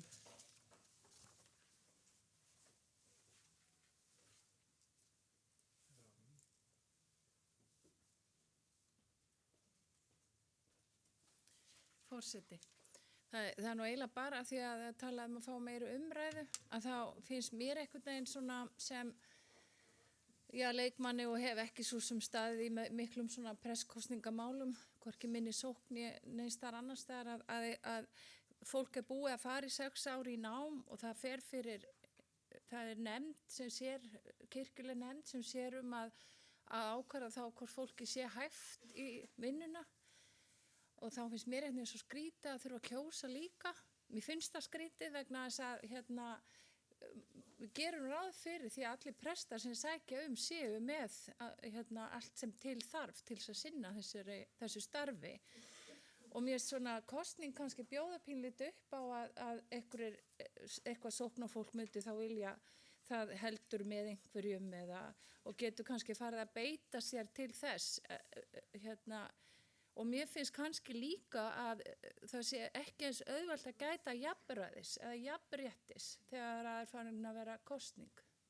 Mér langaði bara að segja þetta.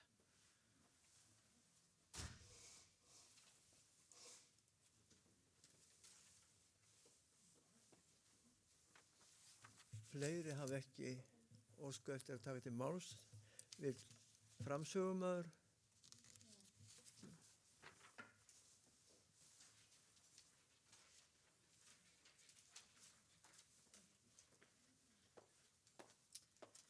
Forseti, ég þakka góðar ábendingar og umræður. Þessi tillaga er ekki bara til þess að auðvitað getur hún auðveldað, það er alveg rétt, Guðrún, en hún er aðalega kannski upphaflega hugsuð vegna þessara nýju persónuverndarlaga að eins og þessu fyrirkomið í dag að það er sendin á biskupsstofu listi með nöfnum og kennitölum og síðan er sá listi sendur til Þjóðskrár til þess að staðfesta það hvort að fólki er yfirleitt til með þessari kennitölu, þessi nöfn, það passi saman og eins hvort að viðkomandi eru þjóðkirkjunni eður ei, að það bara gengur ekki lengur. Það er bara þannig. Og það er nú kannski fyrsta skrefið af því að þessi tillagan er komið fram. Svo náttúrulega eins og framkemur í greinagerðinni þá er það þannig að það eru í lögum með stöðustjórn og starfshætti. Þá kemur fram að það sé hægt að hafa almenna presskostningu. Þannig að það þarf þá að breyta lögunum ef við ætlum að sleppa því. Og varðandi tímafaktorinn þá er það þannig að þar sem er kosið, að þar er ekki matsnefndin virkjuð. Heldur bara allir. Ef 10 sækjum þá bara 10 frambjóðendur. En matsnefndin hins vegar hún metur, hún raðar mönnum upp eftir hæfi. Auðvitað eru allir sem að, þess vegna er til dæmis biskupinn að auglýsa eftir presti eða djákna á stofnun en ekki viðkomandi stofnun til þess að tryggja það að viðkomandi að umsækjendur séu sem sagt með embættisgengi. Það er að segja að þeir hafa lokið háskólaprófi og þeir hafa lokið starfsþjálfun. Og þetta stendur líka í lögum að þeir vera að gera. Þannig að í raun og veru allir hæfir en það er verið að meta sem sagt hver er númer 1, hver er með mesta menntun, mesta starfsreynslu og svo framvegis og svo framvegis. Og þannig er þessu raðið upp í matsnefndinni. Ekki ætla ég nú fleiri að segja held ég, en bara takk ykkur fyrir og við gleymdi að segja það áðan náttúrulega. Já, varðandi nágrannar kirkjurnar þá veit ég ekki, kannski Færeyjum, ég veit ekki alveg hvernig það er Færeyjum en náttúrulega engin kirkja með svona almenna kosningu sem ég þekki. Önnur, þið veitir kannski betur. En það er önnur umræða á löggjafarnefnd. Já.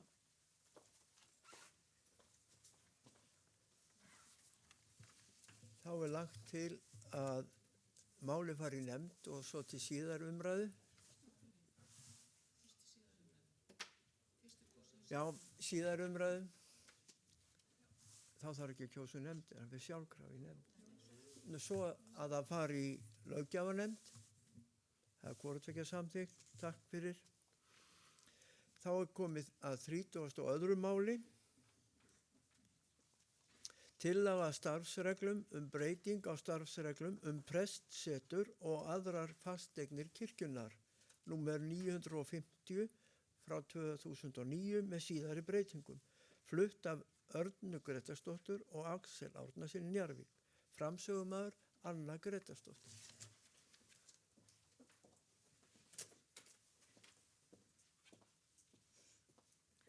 Forseti.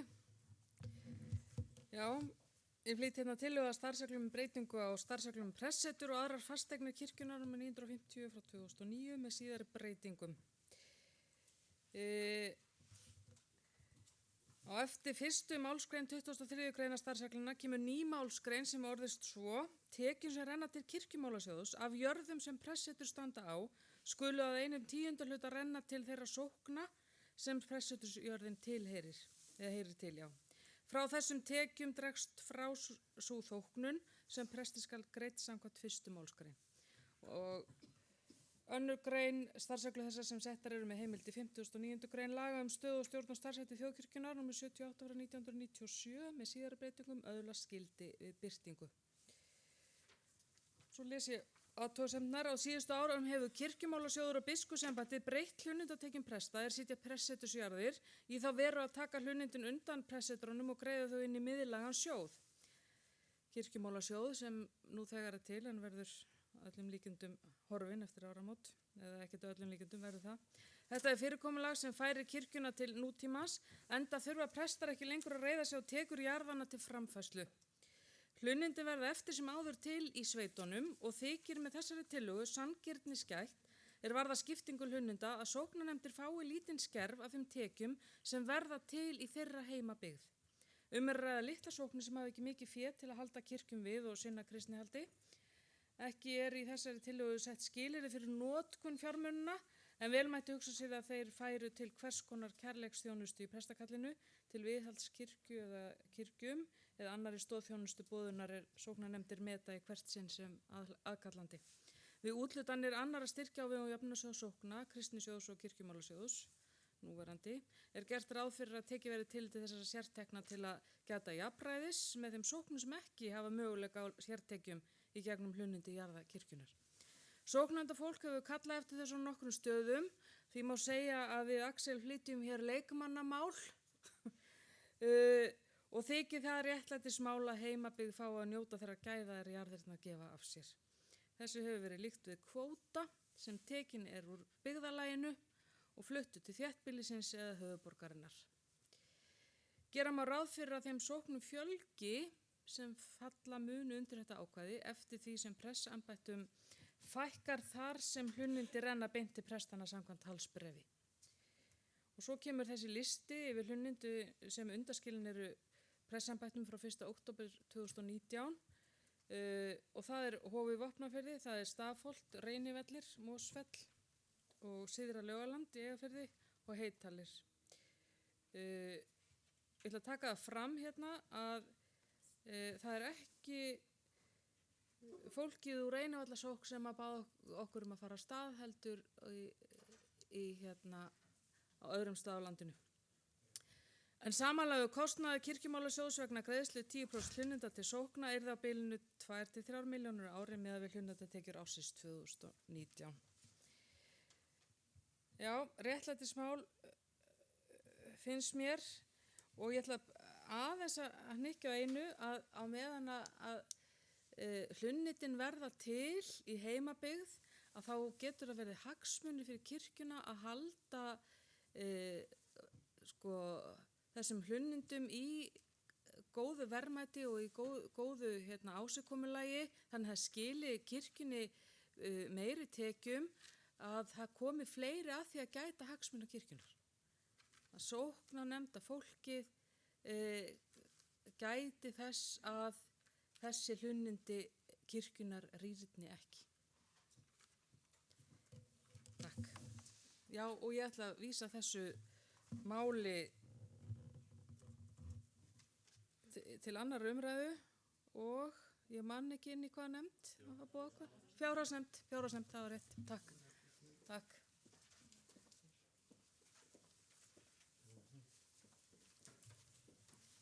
Þá er orðið laust og orðið hefur beðið Stefán Magnússon.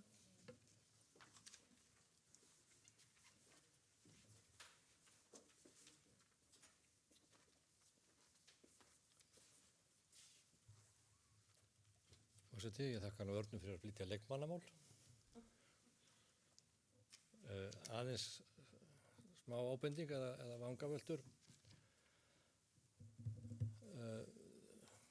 Það er svona, það þarf allavega að taka til umræðu, skulum við segja, að þú veist hvort ef af þessu verður þetta 10% gjald á hlunnindum eigi að renna til viðkomandi sóknar, það sem hlunnindin eiga sér uppruna, eða til viðkomandi prestakalls. Það er að segja fleiri sókna þá og það er svona kannski þá til að gæta meira jafnræðis, til að ein sókn hafi ekki allt í einu, kannski ein af 3, 4, 5 litlum, hafi allt í einu þarna einhverjar dálitlar aukatekjur sem að hinar hafa svo ekki. Þetta er kannski ekki stórmál í þessu, en mér finnst rétt að benda á þennan möguleika að einskorða þetta ekki við sóknina heldur prestakallið. Ef annar borð á að fara út í þetta, 10% hlutur er nú svo sem ekki hátt hlutfall, en þetta er svona meira viðleitni heldur en hitt. Ég hef nú líka reynt að líta þannig á að sóknir sem búa við hlunnindi sem hér er rætt hafi kannski eða eigi að hafa einhvern greiðari aðgangi gegnum jöfnunarsjóð heldur en kannski efnistæðu til öðru leyti. Það er hins vegar ekki skrifað neitt inn í reglur jöfnunarsjóð, þannig að það kannski er bara meira í hausnum með mér heldur en að sé praktist eða raunverulegt. En það væri líka kannski leið að bæta inn einhverju setningu inn í reglur jöfnunarsjóð sem tækju á þessu ef menn vildu fara þá leið frekar en að útluta þessum 10%. En ég læt mál mínu lokið.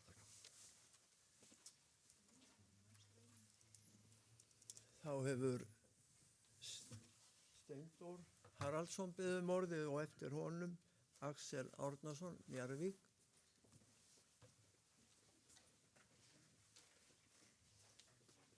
Forseti, ég fagna þessu stutta skrefi til þetta réttlætismál.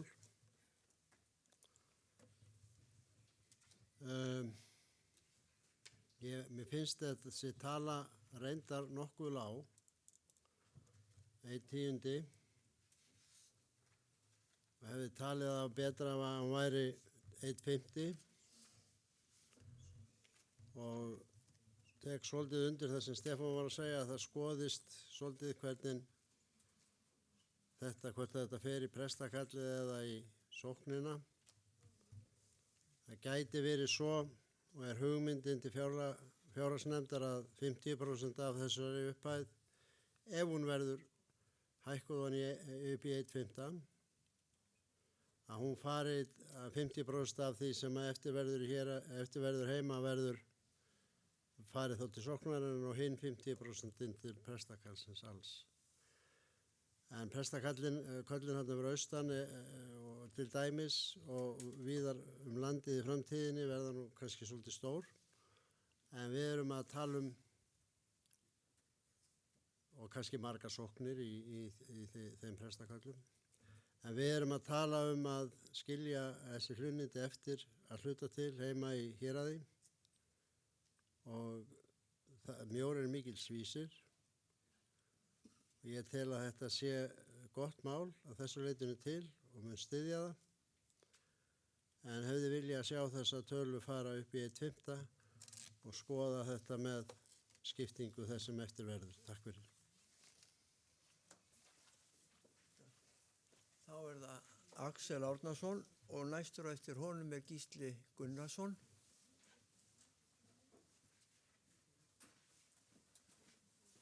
Forseti, þetta er bara 2 praktísk atriði varðandi þessa tillögu. Ákveða ósamræmi. Hérna, ef þú myndir skrolla upp að titlinum, þá stendur það að þessi tillaga flutt að kirkjuráði þar sem framsögumaður er Arna Gretarsdóttir. En á blaðinu stendur hérna flutt af Örnu Gretarsdóttir og Axel Árnasyni Njarðvík sem er ég. Þannig að það þarf að átta sig á því hver er að flytja tillöguna. Hvort er það kirkjuráði eða við Arna. Annað líka sem er áhugavert með þetta. Ha? Ég þarf að tala verð um það. Það annað sem ég vil benda á, að það er mjög mikilvægt eins og í þessu máli, það er hugsun á bakvið þetta og 1/10, það er hugsuð tala, það er einhver rök fyrir því sem endilega er ekki sagt þarna og það þarf að krukka í svona mál hvort að 1/10 breytist í 1/5. Ég myndi frekar hvetja ykkur til þess að hafna þá tillögunni og láta vinna hana aftur fyrir næsta kirkjuþing. Vegna þess að það að tillaga sem er hugsuð, er breytt, hún getur bara verið mjög vond. Það er svona eins og að búa til nýtt prestakall á 10 mínútum á kirkjuþingi og það er bara endalaus steypa sem verður í kjölfarið. Eða eitthvað annað. Við passum okkur á því að þó við höfum leyfi til þess að skoða þessi mál í nefnd og svo framvegis, að vera ekki að jafnvel kollvarpa þeim með því að breyta hlutföllum eða bæta ykkur nýju inn sem er ekki í þeirri hugsun sem lögð er fram. Ég tek undir með Örnu að þegar maður kynnist þessari réttlætiskröfu heimamanna að eitthvað verði eftir, við vitum jú að pressetrinn voru til þess að greiða á sínum tíma framfærslu þessara prestþjónustu og síðan að koma með næstu hugmynd ofan að allar sóknirnar í prestakallinu fái þessa summu. Það er ekki það sem endilega var beðið að koma inn á kirkjuþing. Dæmið þetta gæti verið það sem er stór byggðakjarni og lítil sókn, þar sem tekjurnar verða til í litlu sókninni, en stóra sóknin á þá að taka til sín peningana líka. Þannig að ég bara vara við því að við förum að krukka, ég kannski á ekkert að vara við því heldur, bara benda á það að ekki vera að krukka í þá hugsun sem lögð er fram til þess að hafna eða samþykkja.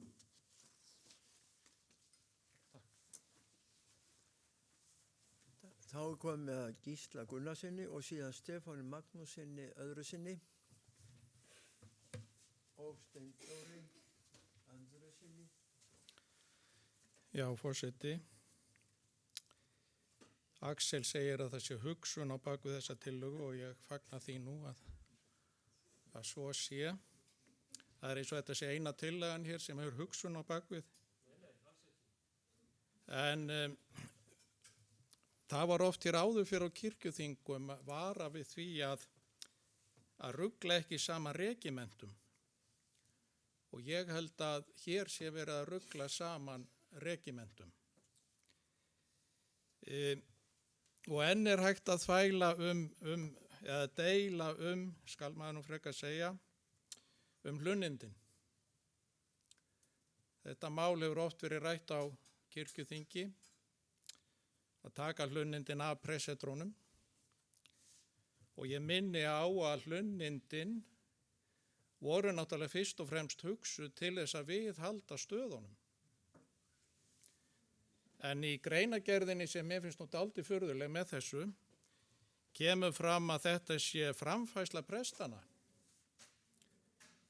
og segir að enda þurfi prestar ekki lengur að reiða sig á tekjur jarðana til framfærslu. Það mætti alveg segja saman aukaverkataxta presta. Þurfum við eitthvað að reiða okkur á hann til framfærslu.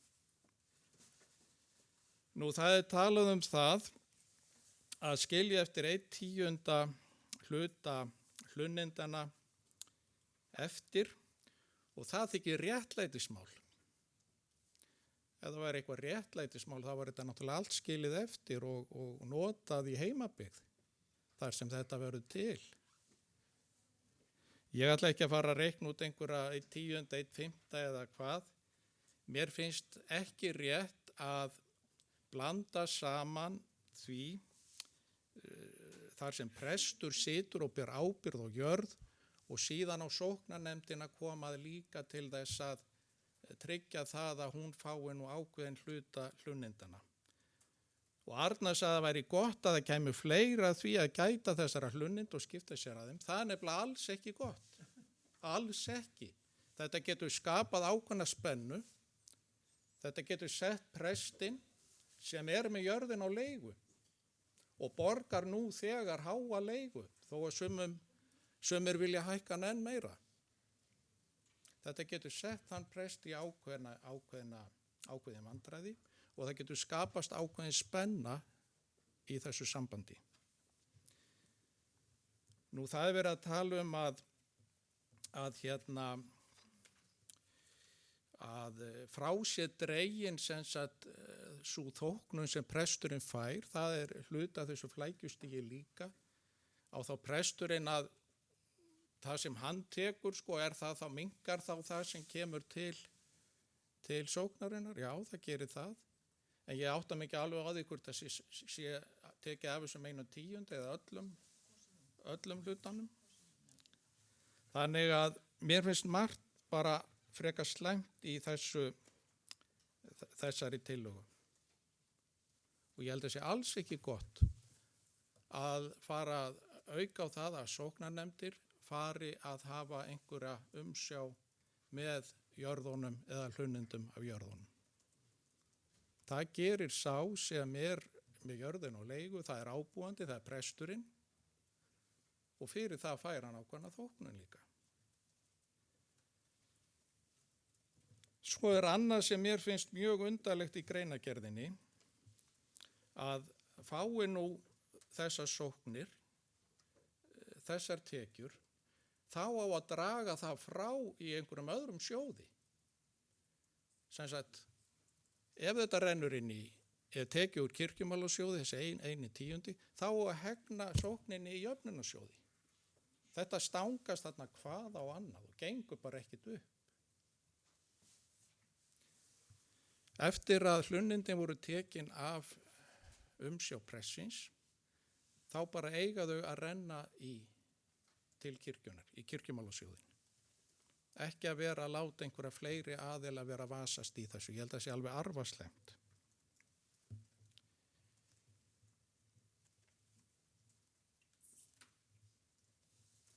Nú að þetta séu 2-3 milljónir, það finnst mér bara mjög ónákvæm tala sem fylgir þessari tillögu. Af hverju er ekki hægt að fá töluna? Ef þetta eru 2-3 milljónir, þá hefur þetta hækkað alveg gífurlega bara á síðustu 1-2 ár. Ég myndi giska, hefði haldið á að ég las þetta væri kannski 1,5 milljón. Það dugir jú fyrir vikuleigu á þessu húsnæði hér. Getur komið sér í góða þarfir. Þannig að ég er á móti þessu og mér finnst alveg furðulegt að trúi nú ekki allt kirkjuráð sé að flytja þetta, en mér finnst nógu furðulegt að 2 kirkjuráðsmenn sé að því. Takk.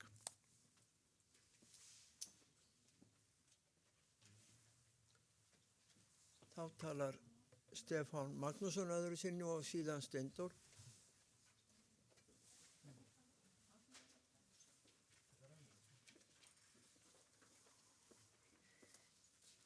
Forseti, það er mjög gott að fá sjónarmið Gísla fram í þessari umræðu. Menn geta svo ráðið hvort þeir eru sammála honum ekki, en þau sjónarmið sem hann hér leggur fram eru algjörlega þess virði að vera lögð fram, svo því sem hann haldið í daga. Og það verður auðvitað að taka þau með í heildardæmið.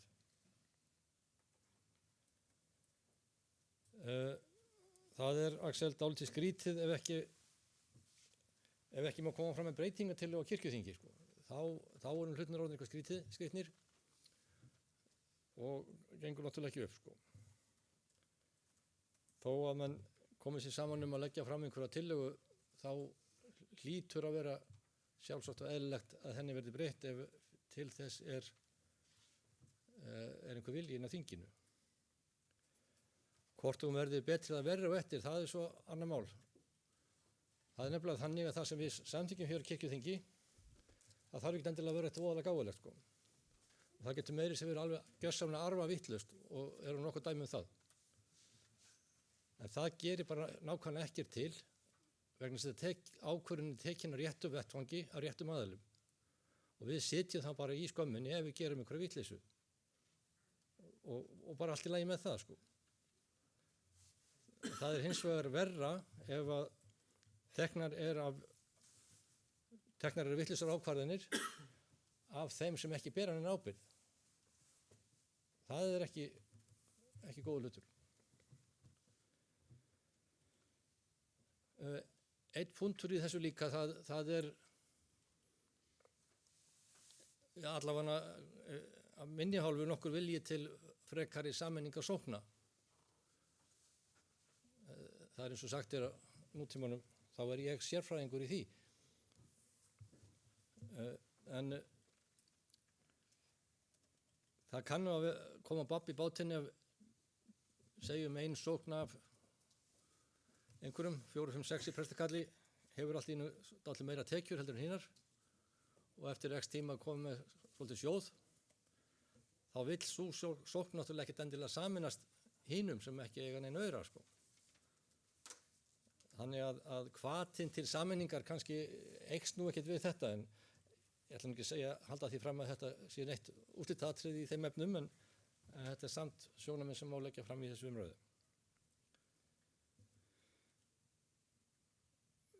Kannski er ein versjónin af þessu líka að láta þá þær hlunnindatekjur sem hér umræðir renna í jöfnunarsjóð beint og veit ég það kannski ekki af að styrkja hann og efla, og það kann að vera þá ein leið til ráðstöfunar á þessu fé þannig að skili sér tilbaka til sóknana almennt í landinu sko. Svo getur við gengið lengra og farið eyrnamerkja til einhver sérstaks hlutar innan jöfnunarsjóðs, en ég ætlum ekki að fara út í þá sálma hér. Næstur Steindór Haraldsson og þá Agnes M. Sigurðardóttir og Kristján Björnsson eftir henni.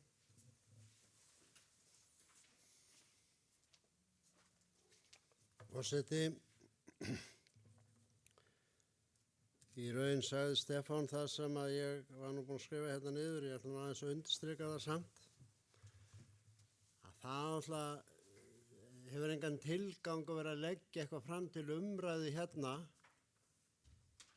ef að má ekki breyta nokkuð skapaðan hlut. Og ég efast ekki það að það sé hugsun á baku þetta, en það kom ekki fram, og þá er það einhver hugsun sem er falin fyrir mér ef að þessi 1/10 er svo nákvæmlega útreiknaður að það sé óhaganlegt.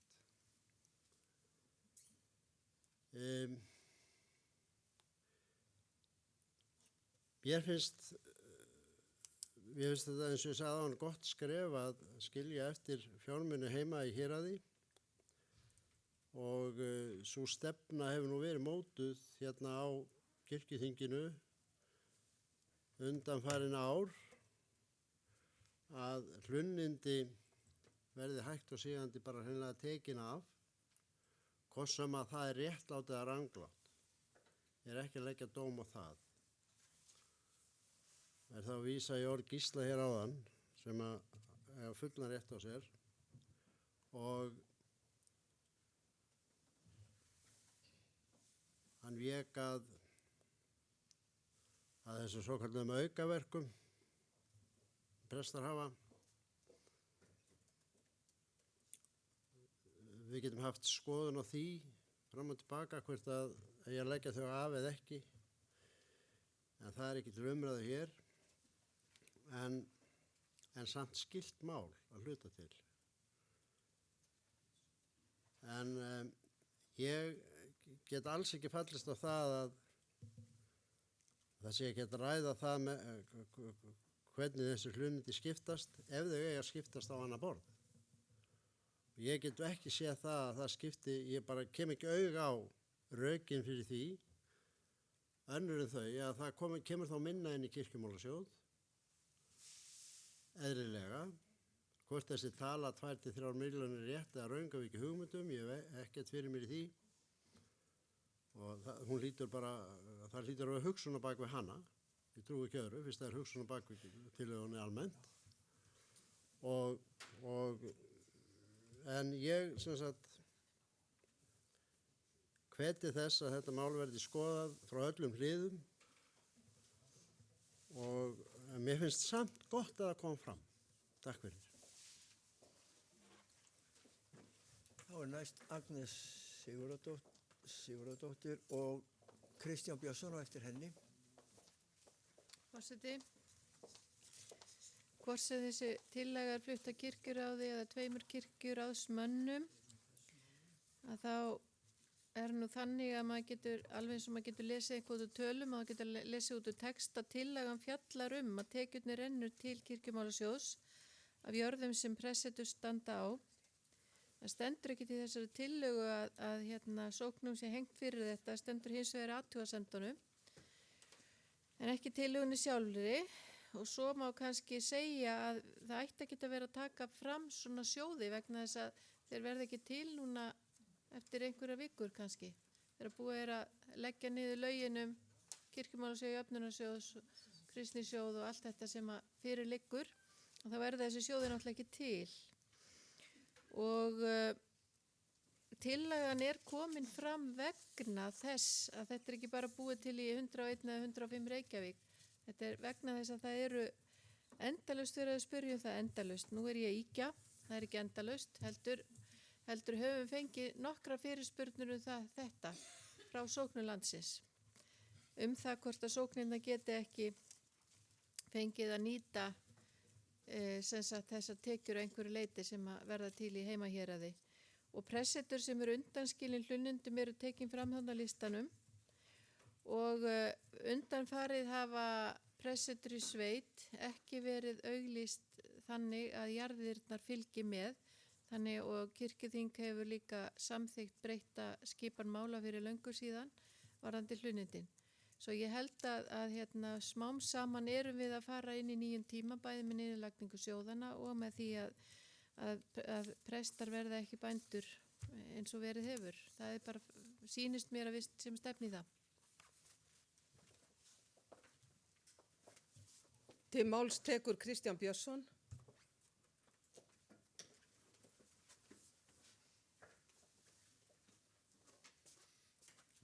Forseti, maður getur ekki sleppt í að tala leikmannamál. Nú tala maður leikmannamál. Það er eitthvað annað mál. En það er dálítið gaman að því að þetta leikmannamál yfirlýsta er 10. lög og ráðstöfun þessara tekna. Það var ekki nema til skemmtunar, en hins vegar er alvarleg tónn í þessu er nokkuð magnaður og hann liggur í því að smátt höfum við verið að breyta hérna kirkjuþingi í þessum meðferð þessara tekna, aðalega hlunnindatekna, en það eru líka umtalsverðar lóðalegu tekjur sem að renna til pressetra og líka til pressetra sem ekki eru á jörð. Og ég held að það sé, meginstofnun er af ráðstöfun á tekjum sem fara til prestakalla. Núna úr kirkjumálasjóði eru vegna embættisgreiðslu pressins og honum er raunverulega haldið uppi, þjónustunni haldið uppi með tekjum úr kirkjumálasjóði. Hugsunin hérna er dálítið niður njörfuð vegna þess að það til dæmis er ekki gert ráð fyrir að það sé hægt að ráðstafa tekjum af pressetri sem ekki er á jörð og það er ekki gert ráð fyrir því að það sé hægt að ráðstafa tekjum eða svona 10 til fleiri sem sagt, sókna í prestakallinu svo hefur verið komið inn á og það heldur ekki gert ráð fyrir því í þessari tíund að það sé hægt að ráðstafa því til einhvers konar stofnana eða setra sem eru á nokkrum stöðum á landinu og nú til dæmis ein hugmyndin, það nú friðarsetri til dæmis í Holti og svo er hugmynd með Sörbæ og Hvalfjarðarströnd setur og þar hefur maður alveg heyrt vilja manna á því hægt að láta eitthvað af lóðalegu tekjunum sem eru þar og þær eru umtalsverðar renna til reksturs á svona setri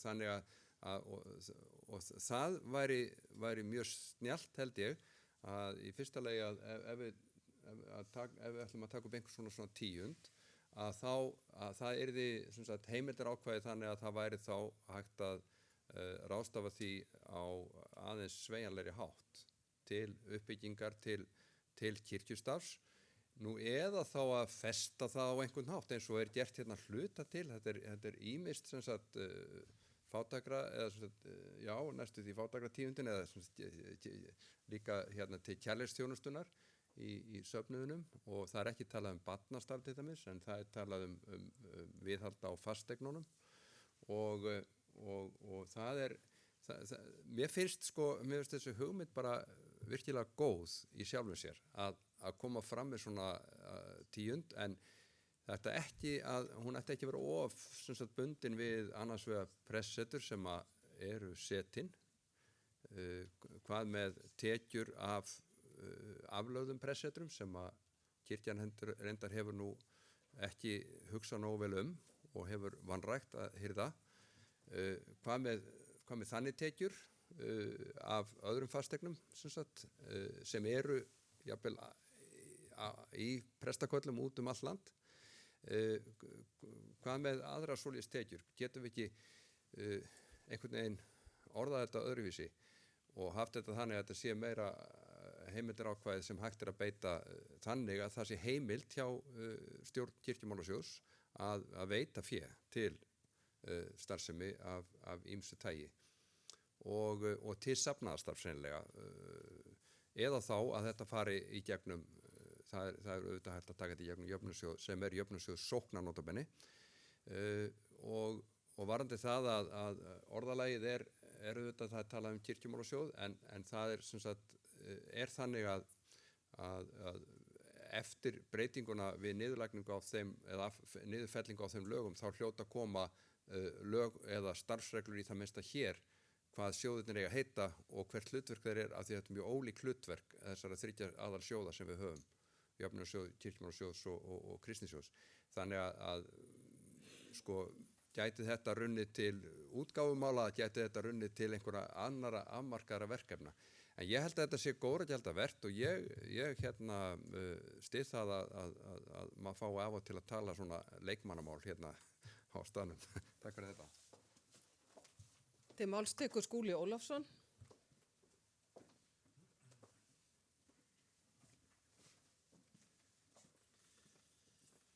Takk fyrir þetta. Leiðin til glötunar er vörðuð góðum áformum stendur einhvers staðar og ég sé fyrir mér þessar 2 milljónir eða hversu mikla sem það verða gæti orðið tilefni harðvítur að deila sveitunga. Það sem að menn kannski einni sókn eru með kirkju sem þarf viðhald og eru að rembast við að halda út í góðu starfi og svo annar staðar er kannski ekki svo gott en aurarnir renni þá ekki það sem mest þörfin væri ekki einfaldast ef menn hafa áhuga á því að efla kirkjulegt starf út frá þessum peningum sem hér ræðir að láta bara eyrnamerkja þá jöfnunarsjóði sem að hefur þann tilgang að jafna hlut hérna og aðstöðu sókna út frá staðsetningu þeirra og mannfjölda. Væri það ekki bara langhentugast og svo sækir fólk jöfnunarsjóð og hluti af jöfnunarsjóði hann verður þó örlítið öflugri fyrir vikið og það er þá hægt að úthluta fjármunum út frá þörf og rökstuddum umsóknum. Ég er svolítið hræddur að þetta geti orðið til þess að kynda ófriðarbál. Þannig að jöfnunarsjóður er þegar til staðar Var ekki eðlilegast bara að styrkja hann með þessum aurum? Til máls tekur Axel Árnason Njarðvík og talar í annað sinn.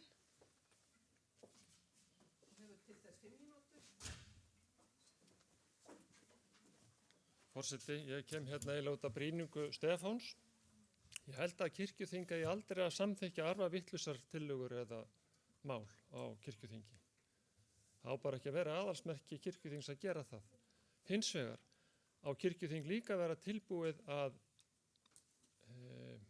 segja nei við því sem þykir vitlaust í staðan fyrir að lappa upp á það með einhverjum gerðum eins og breytingartillögum.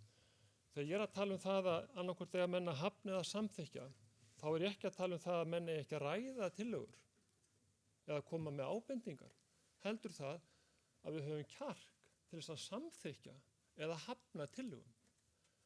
Ef það kemur eitthvað fram eins og þetta, sem kemur úr héraði raun og veru, annarkvort samþykkir kirkjuþingi það eða ekki, það getur komið síðan með breytingartillögur eða aðra tillögur um þetta á næsta ári, en að eyða tími að fara að krukki í þetta og bæta einhverju við sem okkur þykir sniðugt núna, þegar við vorum þreytt og í nefndastörfunum, þá held ég að sé betra að segja bara nei, heldur en að lappa upp á lélega uppskrift. Það er enginn sem reynir að gera lélega köku góða í bakstrinum.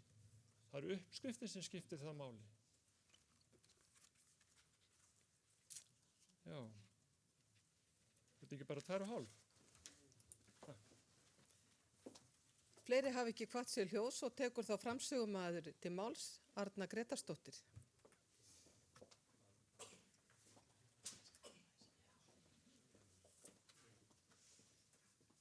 Já, forseti.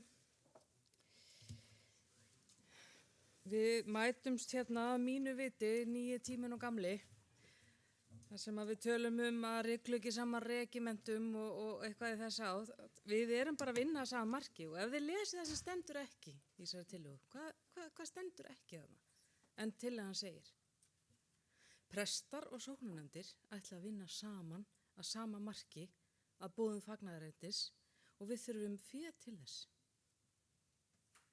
Það er það sem stendur í þessari tillögu, en stendur ekki. Þetta er 9 tíminn.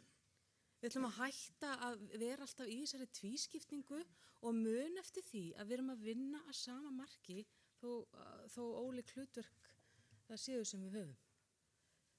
Við erum bara að stefna í þá tíma að við erum ekki prestar ekki lengur að lifa af jörðunum og þetta veit Gísli mæta vel þegar ég tala um framfærslu presta. Ég er að tala um launin, þetta er kannski óheppilegt orðalag, ég skal alveg viðurkenna það. En framfærsla presta er ekki lengur bara jörðin og tekjur hennar, heldur eru við á launaskrá með alveg ágætislaun. Afsakið, ég skulle segja það ef einhverjum finnst það ekki, að því ég er kona. Við erum bara með laun sem er allt í lagi. Dragur þessu. Herði, og svo hef ég bara sagt það mörgum sinnum og að því að var minnst hérna á aðrar tekjur, ég er bara algjörlega á móti þessum sértekjum sem prestar hafa. Ég er algjörlega á móti því að við séum að rukka fyrir hvert pressverk sem við vinnum. Og við þurfum að fara út úr því kerfi líka. Og þetta er partur af því. Þannig að þetta má segja, þetta er skemmtilegt þetta með tíundina sko. Nú ætla kirkjan að fara að borga 10 til fólksins, en fólki er ekki að borga 10 til kirkjunar. Er þetta ekki dásamlega 9 tímar? Já. Þetta er viðleitni, þessi 10%. Þetta er einhver viðleitni til þess að segja og viðurkenna það að þarna í ykkar sveit verða þessar tekjur til. Það var nú ekki annað. Síðan hef ég ekki miklar áhyggjur af því að það verði mikil núningur eða deilur, bæði Gísli og Skúli sem kom inn á það. Ég er bara vön því að vinna í teimi og það bara gengur yfir hljómandi vel, þar sem fólk getur talað saman og unnið að góðum málum saman. Bændur eru líka bara mjög vanir því í sveitunum að vera með mismunandi hlunnindi. Og þetta er fólki sem að þið haldið að fara að rífast einhver hlunnindi sem þessi sókn færi ekki og hinn ekki. Nei, þetta er bara fólk sem er vant því að vera með mismunandi hlunnindi og sitja á mismunandi jörðu og lifa af þeim. Það er bara þannig. Það er svolítið áhugavert að það var náttúrulega reynt að gæta ákveðs jafnræðis. Það er náttúrulega bara alltaf tilraun til þess að reyna að einmitt mæta þá þeim sóknum, litlum sóknum sem hafa ekki þessar jarðir sem að gefa eitthvað af sér. Og það er, ég meina það má svo sem, þetta kemur bara í greinargerðinni eins og var bent á en er ekki í breytingu á starfsreglunum. Mér fannst Stefán tala bara svolítið inn í sameiningu sókna og það er bara mjög áhugavert, það er líka tal inn í framtíðina hvert við ætlum að stefna. Það endar þá á því ef að þetta mál verið samþykkt að þessar sameinuðu sóknir fá þá þessa fjármuni saman og mögulega getur þetta orðið til þess að flýta fyrir sameiningu sókna. Mögulega er þetta einhver gulrót inn í þá umræðu. Mér finnst þetta sjálfri alveg einstaklega gáfuleg tillaga og ég ætla að segja ykkur hvers vegna. Nú sé ég fann ekki upp á henni sjálf. Og ekki við í kirkjuráði, ekkert okkar. Og það var við í kirkjuráði samþykktum það að flytja þetta saman, þannig að þetta er rangt að þetta sé bara ég og Axel. Það er þannig að fólkið sem er í sveitunum og vinnur í kirkjum landsins, það kemur ekki með hugmyndir eða biður eitthvað sem er heimskulegt. Hins vegar getum við sett það í einhvern heimskulegan búning hérna, það getur vel verið að við hefum gert það. Það má vel vera. Og þá er það bara okkar að laga það. Agnes kom inn á að prestar séu ekki lengur bændur og það er hárrétt. Við erum ekki lengur bændur og við höfum ekki einu sinni tíma til þess. Og þetta eru bara nýjir tímar sem við verðum að horfast í augu við. Mér fannst áhugavert þar sem að Kristján Björnsson kom inn á varðandi að það megi víkka þetta út. Mér fannst það mjög spennandi hugsun. Að víkka þetta út þannig að veri hægt að skoða það að segja fólkinu það að hlunnindin sé að fara í þetta eða hitt líknastarfið eða fræðslustarfið eða hvað sem er. Þannig að mögulega er þetta bara fyrsta skrefi sem við erum að taka í það átt að útdeila fjármálum, einhverju nýju módeli við að útdeila fjármálum í kirkjunni.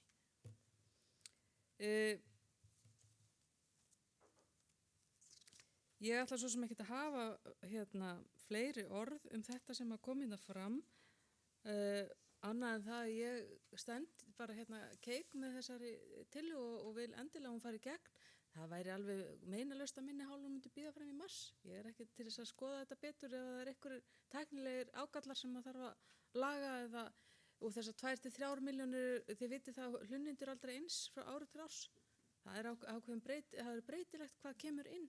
Það er bara staðreynd málsins. Þannig að þess vegna var þetta sett svona í breytt bil 2-3 milljónir. Annars bara leggi til að máli fari í aðra umræðu og inn í fjárhagsnefnd. Þá er fyrri umræðu lokið 32. mál. Lagt er til að máli fari í síðar umræðu þeir sem geta samþykkt daggjörðsvölugjafmerki. Takk fyrir ykkur á móti að samþykkt samhljóða. Það er lagt til að máli fari í fjárhagsnefnd þeir sem geta samþykkt daggjörðsvölugjafmerki. Takk fyrir ykkur á móti það er samþykkt samhljóða. Nú gefum við kaffihlé. Það er gert hlé á þessu fundi.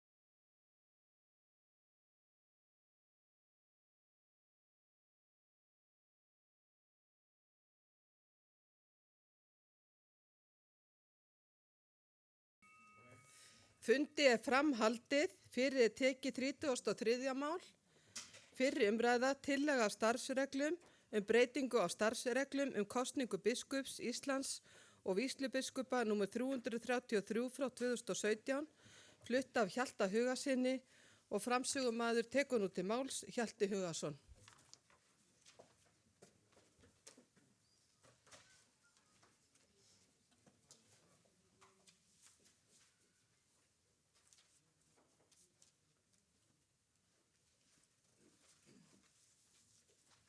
Forseti, nú er þetta ekki komið upp á skjáin, þannig að, jæja, þarna kemur þetta.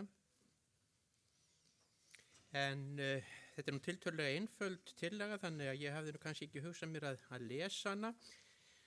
Og svona skjalatæknilegum ástæðum er hún kannski pínlítið villandi, það er að segja, eins og þingmenn sjá, þá er fyrsta greinin það sem eftir stendur en það sem fellur brott kemur ekki fram. Þannig að ég er nú ekki beinlínis að gera að tillögu minni. Það sem stendur þarna í fyrstu greininni heldur er það útfelling sem að sem sagt hverfur í 7. málsgrein 3. greinar starfsregluna. Þannig að þeir einu sem standa eftir eru sem sagt vígðir starfsmenn á biskupsstofu undir þessum lið. En önnur greinin er svona nær því sem að ég á bókstaflega við, það er að segja að orðin vígðir kennarar í föstu starfi Guðfræði trúarbragðafræðideild Íslands falli brott úr 4. málsgrein 4. greinar starfsreglunana. Og það sem þeir semst verið að gera hérna, það er að fella okkur vígðu kennarana í Guðfræði og trúarbragðafræðideild út úr greinunum sem annars vegar kveða á kjör biskups Íslands og hins vegar vígslubiskupa. Nú ástæðan fyrir því að þessi tillaga er framkomin er sem sagt breyting sem varð á marsfundi kirkjuþings 2017 og þar var ég vel að merkja forfallaður, þannig að ég var ekki viðstaddur þá afgreiðslu. Þá var þessum greinum í starfsreglunum breytt með þeim hætti að sem sagt guðfræðimenntaðir kennarar við deildina í föstu starfi höfðu allir haft kosningarétt áður en 2017 þá voru sem sagt kosningarétturinn felldur niður hjá óvígðum kennurum við deildina. Þarna myndast svolítið óþægilegt ósamræmi í deildinni þar sem að við erum 6 starfandi núna, 2 okkar hafa kosningarétt, 2 eru án kosningaréttar vegna þess að þau skortir vígsluna og svo eru 2 sem að raunverulega eru utan þjóðkirkju, þannig að þeir hafa þá að sjálfsögðu vegna annara regluna ekki kosningarétt. Kennararnir hafa fjallað þetta og einhverjum kann að finnast að það sé seint til komin þessi breytingatillaga en fresturinn stafa nú eiginlega af því að ég hefði hugsað mér að taka þetta upp á kirkjuþingi þarna haustið 2017. Þá var enda deildarforseti kaus frekar að skrifa þáverandi forseta kirkjuþings bréf þetta efni en það var svo sem ekki á hans færi að bregðast við þessu og hann vildi ekki koma með tillögu af þessu tagi.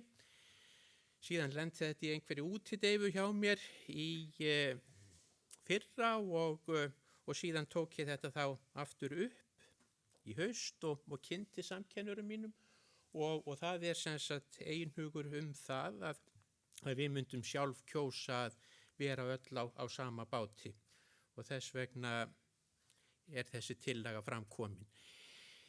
Það sem að veldur mér pínlitlum trega í að vera þetta fram, það er semst fyrst og fremst það að þetta er jú ein af nokkrum svona, ég var að segja tákgrænum tengslum milli deildarinnar og kirkjunnar sem væru þá að rofna hér með.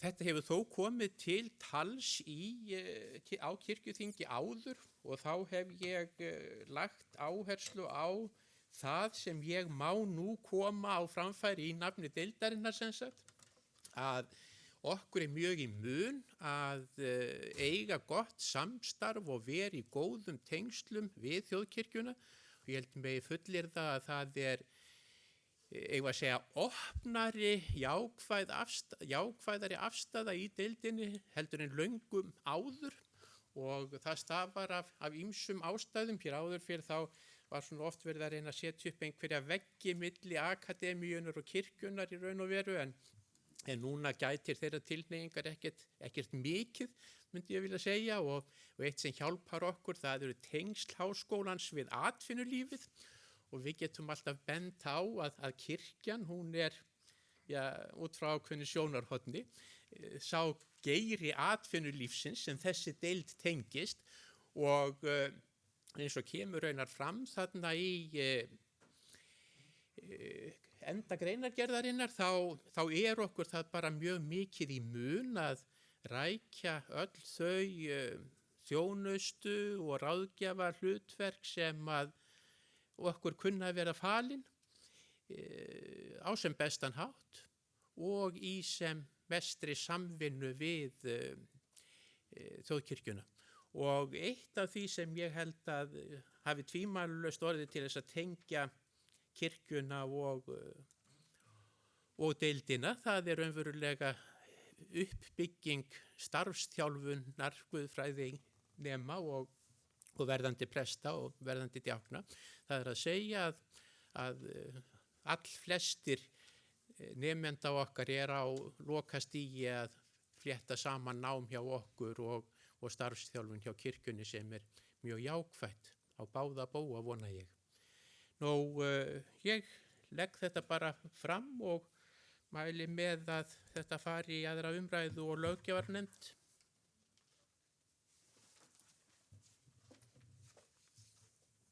Þá orðið gefið laust. Kristján Björnsson tekur til máls.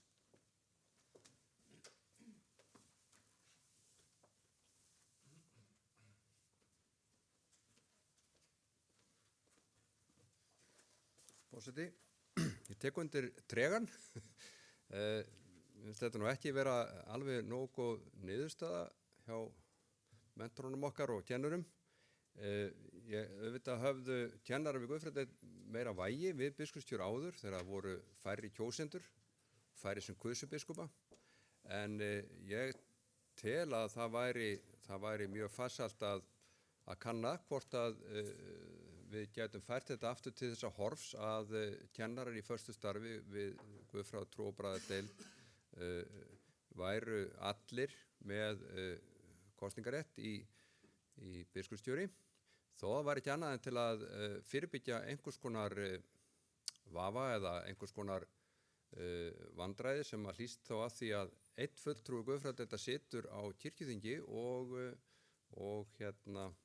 og hér hafa kirkjuþingsfulltrúar allir kosningarétt í biskupskjöri. Þá væri hann eini fulltrúin á kirkjuþingi sem ekki hefði kosningarétt. Þannig að ég myndi vilja að við skoðum þetta aðeins víðara og ég held að það sé vegna eðlis þessara kosningar biskupa að ég held að það sé mjög áríðandi, mjög nauðsynlegt að kennarar hafi takið þátt í kosningu biskups þó það var ekki annað en til að hafa áhrif á það að eðli biskupsembættisins er svo guðfræðilegt fyrirbæri. Ég held að það væri bara mjög nauðsynlegt að halda inni þessu atriði út frá því hlutverki sem biskup hefur, sem biskup Íslands hefur sem varðandi kenningu kirkjunar og guðfræði og ég held að það væri mjög slæmt að veikja þetta samband með þessum hætti og til að fulltrúar, að kennarar við guðfræði ættu áfram. Jafnvel þó að deildin hafi skipt nafn og ég myndi vilja hvetja kennarana til að endurskoða þessa afstöðu en auðvitað lýsir Hjalti, doktor Hjalti þessu viðhorfi hér mjög greinilega en þetta kann að valda smá vandræðum svona gagnvart í hlutverki sem að er verið að kjósa til ef við lítum bara á biskups og biskupskostningar. Þannig að ég myndi allavega sakna þess að kennararnir hættu allir að kjósa til biskups vegna kenningarinnar, vegna helgis eða vegna stöðu biskups Íslands sérstaklega sem formanns kenningarnefndar og varðandi einingu kirkjunar. En auðvitað undanskiljast þeir kennarar í föstu starfi sem eru af öðrum ákvæðum annar staðar að þeir geti ekki tekið þátt í kosningunni ef þeir eru ekki innan þjóðkirkjunar. Það er allt annað mál. Til máls tekur Arna Gretarsdóttir.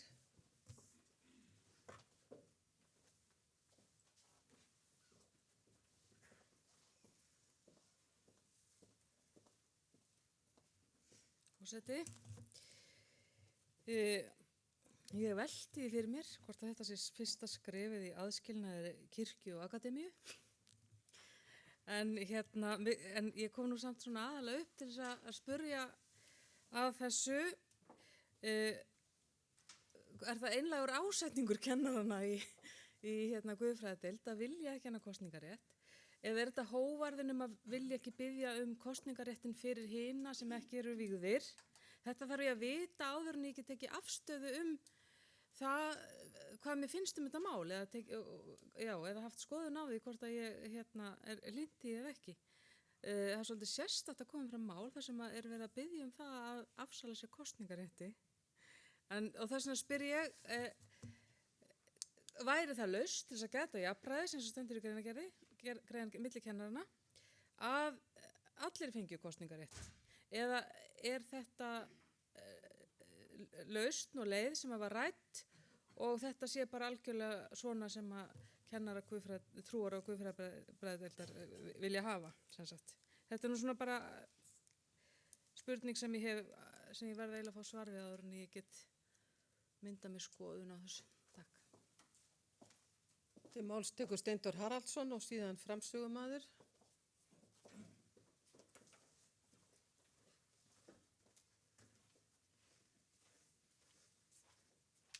Forseti,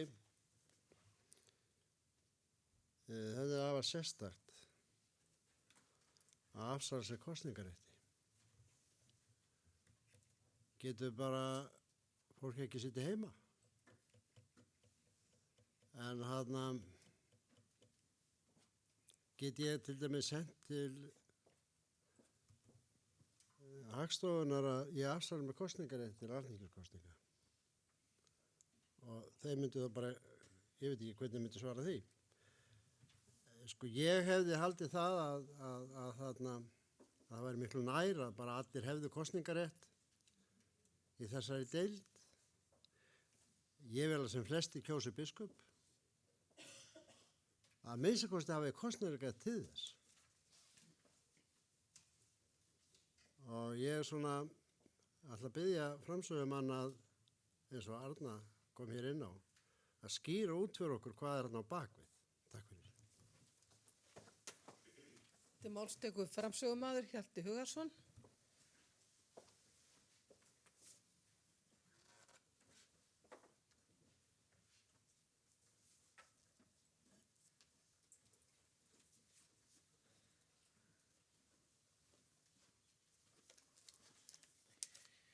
Já, forseti, ég þakka nú fyrir umræðu sem að ég upplifði nú afar vinsamlega og raunar meiri heldur en ég bjóst við. Ég reiknaði nú kannski ekki með að það yrði sem sagt umræða þessa tillögu.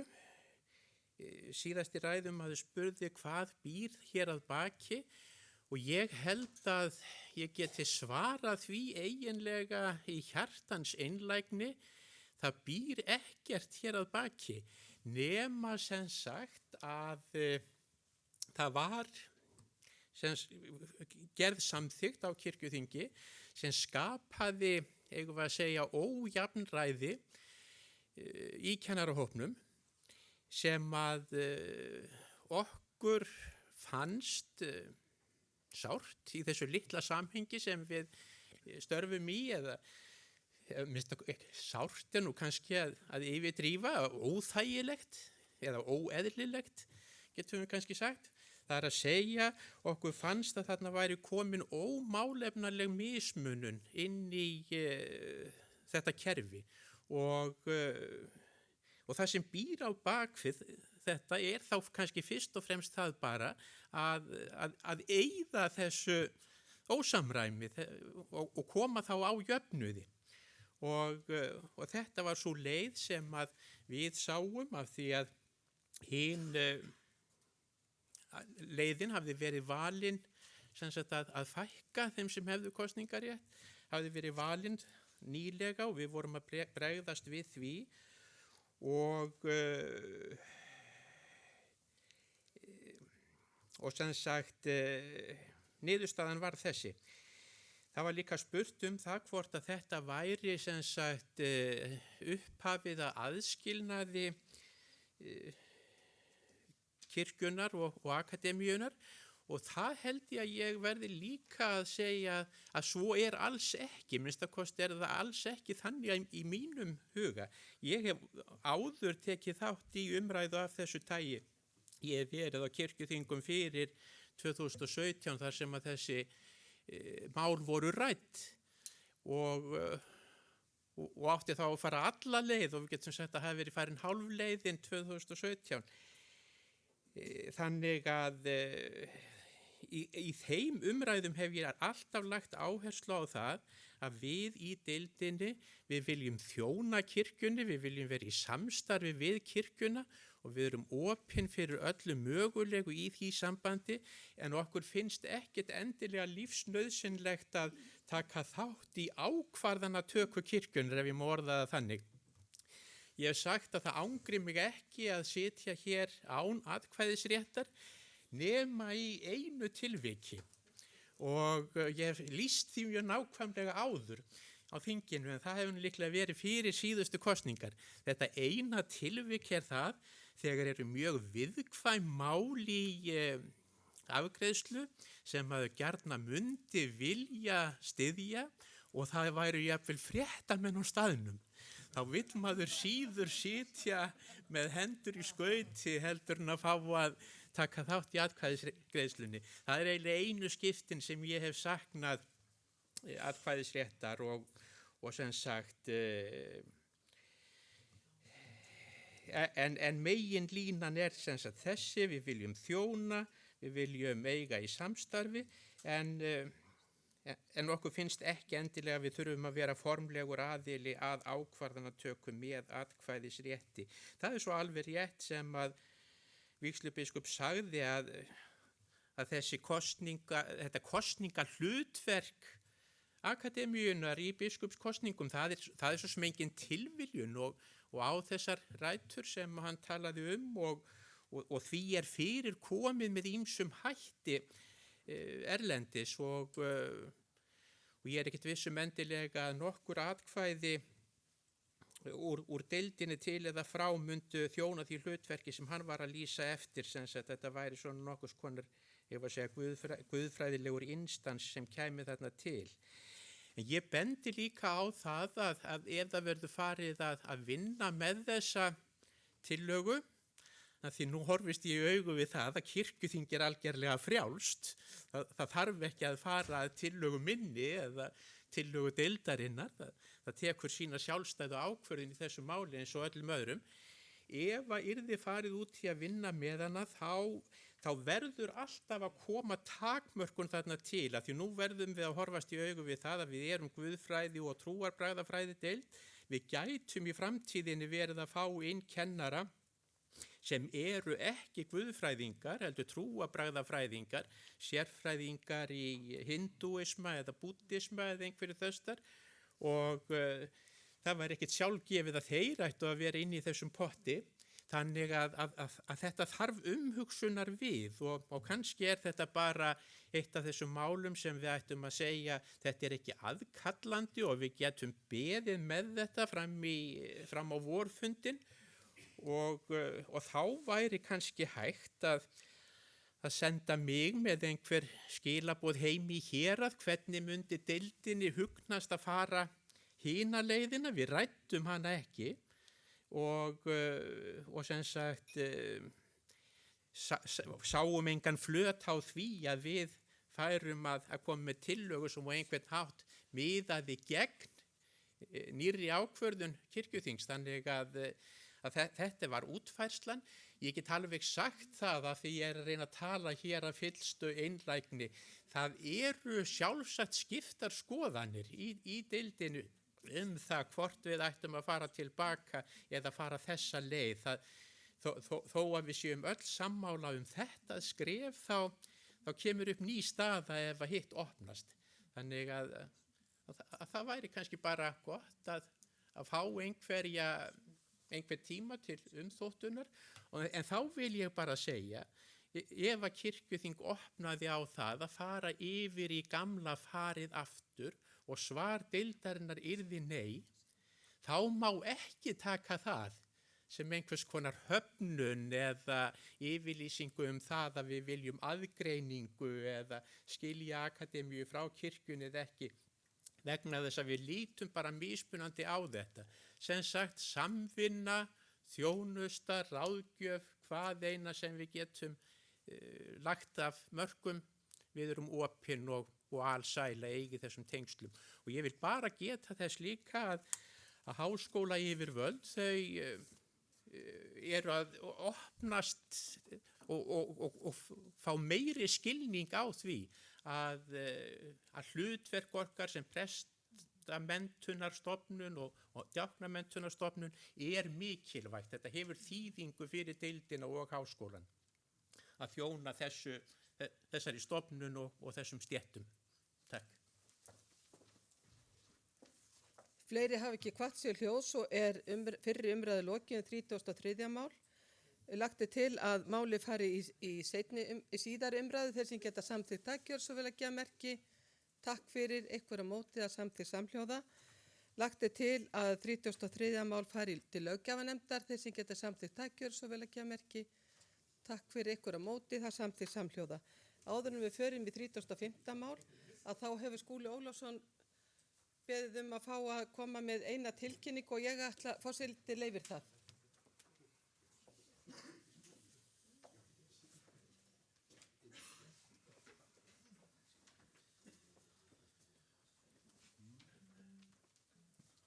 Forseti, takk fyrir þetta, ég verð ekki langorður.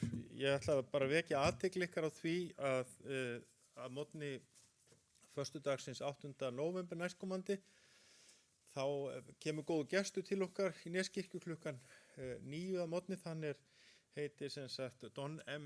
Frick og einn af aðal sem sagt hugsuðum á bakvið þeirrar hugmyndafræði sem kallast þjónandi forysta.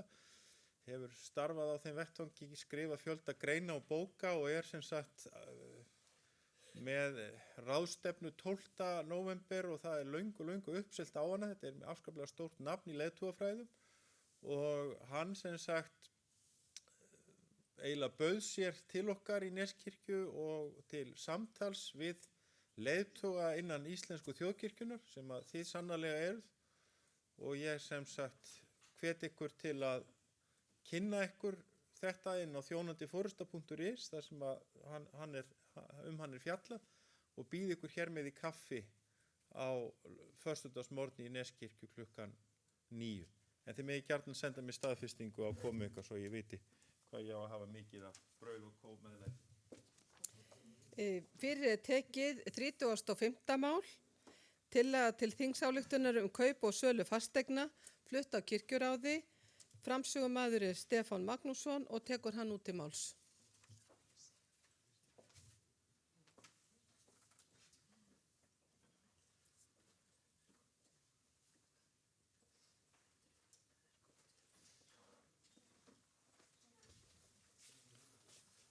Forseti, flyt hér 35. mál, tillaga til þingsályktunar kaup og sölu fasteigna. Það segir svo, Kirkjuþing 2019 heimilar sölu eftirtalinna fasteigna í eigu Kirkjumálasjóðs. og það er að ræða í Suðurprófastammi jörðina Hraungerði og Vola, Flóahreppi, Vestfjarðaprófastammi Hellisbraut 4, Reykhólahreppi, Miðtún 12, Ísafirði, Árnes 1, Eyjafjarðarþingeyjaprófastammi Skeggjastaðir, Austurlandsprófastammi Hamrahlíð 12, Vopnafirði og Reykjavíkurprófastammi Vestra, Kirkjuhúsið, Laugavegi 31. Heimildarákvæði sölu fasteigna gilda fram að kirkjuþingi 2021. Og athugasemdir við þessar tillögur. Kirkjuráð óskaði eftir að kirkjuþing 2019 heimilaði sölu þeirra fasteigna sem greinir í þingskjalinu. Sömu sölu heimildir er að ræða. Það sömu sölu heimildir að ræða og samþykktir voru á kirkjuþingi 2017. Að frátöldum þeim fasteignum sem seldar hafa verið. Til upplýsingar má geta þess að fasteignin Hlíðartún 18 Höfn í Hafnarfirði hefur verið seld samkvæmt sölu heimild aukakirkjuþings 2019. Þá er óskað sölu heimilda kirkjuþings 2019 til að selja fyrrum prestssetursjörðina Skeggjastaði. Þau rök sem tilgreind eru fyrir sölu fasteigna koma fram í greinargerð með 22. máli kirkjuþings 2017 og er það í fylgiskjali. Og síðan eru taldar hérna upp þær fasteignir sem seldar hafa verið samkvæmt sömu söluheimild kirkjuþings frá 2017. Og það er svo mikið meira þetta að segja, en hefur þetta ekki farið í fjárhagsnefnd? Já. Legg til að þetta fari í aðra umræðu frá fjárhagsnefnd. Orðið gefið laust. Kristján Björnsson óskar eftir að taka til máls.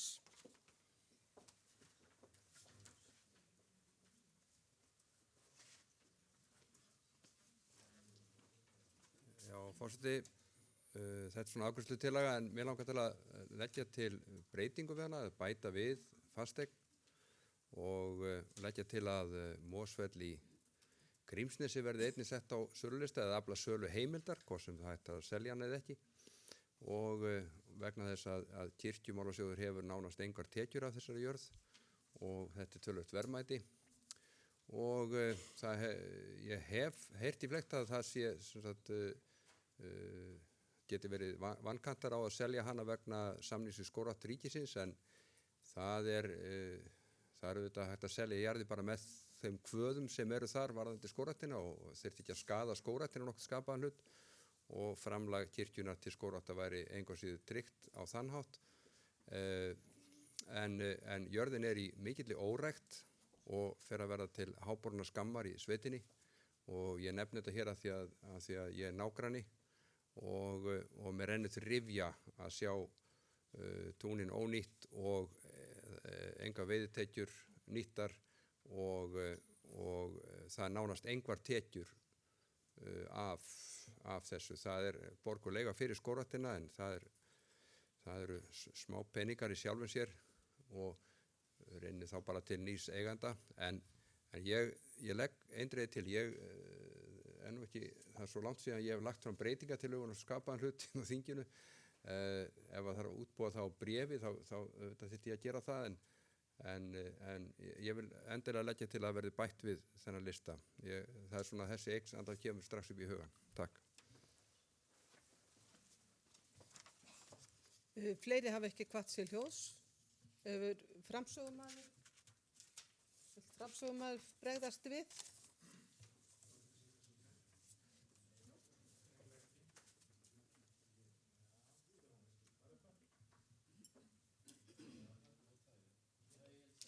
Já, þá er fyrri umræðu lokið 35. mál og lagt er til að málið fari til síðari umræðu. Þessi geta samþykkt það, gjör svo vel að gefa merki. Takk fyrir ykkur á móti, samþykkt samhljóða. Lagt er til að málið fari í fjárhagsnefnd. Þessi geta samþykkt það, gjör svo vel að gefa merki. Takk fyrir ykkur á móti, það samþykkt samhljóða. Fyrir tekið 37. mál, tillaga á starfsreglum breytingu á starfsreglum skipulag kirkjunar í héraði nr. 1026 frá 2007 með síðari breytingum. Flutt af kirkjuráði, framsögumaður er Axel Árnason Njarðvík og tekur hann út til máls. Forseti, ég flyt hér tillögu að starfsreglum breytingu á starfsreglum skipulag kirkjunnar í héraði númer 1027 frá 2007 með síðar breytingum. Eftirfarandi breytingar verða 12. Þetta hlýtur að standa þarna. Eftirfarandi breyting verður gerð á 12. grein starfsreglnanna. Skylda til að leggja til pressetur í neðangreindum prestaköllum fellur brott, Kjalarnesprófastsdæmi, Mosfellsprestakall og Útskólaprestakall, Vestfjarðaprófastsdæmi, Holtsprestakall, Eyjafjarðar- og Þingeyjaprófastsdæmi, Dalvíkurprestakall og Laugalandsprestakall. 2. grein. Starfsreglur þessar eru settar með heimild í 59. grein lag stöðu, stjórn og starfshætti þjóðkirkjunnar nr. 79 frá 1997 með síðari breytingum og öðlast gildi við birtingu.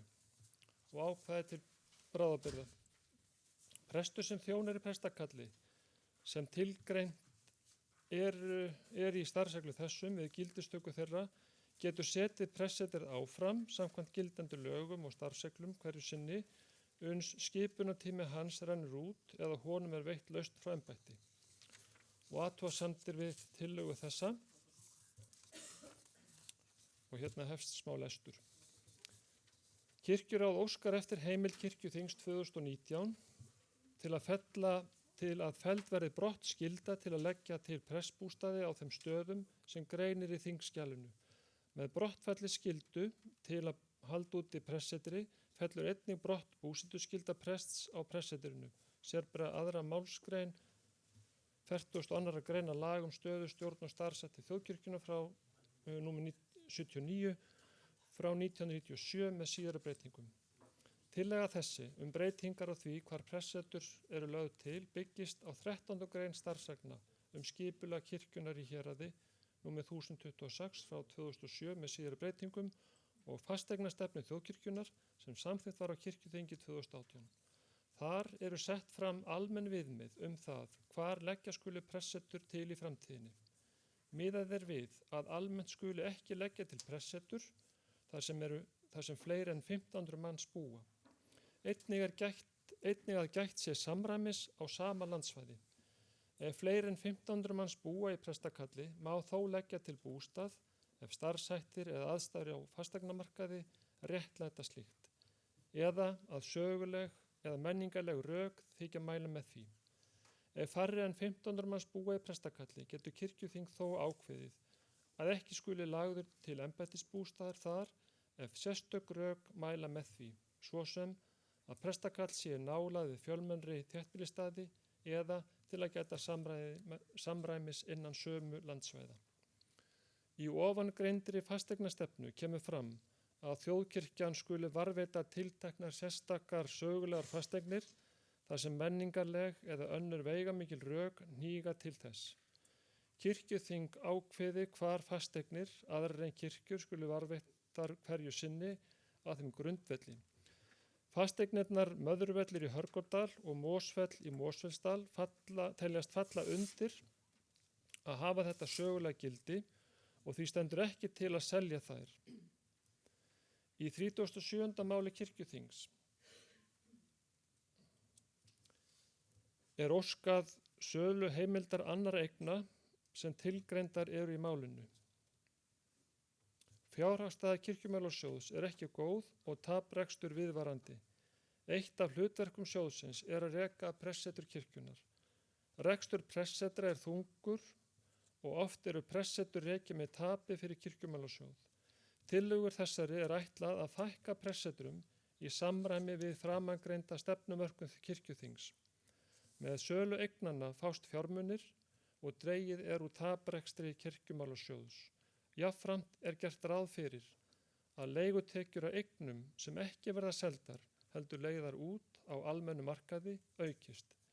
Í öllum tilvikum er mjög rúmur frestur sem umráðamenn prestatarna hafa til að afhenda þau.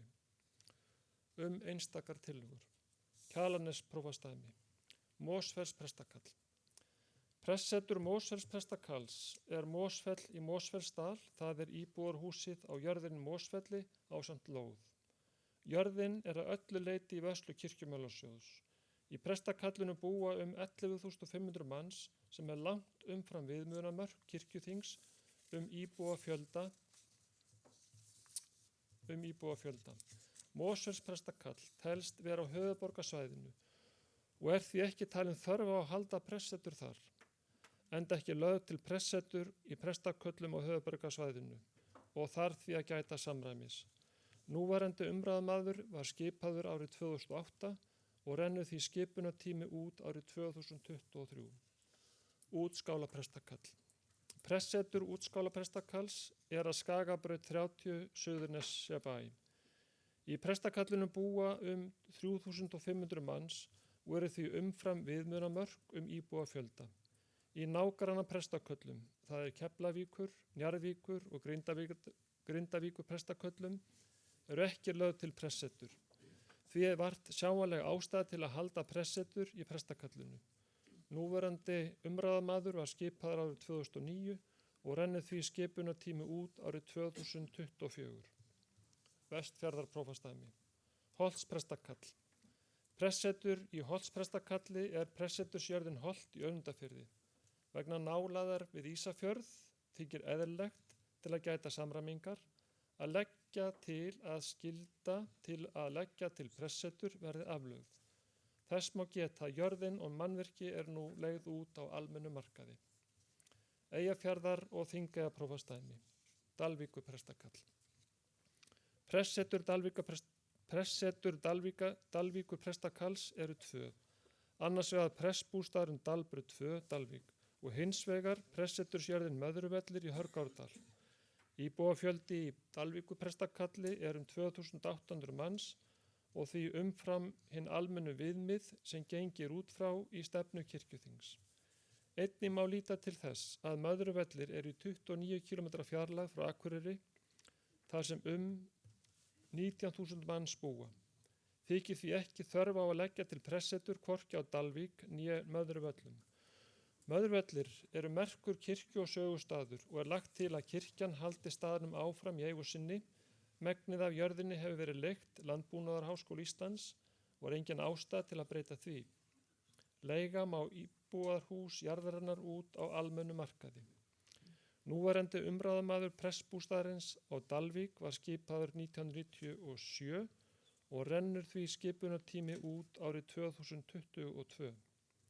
Núverandi umráðamaður pressetursjarðarinnar Möðruvalla var skipaður árið 2014 og rennur því skipunartími út árið 2024. Laugalandsprestakall. Pressetur Laugalandsprestakalls er Syðra Laugaland, það er íbúðarhús ásamt lóð. Jörðin er að öðru leyti umsjá Kirkjumálasjóðs. Hlunnindi jarðarinnar eru einkum heitt vatn og renna nú tekjur vegna sölu þess til Kirkjumálasjóðs. Syðra Laugaland er í 11 km fjarlægð frá Akureyri, þar sem 19.000 manns búa. Þykir ekki þörf á að leggja til pressetur þar. Lagt er til að kirkjan haldi Syðra Laugalandi áfram í eigu sinni og leigi eignina út á almennu markaði. Núverandi umráðamaður prestbústaðarins á Syðra Laugalandi er settur tímabundi til loka maímánaðar 2020 og fellur þá afnota og umráðaréttur hans niður af fasteigninni. Ég legg til að þetta mál fari til annar umræðu og veri vísað til allsherjarnefndar. Orðið gefið við laust 37. mál. Steindór Haraldsson hefur óskað að taka til máls.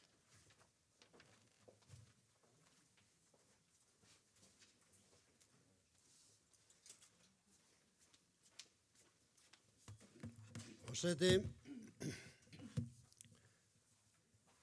ég ætla að nota þetta tækifæri að því að vera að ræða prestbústaði og hverju eiga að selja og leggja af og svo framvegis til að vekja máls hér á máli. Eins og komum fram í upphafi þessa þings þá barst forseta þingsins erindi frá sóknarnefnd Eskifjarðarkirkju. Við vitum það að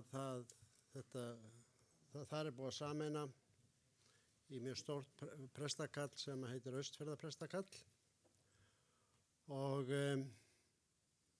Það er mjög einkennileg staða uppi í prestakallinu.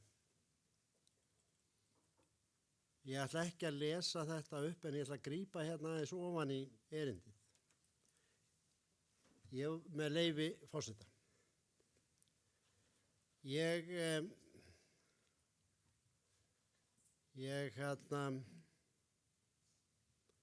tel að þetta eigi erindi hingað inn. Ég gríp hér niður svona í miðju erindinu. Á fundi sóknarnefndar með prófasti í sumar. Nú er ég ekki alveg sjúraði hvort það var í sumar eða síðastliðið sumar. Ég býst við því að þetta hafi verið síðast. Eða sko ekki sumar sem leið, sumar er það ár. Ég hef grunum það. Á fundi sóknarnefnd með prófasti í sumar, þar sem fundarefnið var þarfagreining, kynnti prófastur og hafði eftir biskupi. Að lagt er til á kirkjuþingi í haust að búsetuskyldu press á Djúpavogi yrði afnumin og að auglýsingar eru með við það. Við þetta var ekki staðið. Heldur voru auglýst 4 í embætti og 2 þeirra með búsetuskyldu. Staðan er því sú núna að einn hinna 9 presta mun verða búsettur í prestbústað á Djúpavogi. Annar búsettur í bústaðu Heitulum, Breiðdal. Hinn 3. og 4. presturinn eru með frjálsa búsetu og eru búsettir á Reyðarfirði. Á Eskifirði og Neskaupstað eru engir prestar búsettir, enda voru prestbústaðar á þessum stöðum seldir. Algjörlega óásættanlegt ástand er komið upp. Á Stöðvarfirði, Breiðdal og Djúpavogshreppi búa 15% af íbúum hins nýja prestagarðs. Á því svæði eiga nú að búa 2 prestana. Síðan er fyrir einn prestur með búsetu skyldu á Fáskrúðsfirði, en á Fáskrúðsfirði, Stöðvarfirði, Breiðdal og Djúpavogshreppi búa 29% íbúanna. Í hinu nýja prestakalli. Óásættanlegt er að 3 af 5 prestum prestakallsins sé gert að búa í fjarri meginþorra eða 71% íbúanna. Þetta er til þess fallið að hamla starfsemi kirkjunnar í prestakallinu og má þegar sjá þess merki. Virðinga fyllst sóknarnefnd Eskifjarðarkirkju og þeir skrifa undir hér. Það sem ég ætla að vekja athygli á er að vegna þess að við erum í þessari vegferð að stækka prestaköllin, víkka þau út og þetta er ný stefnumótun sem við erum að framkvæma, skref af skref eins og biskup hefur sagt, þá verðum við að endurskoða þetta. Við verðum bara að endurskoða þetta og það er bara allt í lagi með það, en við verðum að gera það. Við verðum að sjá til þess að þjónusta sé hjá fólkinu. Ég ætla ekki að hafa fleiri orð þetta, en ég kem þessu hér á framfæri. Takk fyrir. Til máls tekur Stefán Magnússon og síðan Agnes M. Sigurðardóttir.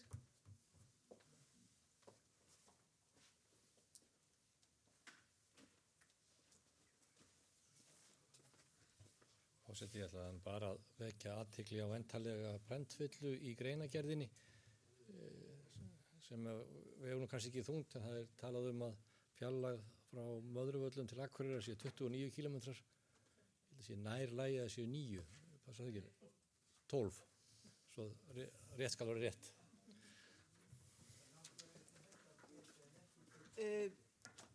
Við þingmenn að vera ekki að tala í sal. Til máls tekur Agnes M. Sigurðardóttir. Forseti, ég vil benda á að það hefur verið lagt upp í þessum tillögum sameiningu prestakalla að pressetrinn haldi sér í þessari umferð, minnst og það er biskupafundur sem tekur ákvörðunum þessa tillögur en ekki ein manneskja. Þetta er ekki geðþótt ákvörðun við eitthvað skrifborðið 101, heldur þetta biskupafundur sem ákveður og við ákvaðum það sem sagt að það væri þar sem að prestbústaðar væru að það myndum við ekki hrófla við því í þessari umferð minnst og ástæðan fyrir því að það er ekki búsetuskylda á nyrðri hluta Austfjarða er svo náttúrulega að prestarnir voru búinir að kaupa prestbústaðina á Eskifirði og Norðfirði og náttúrulega með heimild frá kirkjuþingi, sjálfsögðu svo vorum með sölulistan. Bara benda á þetta. Til málstöku Kristján Björnsson.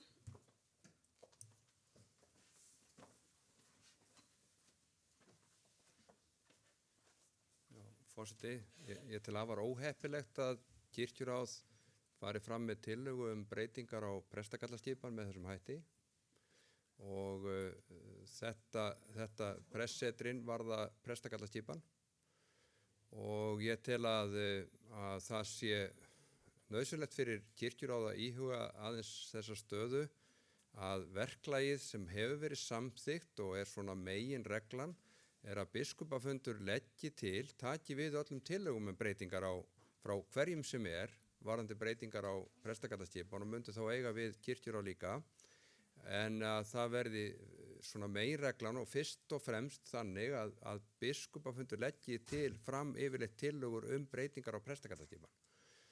Hér kemur til dæmis fram mikið ósamræmi sem gerir biskupafund ótrúverðugan í tillögum breytingar og sameiningar á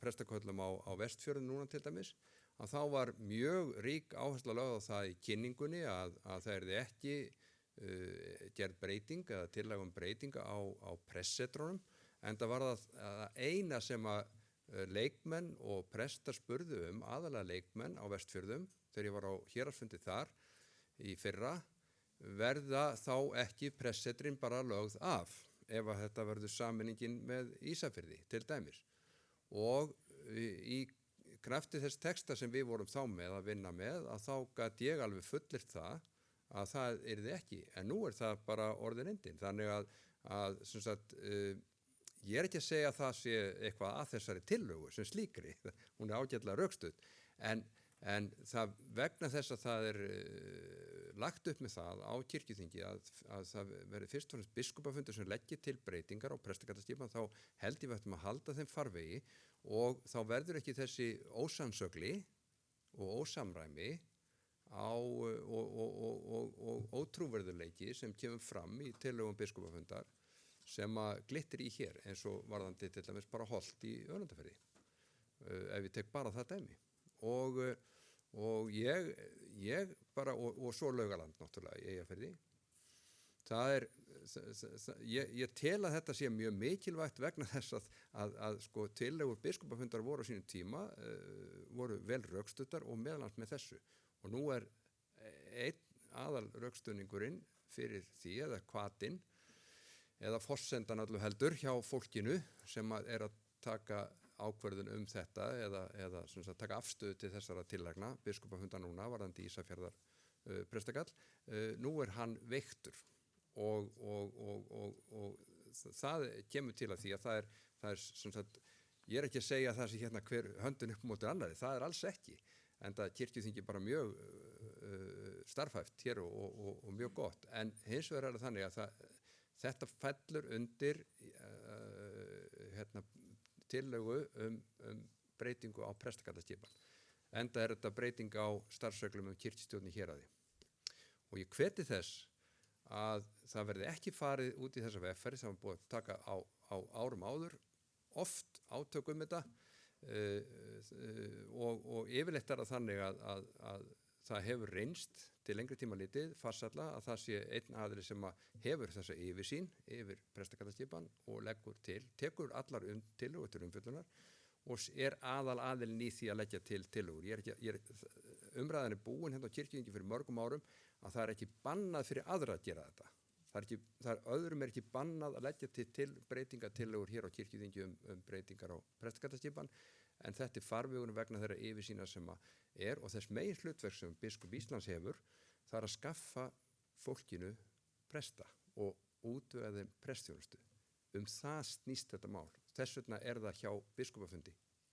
En ég vildi bara koma svo framfæri og tel að kirkjuráð hefði betur lagt þessar tillögur sínar til biskupafundar og ég legg til að í málsmeðferð nefndarinnar sem fær þetta til skoðunar að þá verði í það minnsta að ætli menn áfram með máli til afgreiða það til samþykta í annar umræðu, segjum í mars eða hvenær sem að þá leggir til að það verði allavega þannig að þú nefnd sem fáið til umfjöldunar að hún seti sem skilyrði að það verði fjallað þetta af biskupafundi. Og ég tel þetta ekki vera þetta getur skapað tortryggni og vandræðagang. Takk. Til máls tekur Arna Gretarsdóttir og síðan Einar Már Sigurðarsson.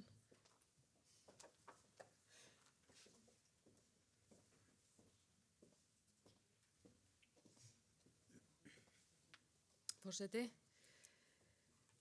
hér bara verið að framfylgja fasteignastefnu sem kirkjuþing hefur nú þegar samþykkt. Gerðum þetta þing í fyrra. Það mjög sárt að horfa á eftir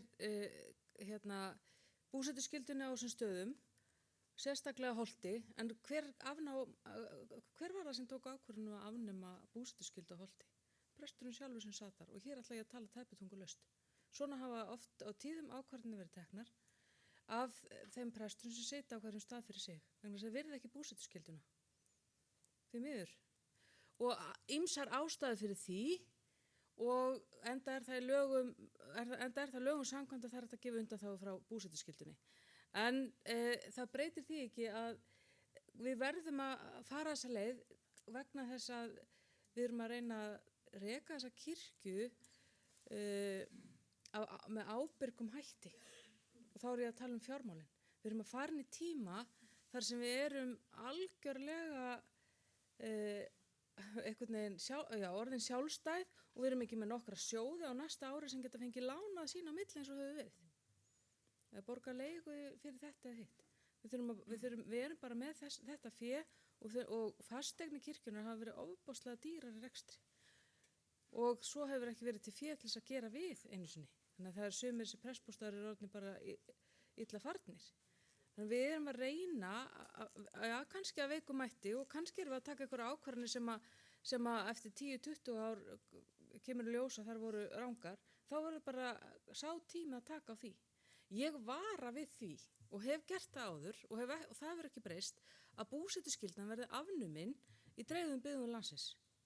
Og ég ætla að segja aftur það sem ég sagt áður, með leyfi forseta, að við getum verið í þeirri stöðu að við erum með presta sem eru bara búsettir á höfuðborgarsvæðinu Reykjavík og sækja embætti einhvers staðar fyrir norðan, fljúga á milli, það eru þess dæmi í Noregi eftir að búsetuskyldan var afnumin og það getur enginn sagt nokkuð við því.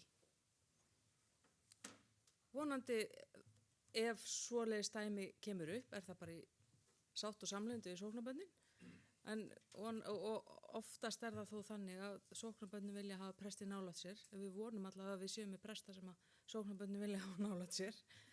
Þannig að þannig að ég vara við því að við seljum allt eignasafn kirkjunnar, heldur förum varlega og ég held að við séum hérna bara framfylgja þessari stefnu sem ég sagði áðan og mér finnst að við verðum stundum að taka þessi skref, taka erfiðar ákvarðanir eins og það með að leggja niður þessi presetur. Ég held að það sé eiginlega óhjákvæmilegt.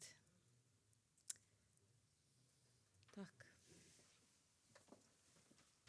Til máls tekur Einar Már Sigurðarsson.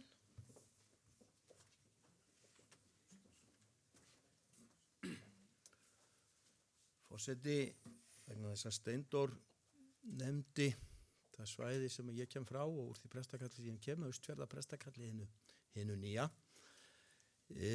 og bréf sem kemur frá sóknarnefnd Eskifjarðar sem hefur þetta eðlilega skýringar en skýringin sem kom hér fram hjá biskupi áðan varðandi það að það verið ákveðið að hróflekki við prestbústöðum í þessari umferð er skýring sem stendur að sjálfsögðu fyrir sínu en ég er ekki viss að hún hafi borist öllum fyrir austan.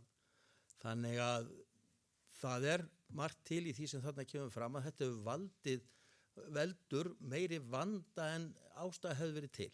Af þeirri einföldu ástæðu eins og framkemur í bréfi Eskfirðingana að það er engin prestur núna búsettur í stæðsta byggðakjarna prestakalsins, það er að segja Neskupstað, og ekki heldur í þeim þriðja stæðsta Eskifirði. Og þeir eru sem nýstur hluta prestakalsins og það er ekkert launungamál að það er ekki mikil ánægja með þetta eins og hér hefur komið fram, þá vill fólk auðvitað hafa prestin sem næst sér. Nú er ekki þannig að lengur séu fjallgarðar á milli, þannig að það sem ég hef sagt við fólk sem ég hef hitt á förnum vegi sem hefur lýst við mikill óánægju með þetta, að við skulum dæma prestana verkum þeirra, ekki á búsetu.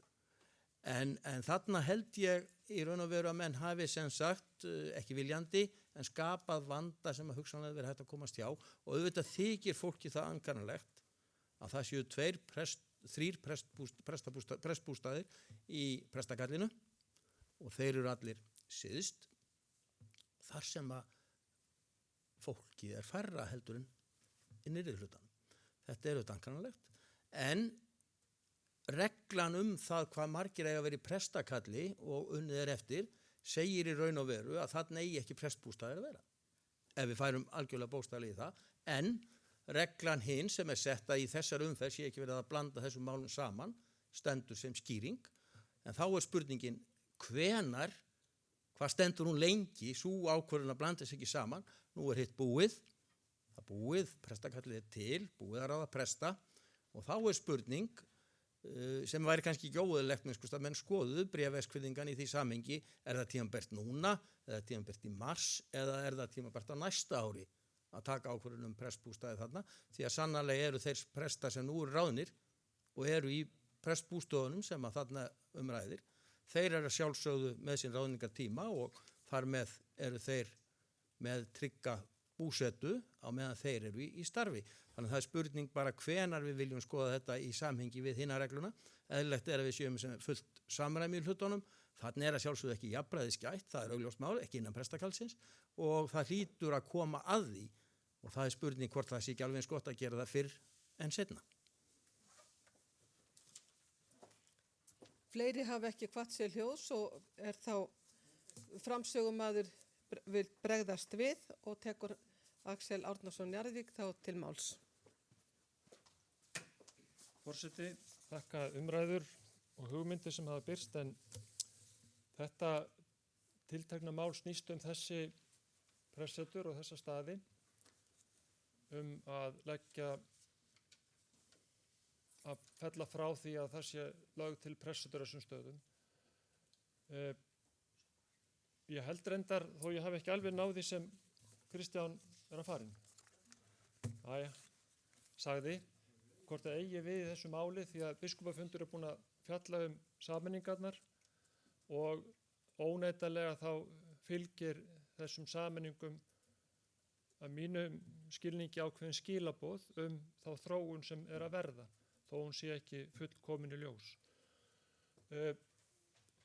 Þessi pressetur mun ekki setja biskupafundin í uppnám prestþjónustun í landinu því að allan á 2 þessara prestbústaðir ekki setnir í dag nema kannski svona hálfleitu Laugaland en ég segi það vegna þess að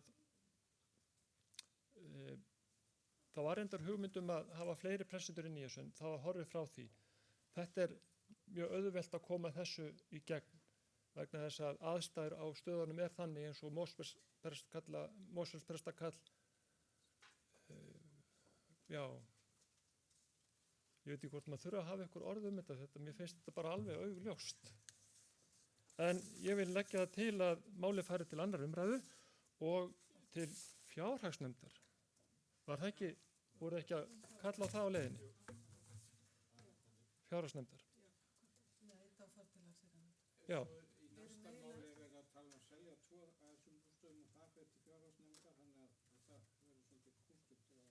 Fjárhagsnefndar. Látum Gísla ráða því. Þá er fyrri umræðu lokið 37. mál og tillaga að máli fari til síðar umræðu til sem geta samþykkt tækjörðsvölgjamerki. Takk fyrir einhverja móti að samþykkt samhljóða. Lagt er til að máli fari til fjárhagsnefndar til sem geta samþykkt tækjörðsvölgjamerki. Takk fyrir einhverja móti það samþykkt samhljóða. Fyrir er tekið 37. mál. til fyrri umræðu. Tillaga til þingsályktunar kaup og sölu fasteigna flutt af kirkjuráði. Framsögumaður er Stefán Magnússon og tekur hann út til máls.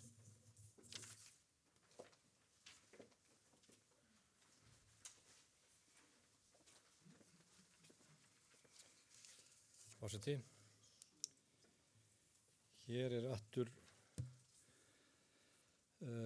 tillaga til þingsályktunar kaup og sölu fasteigna. Kirkjuþing 2019 heimilar sölu eftirtalinna fasteigna í eigu kirkjumálasjóðs. Það er Kjalarnes prófastamí Útskála prestakall, Eyjafjarðar Þingi prófastamí Dalvíkur prestakall, Dalsbrú 2. Og heimildir ákvæði sölu fasteigna gilda fram að kirkjuþingi 2021. Og athugasemdum segir kirkjuráð óskar eftir að kirkjuþing 2019 heimili sölu þeirra fasteigna sem greinir í þingskjali. Fyrir kirkjuþingi liggur nú mál þar sem lagt er til að skylda til að leggja til prestbústaði þá sem taldir eru upp í þessu máli verði felldir brott.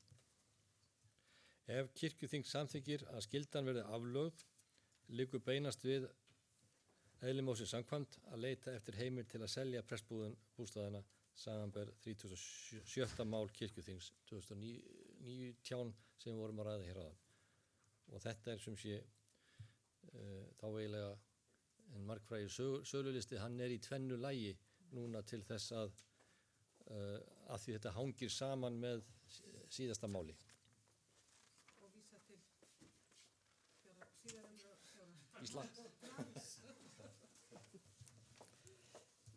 Orðið er gefið laust. Enginn hefur hvatt sér hljóðs. Svo fyrri umræðu lokið 37. mál. Lagt er til að máli fari til síðari umræðu þeir sem geta samþykkt tækjarsöguleggjamerki. Takk fyrir ykkur á móti, það samþykkt samhljóða. Og lagt er til að máli fari í fjárhagsnefnd þeir sem geta samþykkt tækjarsöguleggjamerki. Takk fyrir ykkur á móti, það samþykkt samhljóða.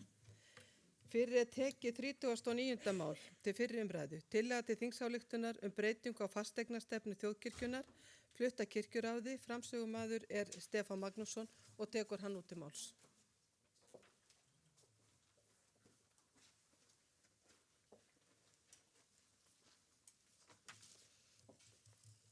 Forseti.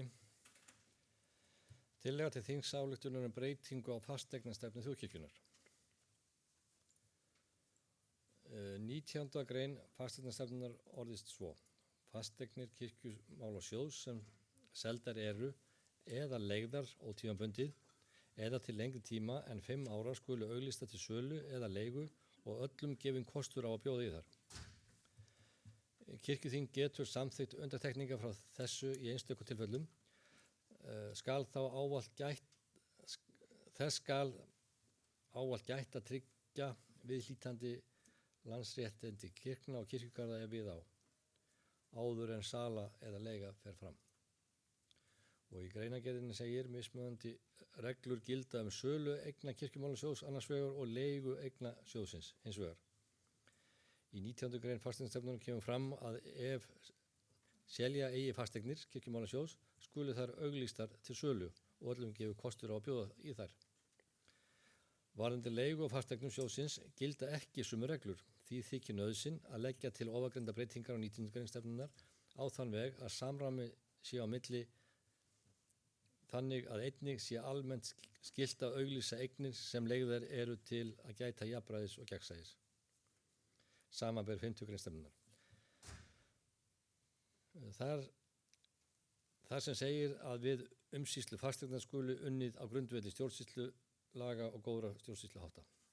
Eðlilegt þykir því að gefa öllum kost á að leigja land sem er til leigu og reyna þannig að hámarka tekjur af því.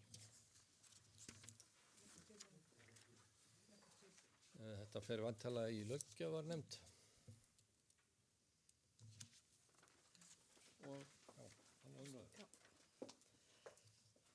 Orðið er gefið laust 39. mál. Enginn hefur hvatt sér hljóðs og er þá fyrri umræðu lokið. Lagt er til að málið sé vísað til síðari umræðu þeir sem geta samþykkt tækjarsöguleggjamerki. Takk fyrir og að máli fari til löggjafarnefndar þeir sem geta samþykkt það. Takk fyrir, einhverja móti, það samþykkt samhljóða. Þá er komið að nýju máli. Það 38. mál sem er of seint framkomið og þarf því að leita afbrigða til að taka það megið það á dagskrá og þeir sem geta samþykkt afbrigðin gjörir svo vel að gefa merki. Það er verið að biðja afbrigði ég bið þingmenn að gæta sér það þarf að fá allavega meiri hluta atkvæða. 2/3 segi ég. Þetta er 38. mál. Það er frá forsætisnefnd og þetta er tillaga til þingsályktunar frumvarp til laga breytingu á lögum stöðu, stjórn og starfshætti þjóðkirkjunnar. Dagskráni var dreift á borðin ykkar núna áðan. Þetta er mál númer 38 núna og þannig að þá leita ég eftir afbrigðum þeir sem geta samþykkt afbrigði gjör svo vel að gefa merki. Takk fyrir, einhverja móti, það er samþykkt samhljóða, svo þá er 38. mál komið á dagskrá og þetta mál er flutt af forsætisnefnd og framsögumaður er Anna Guðrún Sigurvinsdóttir og tekur hún út í máls.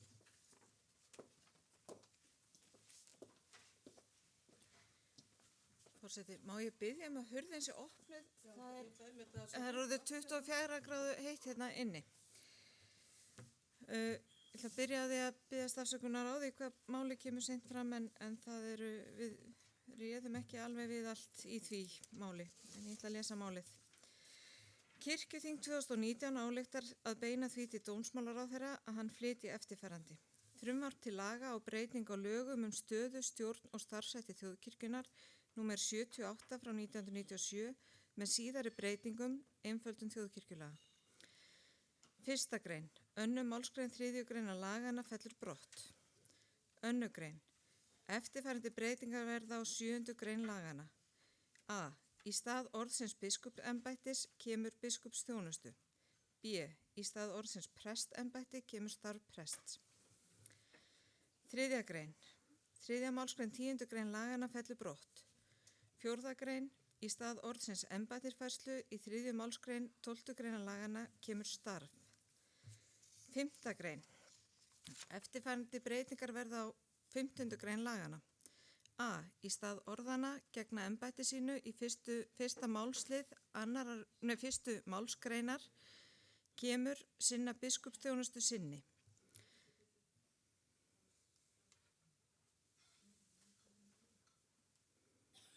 Setja aðeins niður nei, hináttina ég er komin hingað, er það ekki? Já. B. Önnur málsgrein orðast svo. Nú fellur biskup Íslands frá eða lætur af biskupsþjónustu sinni og skal þá sá vígslubiskup sem eldri er af biskupsvígslu gegna þjónustu hans uns biskupskjör hefur farið fram og nýr biskup Íslands hefur hafið störf. 7. grein. Í stað orðana prests og prédikunarembætti í 34. grein lagana kemur prestþjónustu. 7. grein. Í stað orðsins skipa í fyrsta málslið fyrstu málsgreinar 35. grein lagana kemur ráða. 8. grein. Annar málsliður 37. greina lagana fellur brott. 9. grein. Í stað orðana skipar í embætti í 37. grein lagana kemur ræður í starf. 10. grein. Eftirfarandi breytingar verða á 38. grein lagana. Í stað orðana skipunar eða setningar í prestembætti í fyrsta málslið fyrstu málsgreinar kemur ráðningar í preststarf. B. Annar töluliður fyrstu málsgreinar orðast svo. Próf frá guðfræði og trúarbragðafræðideild Háskóla Íslands eða sambærilegt próf frá viðurkenndri guðfræðideild eða guðfræðiskóla og skal biskup Íslands leita umsagnar guðfræði og trúarbragðafræðideildar Háskóla Íslands hið síðarnefnda. C. Í stað talnana og orðana 7. grein laga nr. 70 frá 1996 réttindi og skyldur starfsmanna ríkisins í 3. málsgrein kemur sem starfsreglur kirkjuþings kunna að mæla fyrir 11. grein.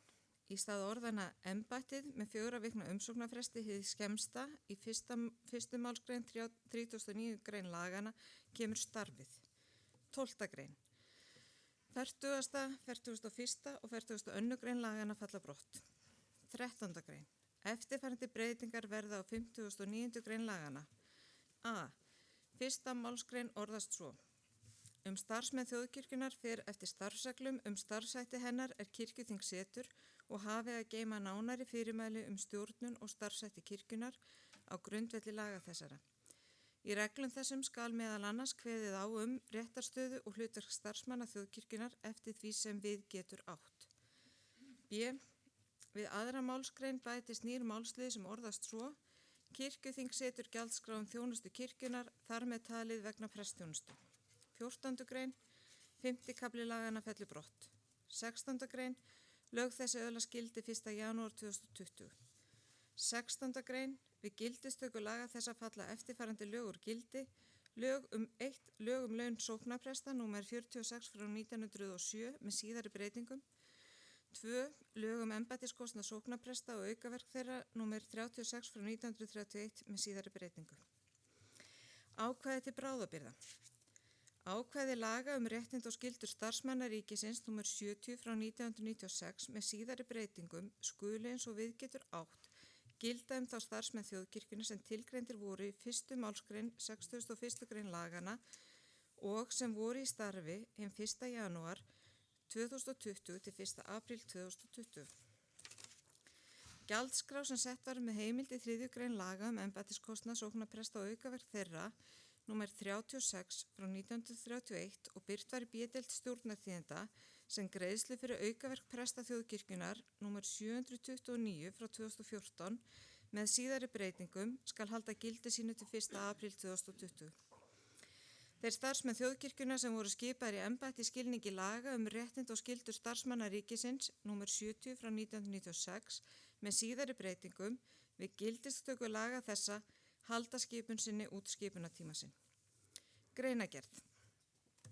Hinn 7. september 2017 undirrituðu fulltrúar Íslenska ríkisins og þjóðkirkjunar viðbótarsamning Íslenska ríkisins og þjóðkirkjunar endurskoðun á samkomulagi kirkjujarðir og launagreiðslu presta og starfsmanna þjóðkirkjunar frá 10. janúar 1997 og samningi Íslenska ríkisins og þjóðkirkjunar rekstrakostnað vegna prestaembætta og prófasta, rekstrakostnað biskupsstofu, framlag til kristnisjóðs og sérframlög til þjóðkirkjunar frá 4. september 1998. 2 dögum áður hafði þjóðkirkjan og aukakirkjuþingi 2019 samþykkt ofangreindan viðbótarsamning. Til þess að efna 7. grein samningsins þarf meðal annars að breyta lögum réttindi og skyldur starfsmanna ríkisins nr. 70 frá 1996 með síðari breytingum á þann veg að brott falli 4. töluliður 1. málsgreinar 22. greinar þeirra laga. Enn fremur þarf að fella brott lög laun sóknarpresta nr. 46 frá 1907 með síðari breytingum og lög embættiskostnað sóknarpresta og aukaverk þeirra nr. 36 frá 1931 með síðari breytingum. Til þess að framangreinda breytingar náu fram að ganga og samræmis gætt þarf jafnframt að breyta lögum stöðu stjórn og starfshætti þjóðkirkjunar nr. 78 frá 1997 með síðari breytingum. Leitast við að breyta sem fæstu á þessu stigi og eingöngu því sem nauðsynlegt má teljast til þess að tryggja efndir viðbótarsamningsins. Þannig verður kirkjuþingi falið að skilgreina réttarstöðu starfsmanna kirkjunar og setja gjaldskrá fyrir þjónustu kirkjunar. Einstaka greinar frumvarpsins. 1. grein.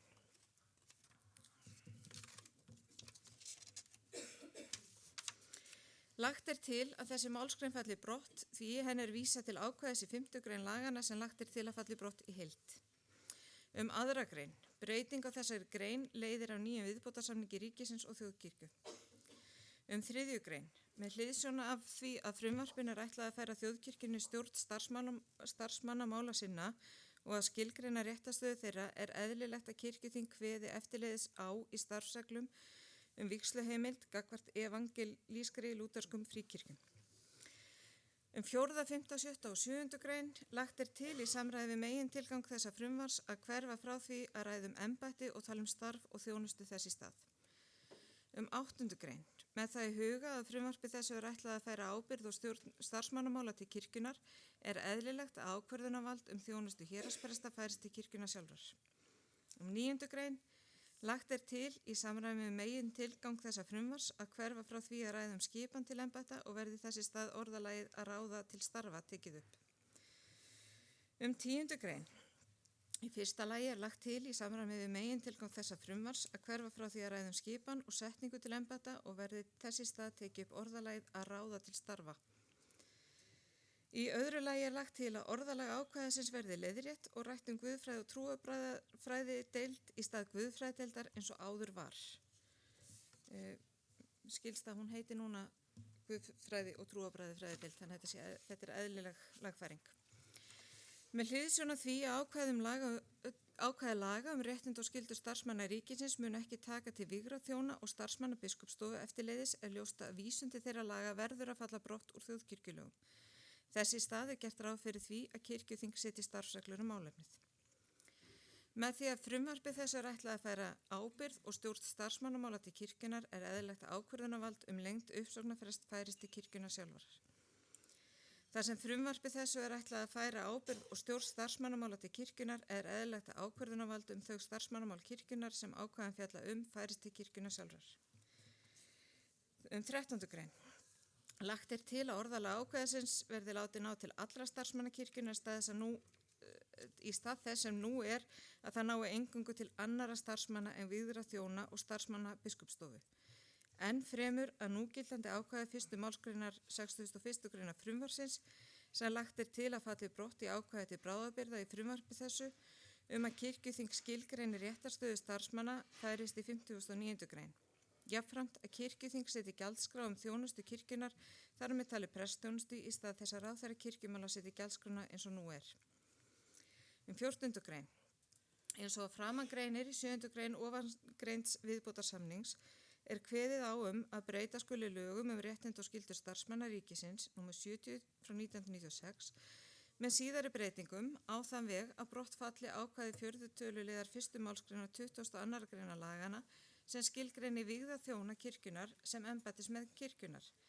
Enn fremur kveðið á í samningnum að greidd skuli ein fjárhæð kirkjunar á grundvelli kirkjugerðarsamkomulagsins frá 1997 í stað þess að greiða árlega laun tiltekins fjölda starfsmanna og tiltekið framlagi í sjóði kirkjunar. Jafnframt segir í 3. grein viðbótarsamningsins að kirkjan hafi sjálfstæðan fjárhag, beri fulla ábyrgð á eigin fjármálum og ákveði sjálf fjölda starfsmanna sinna. Auk þessi tekið fram að kirkjan setji nánari starfsreglur nýtingu greiðsla samkvæmt samningnum. Því ljóst ákvæði 5. kafla laga stöðu stjórn og starfshætti þjóðkirkjunar númer 78 frá 1997 með síðari breytingum verður að falla brott til að samræma löggjöfina þessum ákvæðum viðbótarsamningsins. 15. grein. Miðar við að gildistaka frumvarpsins verði hinn 1. janúar 2020 og þá gengið út frá því að hið sama gildi fyrrgreinda breytinga á starfsmannalögum. 16. grein. Í samræmi við ákvæðið 7. greina viðbótarsamningsins gert ráð fyrir að lög laun sóknarprestar frá númer 46 frá 1907 með síðari breytingum og embættiskostnað sóknarpresta og aukaverk þeirra númer 36 frá 1931 með síðari breytingum falli brott. Ákvæði til bráðabirgða. Ætla verður kirkjuþing einhver tíma til að skipa þeim málum með starfsreglum sem felld verða brott úr þjóðkirkjulögum frá 1. janúar 2020 samkvæmt frumvarpi þessu. Forsætisnefnd kirkjuþings hefur ákveðið að framhaldsfundur kirkjuþings 2019 verði seinni hluta marsmánaðar 2020.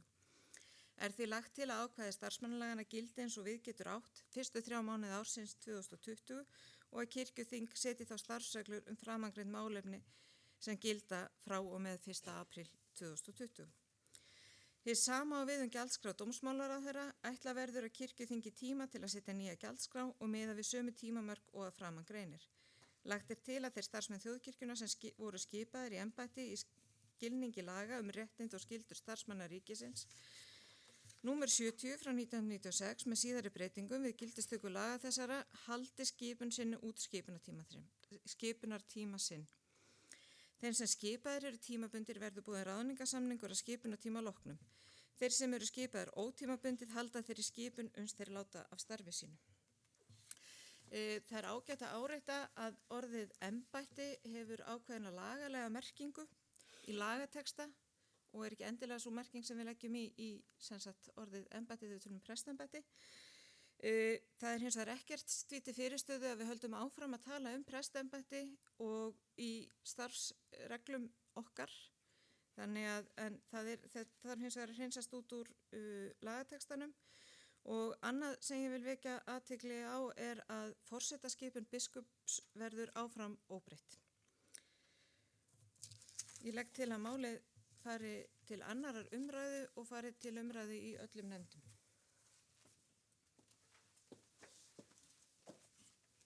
Þá er orðið gefið laust og Arna Gretarsdóttir hefur óskað eftir að taka til máls.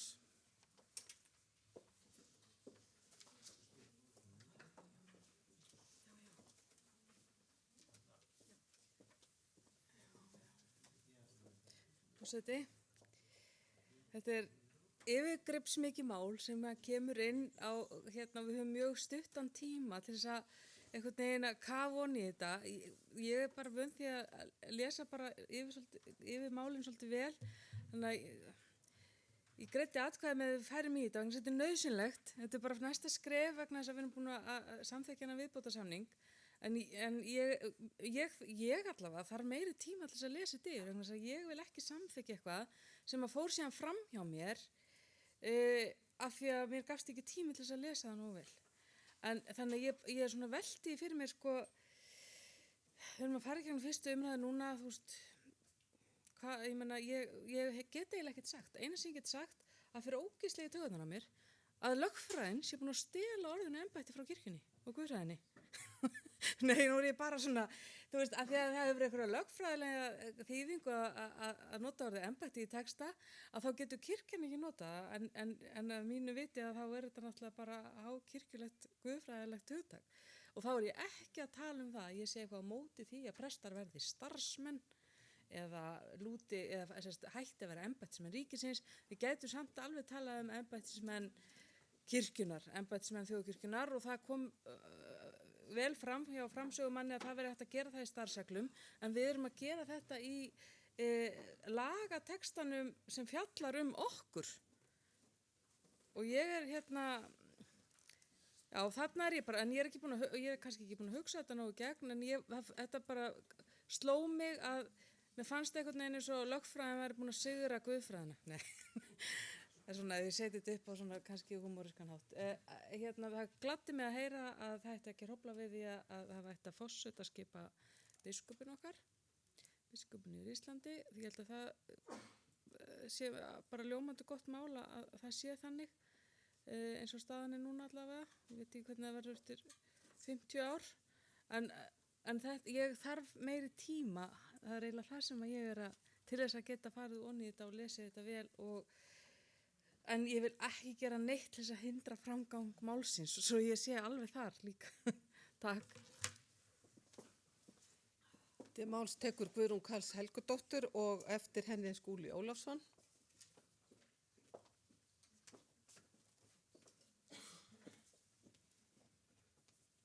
Forseti, þetta mál á uppruna sinn í framtíðarnefndinni, þar sem að ég á sæti, og það sem að fyrir okkur vakti til að byrja með, í það minnsta mér, var að við myndum á einhvern hátt tryggja það að prestar og starfsfólk biskupsstofu sem að á kjör sín undir þessum samningi að það verði tryggt með einhverjum hætti að áramótin þegar samningurinn tekur gildi að þá verði öll kjör, skyldur og réttindi áfram tryggð þrátt fyrir að það sé biskupsstofa sem að sem að við verðum þá í vinnu hjá biskupsstofu en ekki hjá ríkinu. vorum í kirkjunni en ekki hjá ríkinu, þar sé að við verum ekki opinberi starfsmenn lengur.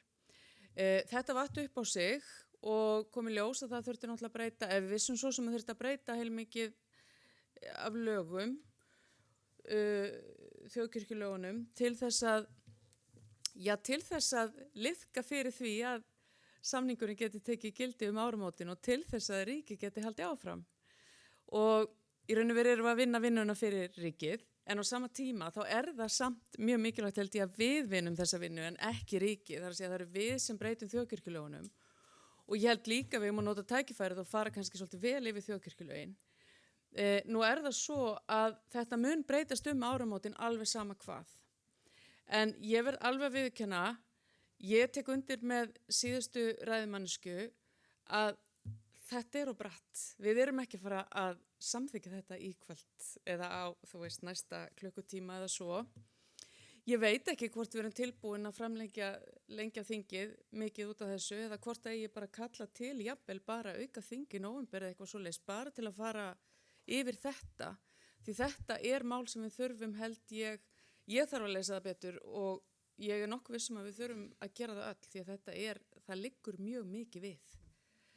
Þannig að mér langar svona að leggja fram þá hugmynd hvort við jafnvel köllum fram einhvers konar auka þing seinna í mánuðinum eða eitthvað svoleiðis. Já, framhaldsþing eins og við gerðum síðast þegar við vorum að eiga við samning ríkis og kirkju því að við verðum að vanda okkur. Takk. Til máls tekur Skúli Ólafsson og síðan Steindór Haraldsson. Þetta nú óheilla þróun, það bæði búið að svifta með doktorsgráðunni og embættinu, bara núna á nokkrum klukkutíma.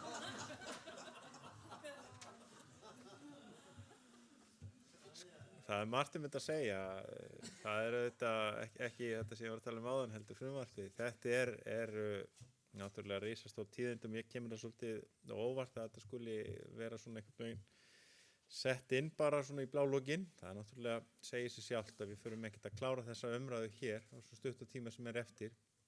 Eðlilega hefði þetta mál átt að koma fyrir bara með öðrum þingmálum og í rauninni hefði þurft að taka samtal við stéttarfélagið, hagsmunasamtök og prestafélagið og taka þetta svona alveg í grunninn, en ég skil svo sem forsendurnar, ég held að sé alveg klárt mála við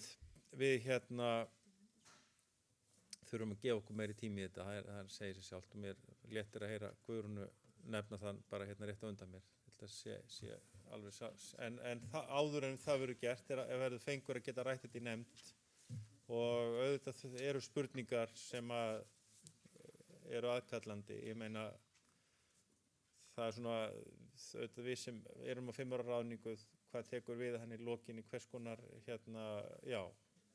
hvernig ætlar nýr vinnuveitandi að mæta okkur og ýmislegt fleira. Ég er mjög hlynntur því að breytingar séu gerðar sem gera prestþjónustuna sveigjanlegri og dýnamískar en hún hefur verið. Þetta stór hluti að vanda kirkjunar hefur einmitt verið sáð, það hefur ekki verið hægt að eiga nokkuð hlut við þegar að vandi kemur upp, þá ekki hægt að grípa til alvöru ráðstafana en spurningarnar hrannast upp og það verður bara að gefa sér góðan tíma til að bera það fram og fá ærleg svör áður en að þingið kemur saman aftur.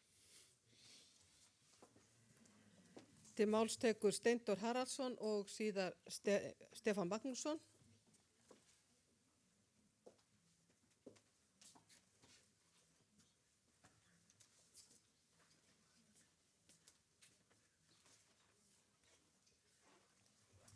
Forseti, já, eins og kom fram kemur þetta frá framtíðarnefnd, þetta mál. Það kemur ekki til að góðu að það komi fram svona því að nefndin að vinna rosalega bratt og með mikið fangið. Ég ætla aðeins að fara yfir, ég get aðeins að róað ykkur. Ég skil óskup vel að fólki finnst þetta skelfilegt að samþykkja svona mikilvæg texta með svona, svo í það bara standum aldrei á ævi.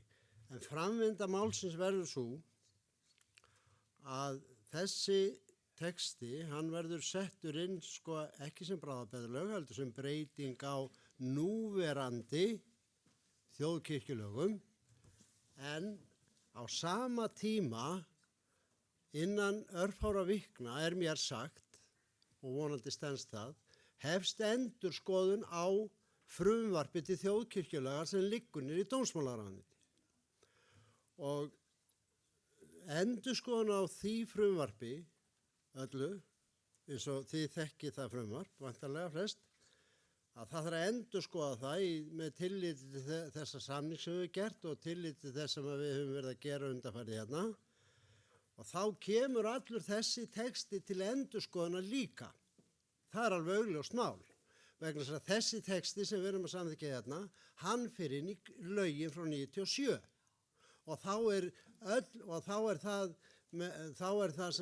það frumvarpið frá 97 með síðari breytingum. Það lítur svona út. Og þá höfum við tækifæri til þess að fara ofan í þennan texta. Þetta er eiginlega úrræði núna að fara í að kasta þessu fram svona og við erum ekkert að brenna inni með neitt.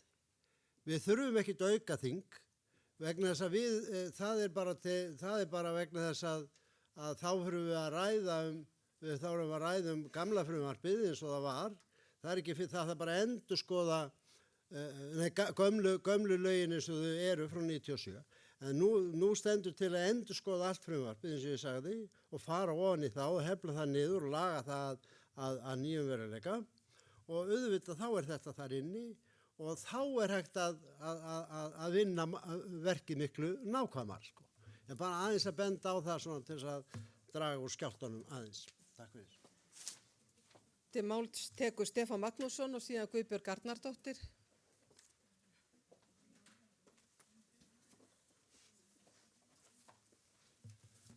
Forseti, ég er ánægður með að þessi klásúla hér er komin fram, þessi tillagar.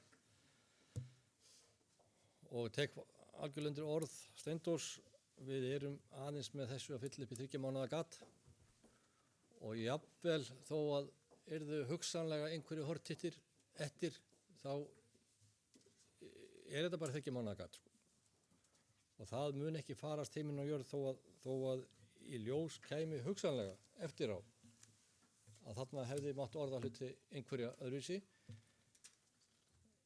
vegna þess að þetta er svo knappt, þetta er svo tímabundið. Og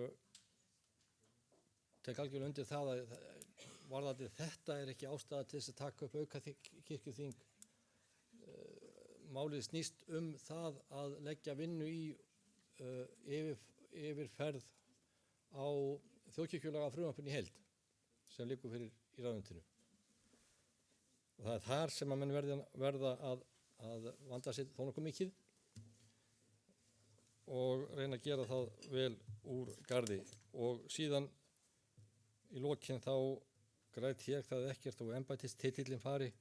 Man getur til dæmis tekið upp kirkjuþjónar í staðinn og verið það komið á gólfinu með hinum kirkjuþjónunum. Til máls tekur Guðbjörg Arnardóttir og næstur er Axel Árnason Njarðvík.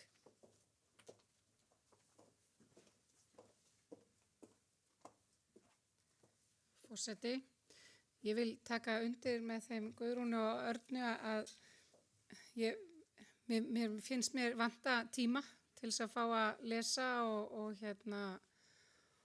bara einhvern veginn svona standa svolítið keik og örugg með það og geta útskýrt betur bara hvað í þessu felst og annað. Ég veit alveg og gerir mér alveg fulla grein fyrir að þetta er ekki gert bara af því bara, heldur í algjöri neyð og veit að öll þau sem er að gera þetta svona eru að vanda sig og við viljum það öll.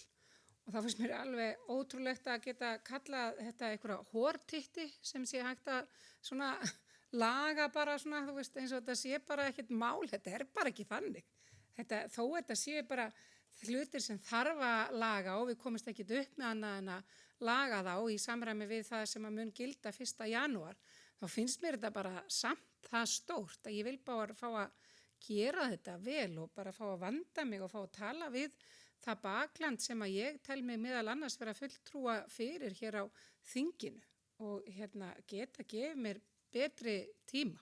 Klukkan er að verða sko 6 og við erum búin að sita síðan klukkan 9 og fara að taka fyrstu umræðum svona stórt mál. Það bara, já, ég er ekki, mér finnst þetta, ef það er hægt að finna einhverja leið til þess að gefa okkur betri tíma þannig að maður geti bara svolítið fengið að kynna þetta betur eða skoða þetta. Takk. Til máls tekur Axel Árnason Jarðvík og eftir honum Margrét Eggertsdóttir. Forseti, það getur vel verið að þetta snúist það hvernig maður nálgast þetta mál. Mér finnst þetta að bera ekki bratt að. Þetta er búið að taka marga mánuði að komast hingað með þetta sem við erum núna. Með því að samþykkja viðbótarsamkomulag þá fól það í sér að ákveðin hlutu þyrfti að breytast og til þess að viðbótarsamkomulagi geti gengið í gildi 1. janúar þá þarf að gera breytingar og það er Alþingis að gera þessar breytingar. Það sem við erum að gera, held ég, er það að við erum búin að taka eitt skref aðeins framfyrir og tryggja það að þær breytingar sem þurfa að vera mun ekki stranda á kirkjuþingi og ef við svona prentið þetta út saman og þá sjáum við gulu línurnar sem fara eða grænur sem fara í burtu hérna. Þetta er bara heimavinnan og það er annað líka að það frumvarp til þjóðkirkjulaga sem liggur fyrir er náttúrulega ónýtt plagg vegna þess að við erum að fara inn í nýja kirkju en gamla plaggið sem liggur frammi er plagg Hornakirkju og þannig að það er annað líka sem ég vil geta þegar Stefán fer aftur að hlusta sem ég vil nota tækifærið að það er algjörlega óþólandi hvað maður heyrir suma tala pressembættið mikið niður og notar titil eins og vinnumenn á plani eða með einhverjum hætti að tala niður þetta heilaga prests og predikunar embætti. Það er alltaf að tala mig niður og segja að ég sé afglappi eða bjáni en að taka embættistjónustuna sem er tekin frá til þess að boða Guðs orð og útdeling sakramentana. Við verðum að gæta því vegna þess að þetta mótar hinn ómeðvitaða huga samfélagsins. Ef það er sífellt verið að tala það hvað prestar eru nú lélegir eða ætti að taka niður með einhver mætti, þá erum við að gera óafturkrafar skemmdir á hennum ómeðvitaða huga samfélagsins hvað þetta er. Þegar ég kem í aðstæður, þá skiptir máli að ég sé prestur. Og það er ekki gott veganesti þegar maður tala svona heitt málefni eins og þetta að bæta því sem við. Að þeir geta nú bara verið eins og aðrir verkamenn á plani. Það bara er ekki þannig. Ég sé enga ástæðu til þess að geyma þetta mál. Það liggur alveg ljóst fyrir og búin að liggja fyrir marga mánuði hvað þarf að gera. Og þeir sem hafa vilja að gera þetta einna fastast eða harðast þeir þurfa bara að standa upp og segja að þetta stóð alltaf til að gera og það skiptir miklu máli að orðið embætti sé ennþá gilt vegna þess að þetta þýðir ambátt. Þetta er þjónn orðsins og við þurfum bara að taka það upp á nýju ári að lyfta þessu upp og embættin eru mörg í kirkjunni. Og það er mikill munur á starfi og embætti. Það er bara grundvallar hugsunarlegu munur á því.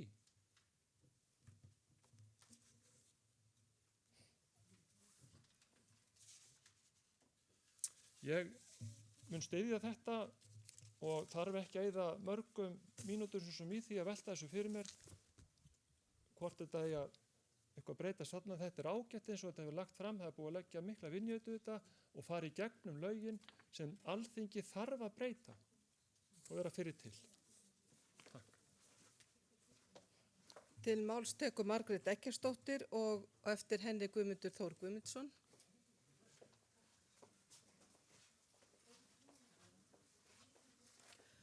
Forseti, Mér langaði nú bara að segja að við erum öll að sjá þetta svona í fyrsta skipti, en ég veit ekki hvað það var þegar þetta var lesið í gegn, þá einhvern veginn hoppaði í mig hjartan.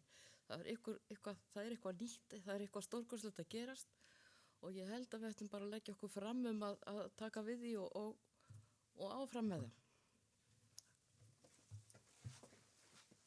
Til máls tekur Guðmundur Þór Guðmundsson og eftir honum er það Sigríður Munda Jónsdóttir.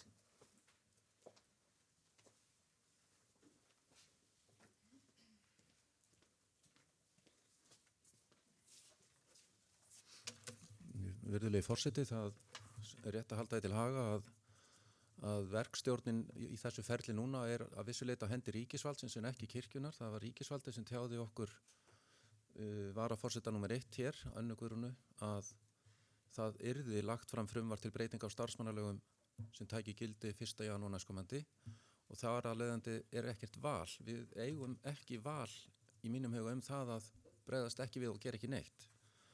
Og ég skil mjög vel áhyggjur þeirra sem hafa talað hér og vilja halda jafnvel framhaldsþing í desember. Ég held reyndar að það sé afar erfitt því að ríkið verður náttúrulega að leggja frumvarpið fram hið allra fyrsta.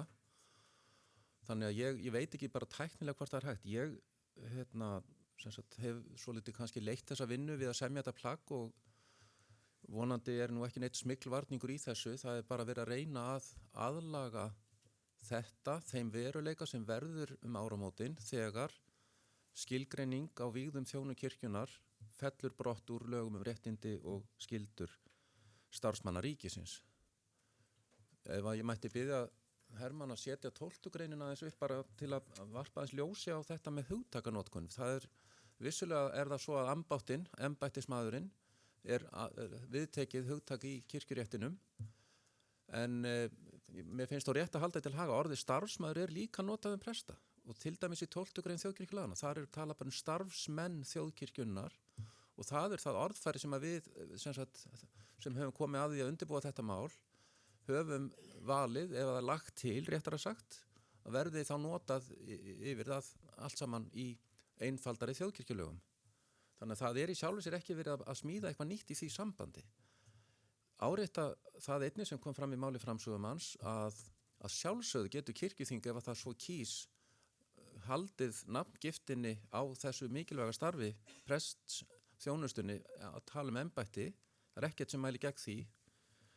Sjálfur finnst mér ég velti svolítið í vafa með þetta hvort að mér finnst stundum það vera svona eins og menn séu svolítið hefja sig yfir en eftir að hafa heyrt ræðu Axels Árnasonar þá er ég tilbúin til að endurskoða alveg þá afstöðu mína því mér finnst alltaf að hvort sem það ég eða hver annar að það eigi alltaf að vera viss auðmýkt í öllum störfum. Við erum þjónar, við erum að þjóna fólkinu, kirkjunni. Við höfum með öðrum árum haft hér bara örfáa daga til að undirbúa þetta mál og síðast í dag klukkan 2:30 komu fulltrúar frá dómsmálaráðuneytinu okkar fund og það var ekki fyrir en eftir þann fund sem hægt var að fullgera máli svo ég skýri bara aðeins aðstæðurnar sem að okkur eru rauninni boðnar í þessu máli. Þetta er rosalega brattur tímarammi. Ég vona að menn hafi tök á því á morgun að fara mjög vel yfir þetta mál og kannski hugsi það þá aftur hvort að menn telja nauðsynlegt að fara fram á eitthvað auka eða framhaldsþing í desember. Ég held að það sé mjög erfitt gagnvart frumvarpsvinnunni og að koma svo á málaskrá Alþingis okkar.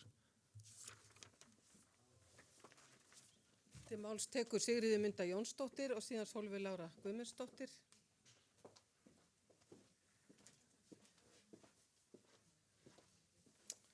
Forseti, ég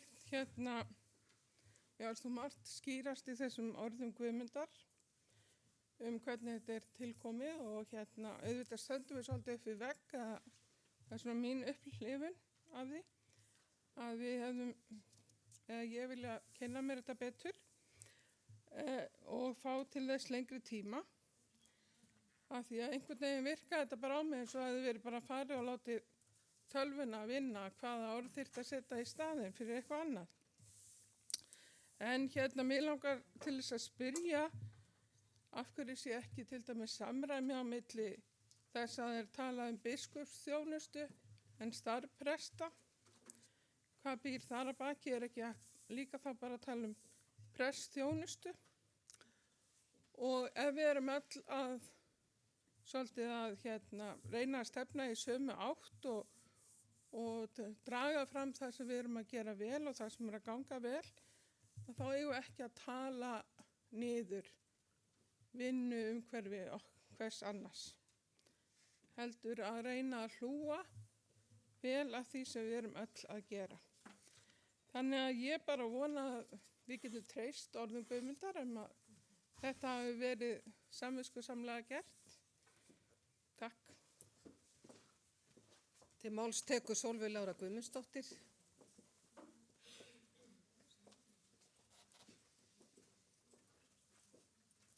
Forseti, mér langar bara til þess að þakka fyrir þessa vinnu sem hefur verið unnin hérna.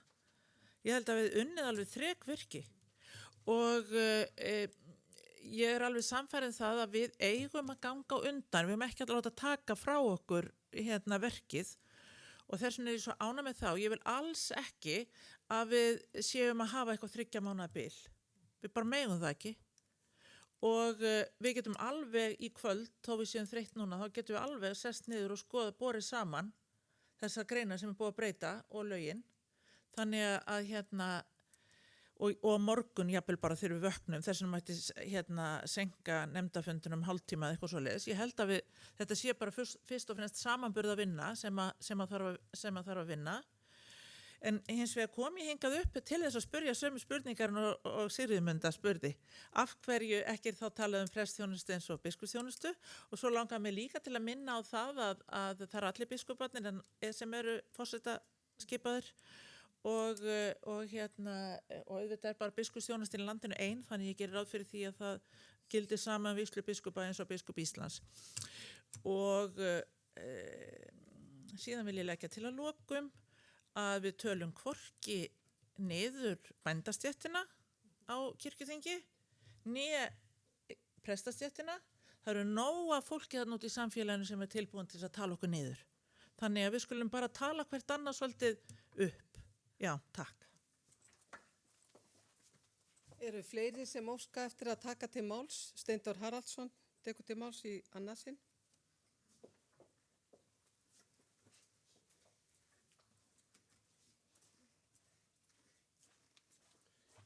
Bara aðeins, forseti, ég ætla aðeins að árétta bara það sem ég var að segja á þann.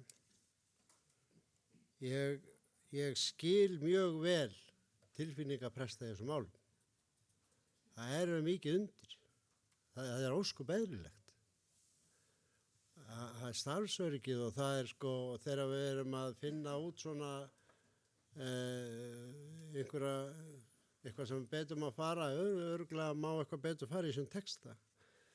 Og ég tek undir með Sólveigu Láru, það náttúrulega hefur verið unnið þrekvirki að koma þessu bara á pappír og ekki sé annað. En ég minni enn og aftur á það að við höfum tækifæri til að endurskoða þetta allt saman. Og það er ekki, við erum ekki að brenna inni með neitt. Við þurfum að gera þetta fyrir það og þó við þurfum að leggjast yfir þetta núna fram og tilbaka, þá er ég ekki viss um það að það skánaði neitt. Það er mín tilfinning. Ég skil líka vel að prestar eru svolítið viðkvæmir fyrir ýmsum hlutum og ég verð að viðurkenna upp á mig skömmina að hér á einu þingi hér fyrir mörgum árum að þá var ég ekki nóga kurteis og það var þannig að það var verið að veltaði fyrir sig hvernig óskopunum staðið því að prestar færi í þetta starf. Og það datt óvart upp úr mér í pontu, þetta væri góð innivinna og það var bara allt vitlaust. Það var þægileg innivinna. Auðvitað þekki ég starf pressins alveg eins og lóan á mér og ég veit hvað það getur verið erfitt og ég veit að það er svo krefjandi en það er svo undir yfirborðinu og þess vegna er það svo krefjandi og ég veit að sumir prestar eru við það að brenna út undir álagi en þetta var ekkert sagt til þess að tala neitt mann niður og við megum ekki við þurfum líka að læra það að gera svolítið grín á okkur sjálfum og taka okkur ekki allt og hátilega sko. Og ég er svona aðeins að taka upp hanska fyrir Stefán, við erum ekki alveg sko, við erum bara ágætis vinir allir og þetta allt í fína. Takk fyrir. Áður en ég gef næsta ræðumann orðið að þá legg ég nú til við nefndarformin og nefndirnar að það láti þetta mál vera í forgangi og geymi þá frekar önnur mál sem ekki liggur á. Því að við höfum þá tíma fyrir það að leggja aðal áherslunu á þetta mál og fari vel yfir það og bara íta til næsta þings í vor þeim sem þarf ekki afgreiða núna. En til máls tekur Bryndís Malla Elídóttir og síðan Stefán Magnússon.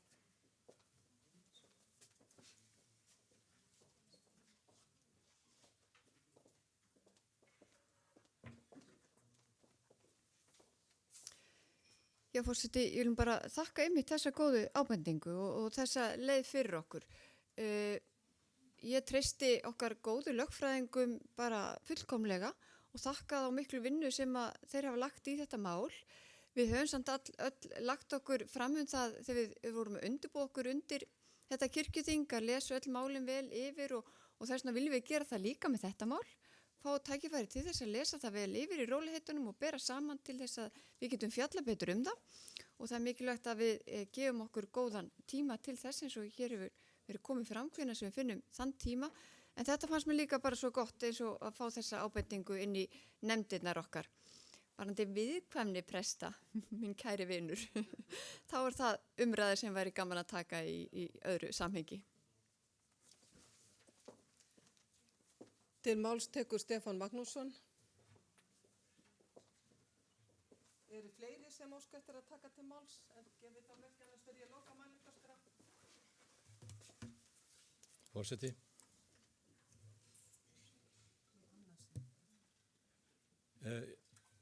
Það nú þannig að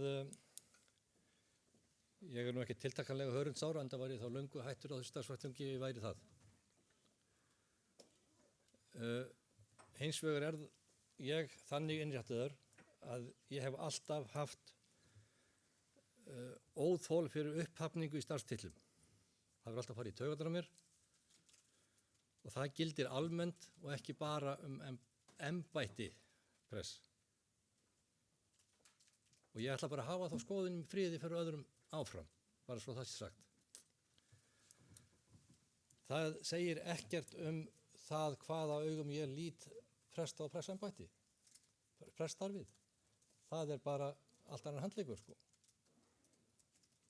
Og það var verið að tala lagateksta hérna og þetta spannst út frá því og ég ætla bara að minna á það að það var ekki ég sem hóð þessu umræður embættis eða ekki embættis. Og þannig að við heldum við förum bara elsku sátt og í friði út úr þessar umræðu. Takk fyrir. Til máls tekur Margrét Eggertsdóttir og síðar framsögumaður.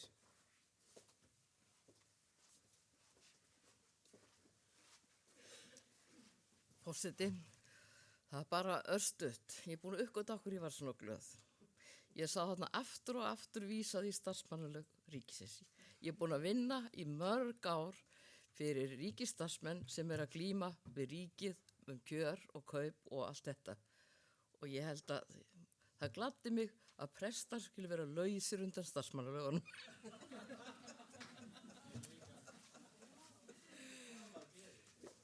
Þá tekur til máls framsögumaður Anna Guðrún Sigurvinsdóttir. Forseti, nú gott að vita að einhver glaður. Guðmundur Þór fór nú yfir forsöguna á hverju þetta sem sagt að koma svona seint og ég hefði svo gjarnan vilja geta sett þetta inn í gáttina þó það væri ekki nema klukkutíma fyrir eða 2 klukkutíma fyrir en því miður var það ekki hægt. Við bara tímalínan bara ekkert sérstaklega hagstæð í augnablikinu en við vonum að þetta verði ekki aftur sem við gerum þetta því að ég hefði ekki verið sátt hefði ég setið einn úti og fengið lagabreitingu með svona tillögu lagabreitingu með svona stuttum fyrirvara. En við erum allan á þar sem við erum stödd í dag. Og mér finnst þetta góð einmitt hér að nefndir setja þetta í forgang. Og ég held við þurfum að gefa okkur einmitt tíma til þess að ræða þetta svolítið, horfa á lögin eins og þau eru og horfa á þessar breytingar og reyna að melta þetta. Ég held samt að þegar að þið horfið á það saman, aðeins léttara lofti heldur hérna inni núna, að það áttu ykkur á að þetta er ekki eins alvarlegt eins og hérna við teljum á þessu augnabliki. Þetta eru aðalega breytingar á orðum, efnislega erum við svolítið erum við bara á sömu línu og líka þetta við erum að árétta þarna að þetta með starfsmennina að þeir eru aðstæðan verður eins eftir áramótin svo í dag. Ég ætla ekki að fara mikið í meira en mér langaði að segja þér eitt Steindór minn, þú talar tilfinningar presta, ég get sagt þér að tilfinningar þessa leikmanns eru búin að fara hægri og vinstri og upp og niður síðustu daga út af þessu máli, þannig að það er ekki bara presta sem hafa sterkar tilfinningar gagnvart þessu máli. Takk fyrir. Þá fyrri umræðu lokið 38. mál og lagt til að máli fari síðari umræðu þeir sem geta samþykkt takkjörðsvölgja merki, takk fyrir, ykkur á móti, það samþykkt samhljóða. Lagt til að máli fari í allar nefndir, þeir sem geta samþykkt takkjörðsvölgja merki, ykkur á móti, það samþykkt samhljóða. Þá fyrir tekið síðasta málið á dagskrá. Það 40. mál, tillaga til þingsályktrunar tónlistarstefnu þjóðkirkjunnar, flutta biskupi Íslands og framsögumaður Agnes M. Sigurðardóttir og tekur hún út til máls.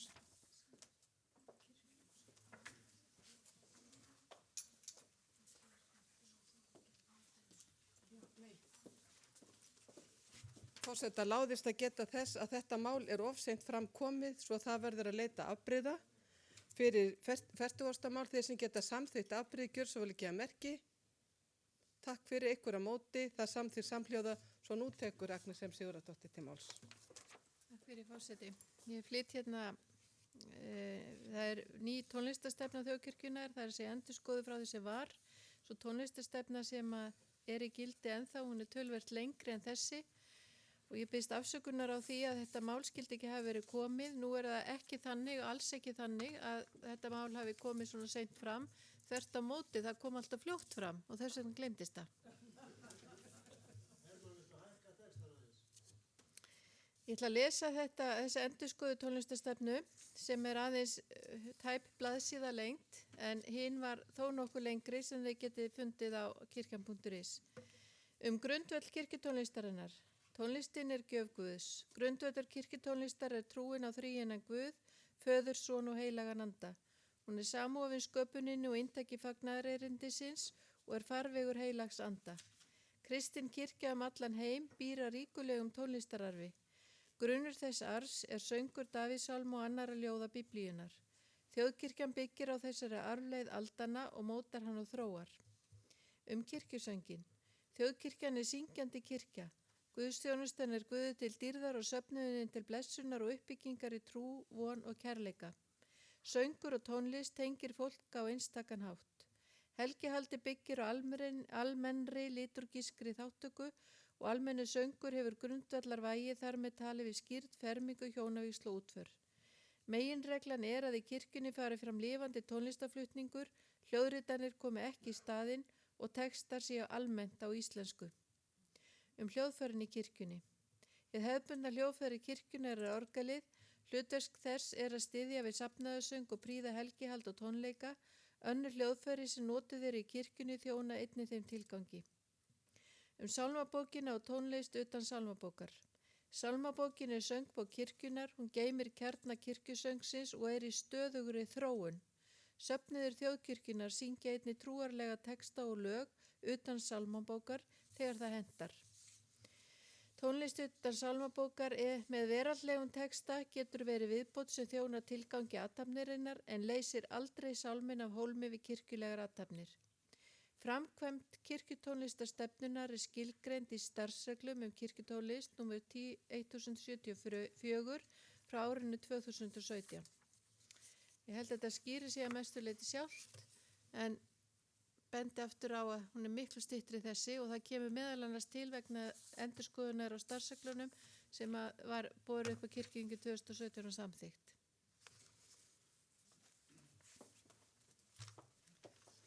Orðið er gefið laust 40. mál. Steindór Haraldsson hefur hvatt sér hljóðs.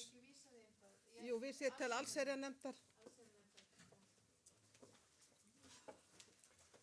Forseti, ég gleðst yfir þessari stefnu, tónlistarstefnu. Mér langar til þess að beina einni spurningu þó til biskups. Og hún tónlist í athöfnum. Það hefur færst í vöxt á undanförnum árum að athafnir, bæði útfarir, giftingar, eru jafnvel ekki með einum einasta trúarlegum sálm eða söng. Dægulega, ég er ekki að segja að þetta sé einhver vond lög eða léleg lög eða textar, það eru ekki trúarlegs eðlis. Hefur kirkjan myndað sig einhverja skoðun á þessari þróun, skulum við segja, sem við verðum að vera opin og tala um. Takk fyrir.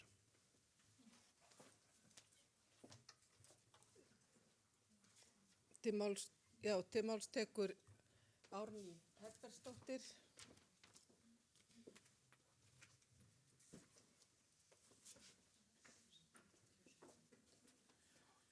Mér finnst þetta svakalega flott orðað og skemmtilegt að fá svona góða trúarlega tónlistarstefnu. Mér finnst eiginlega svona síðasta ef þú aðeins skrollar upp að ég spurði mig sko þegar ég kom hérna, hvað er þetta?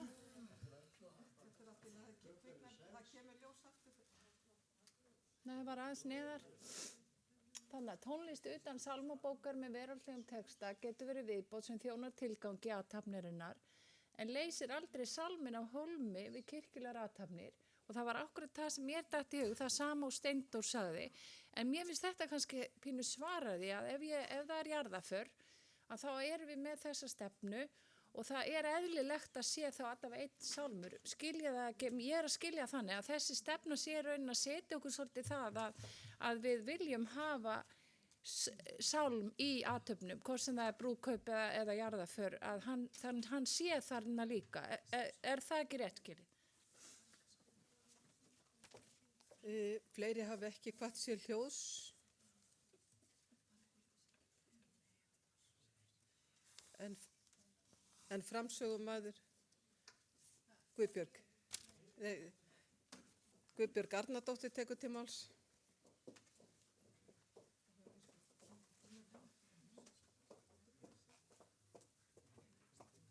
Forseti, ég segi Axel, bað mig að segja eina nótu, það sem ég hvíslaði að honum. Og þetta einmitt, þetta er þetta stefna og hún er falleg og hún er flott en ég sé strax að ég mun aldrei geta fyllt henni fyllilega til hlítar einmitt, ekki eins og Árný skilgreinir þetta og Steindór benti á. Þetta er bara töpuð barátta og ég er ekki að fara í stríð við aðstandendur fyrir útför að skikka þau til þess að hafa að minnstakosti eitt sálm. Þetta er bara, við erum búin að benda á þessa baráttu lengi, hún er bara töpuð og við töpuðum henni. Við gerum það svolítið að hluta til, finnst mér, en það er lengra mál að fara að útskýra. Þannig en stefnan er góð og auðvitað reynir maður alltaf að fylgja stefnum, en það er samt svolítið vont ef maður getur það svo ekki, kannski alveg. Til máls tekur framsögumaður Agnes M. Sigurðardóttir.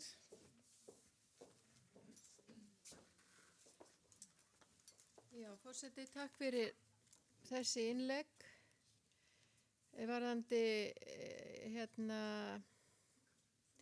Varðandi trúarlega tónlist í athöfnum sem Steindór minntist á, þá vil ég geta þess að það var haldið málþing tónlist og útfarir fyrir kannski 2 árum eða svo, framfór í Neskirkju, þar sem að voru samankomnir prestar, aðstandendur, útfarastjórar og fólk sem að vinnur við útfarið sem sagt.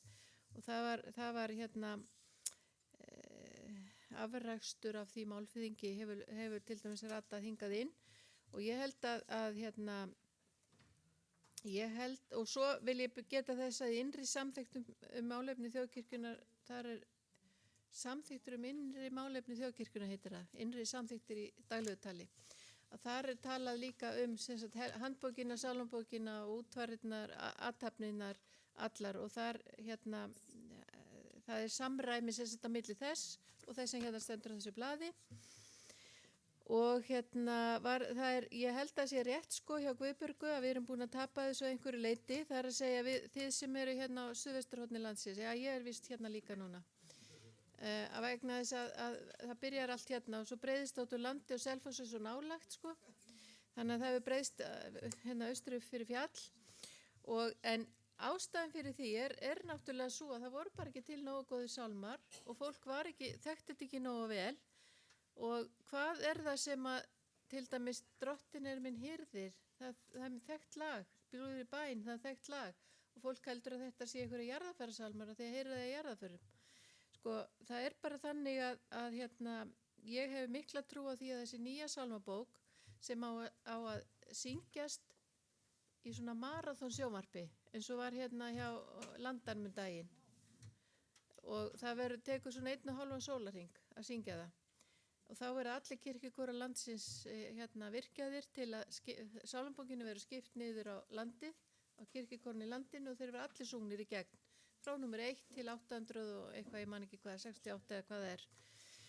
Og ég hef þá fulla trú á því að við getum kannski aðeins snúið tilbaka með þetta. Þannig að ef fólk heyrir þessa sálma og ég hef líka fulla trú að ef fólk horfa á þetta vegna þess að það vilja allir sjá sinn kór eða minnst sjálfa sig í sjónvarpinu. Þannig að ég held að sálmabókin hafi mikið með þetta að gera í framtíðinni.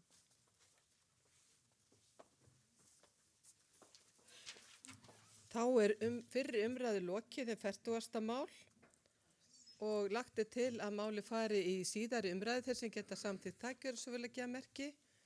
Takk fyrir ykkur á móti, það samþykkt samhljóða.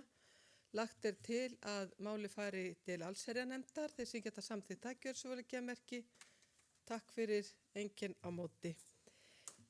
Á morgun er nefndardagur. Það verið að athuga hvort að hafa borist einhverja fyrirspurnir sem ætti þá vera fyrirspurnatími klukkan 1. En ef enga fyrirspurnir hafa borist þá munu bara nefndarformenn nýta þann tíma til nefndarfunda. Það kemur bara í ljós. Og ég ætla að biðja bara nefndarformenn að funda með forsætisnefnd núna að þessu fundi loknum. Þið ráðið því, jú, þið getið hitt nefndarfólkið ykkar áður. 2 mínútur. Og segjum við bara að, já. Við byrjum hér í salnum klukkan 9 með helgistund eins og venjulega. En þá er þessum fundi slitið.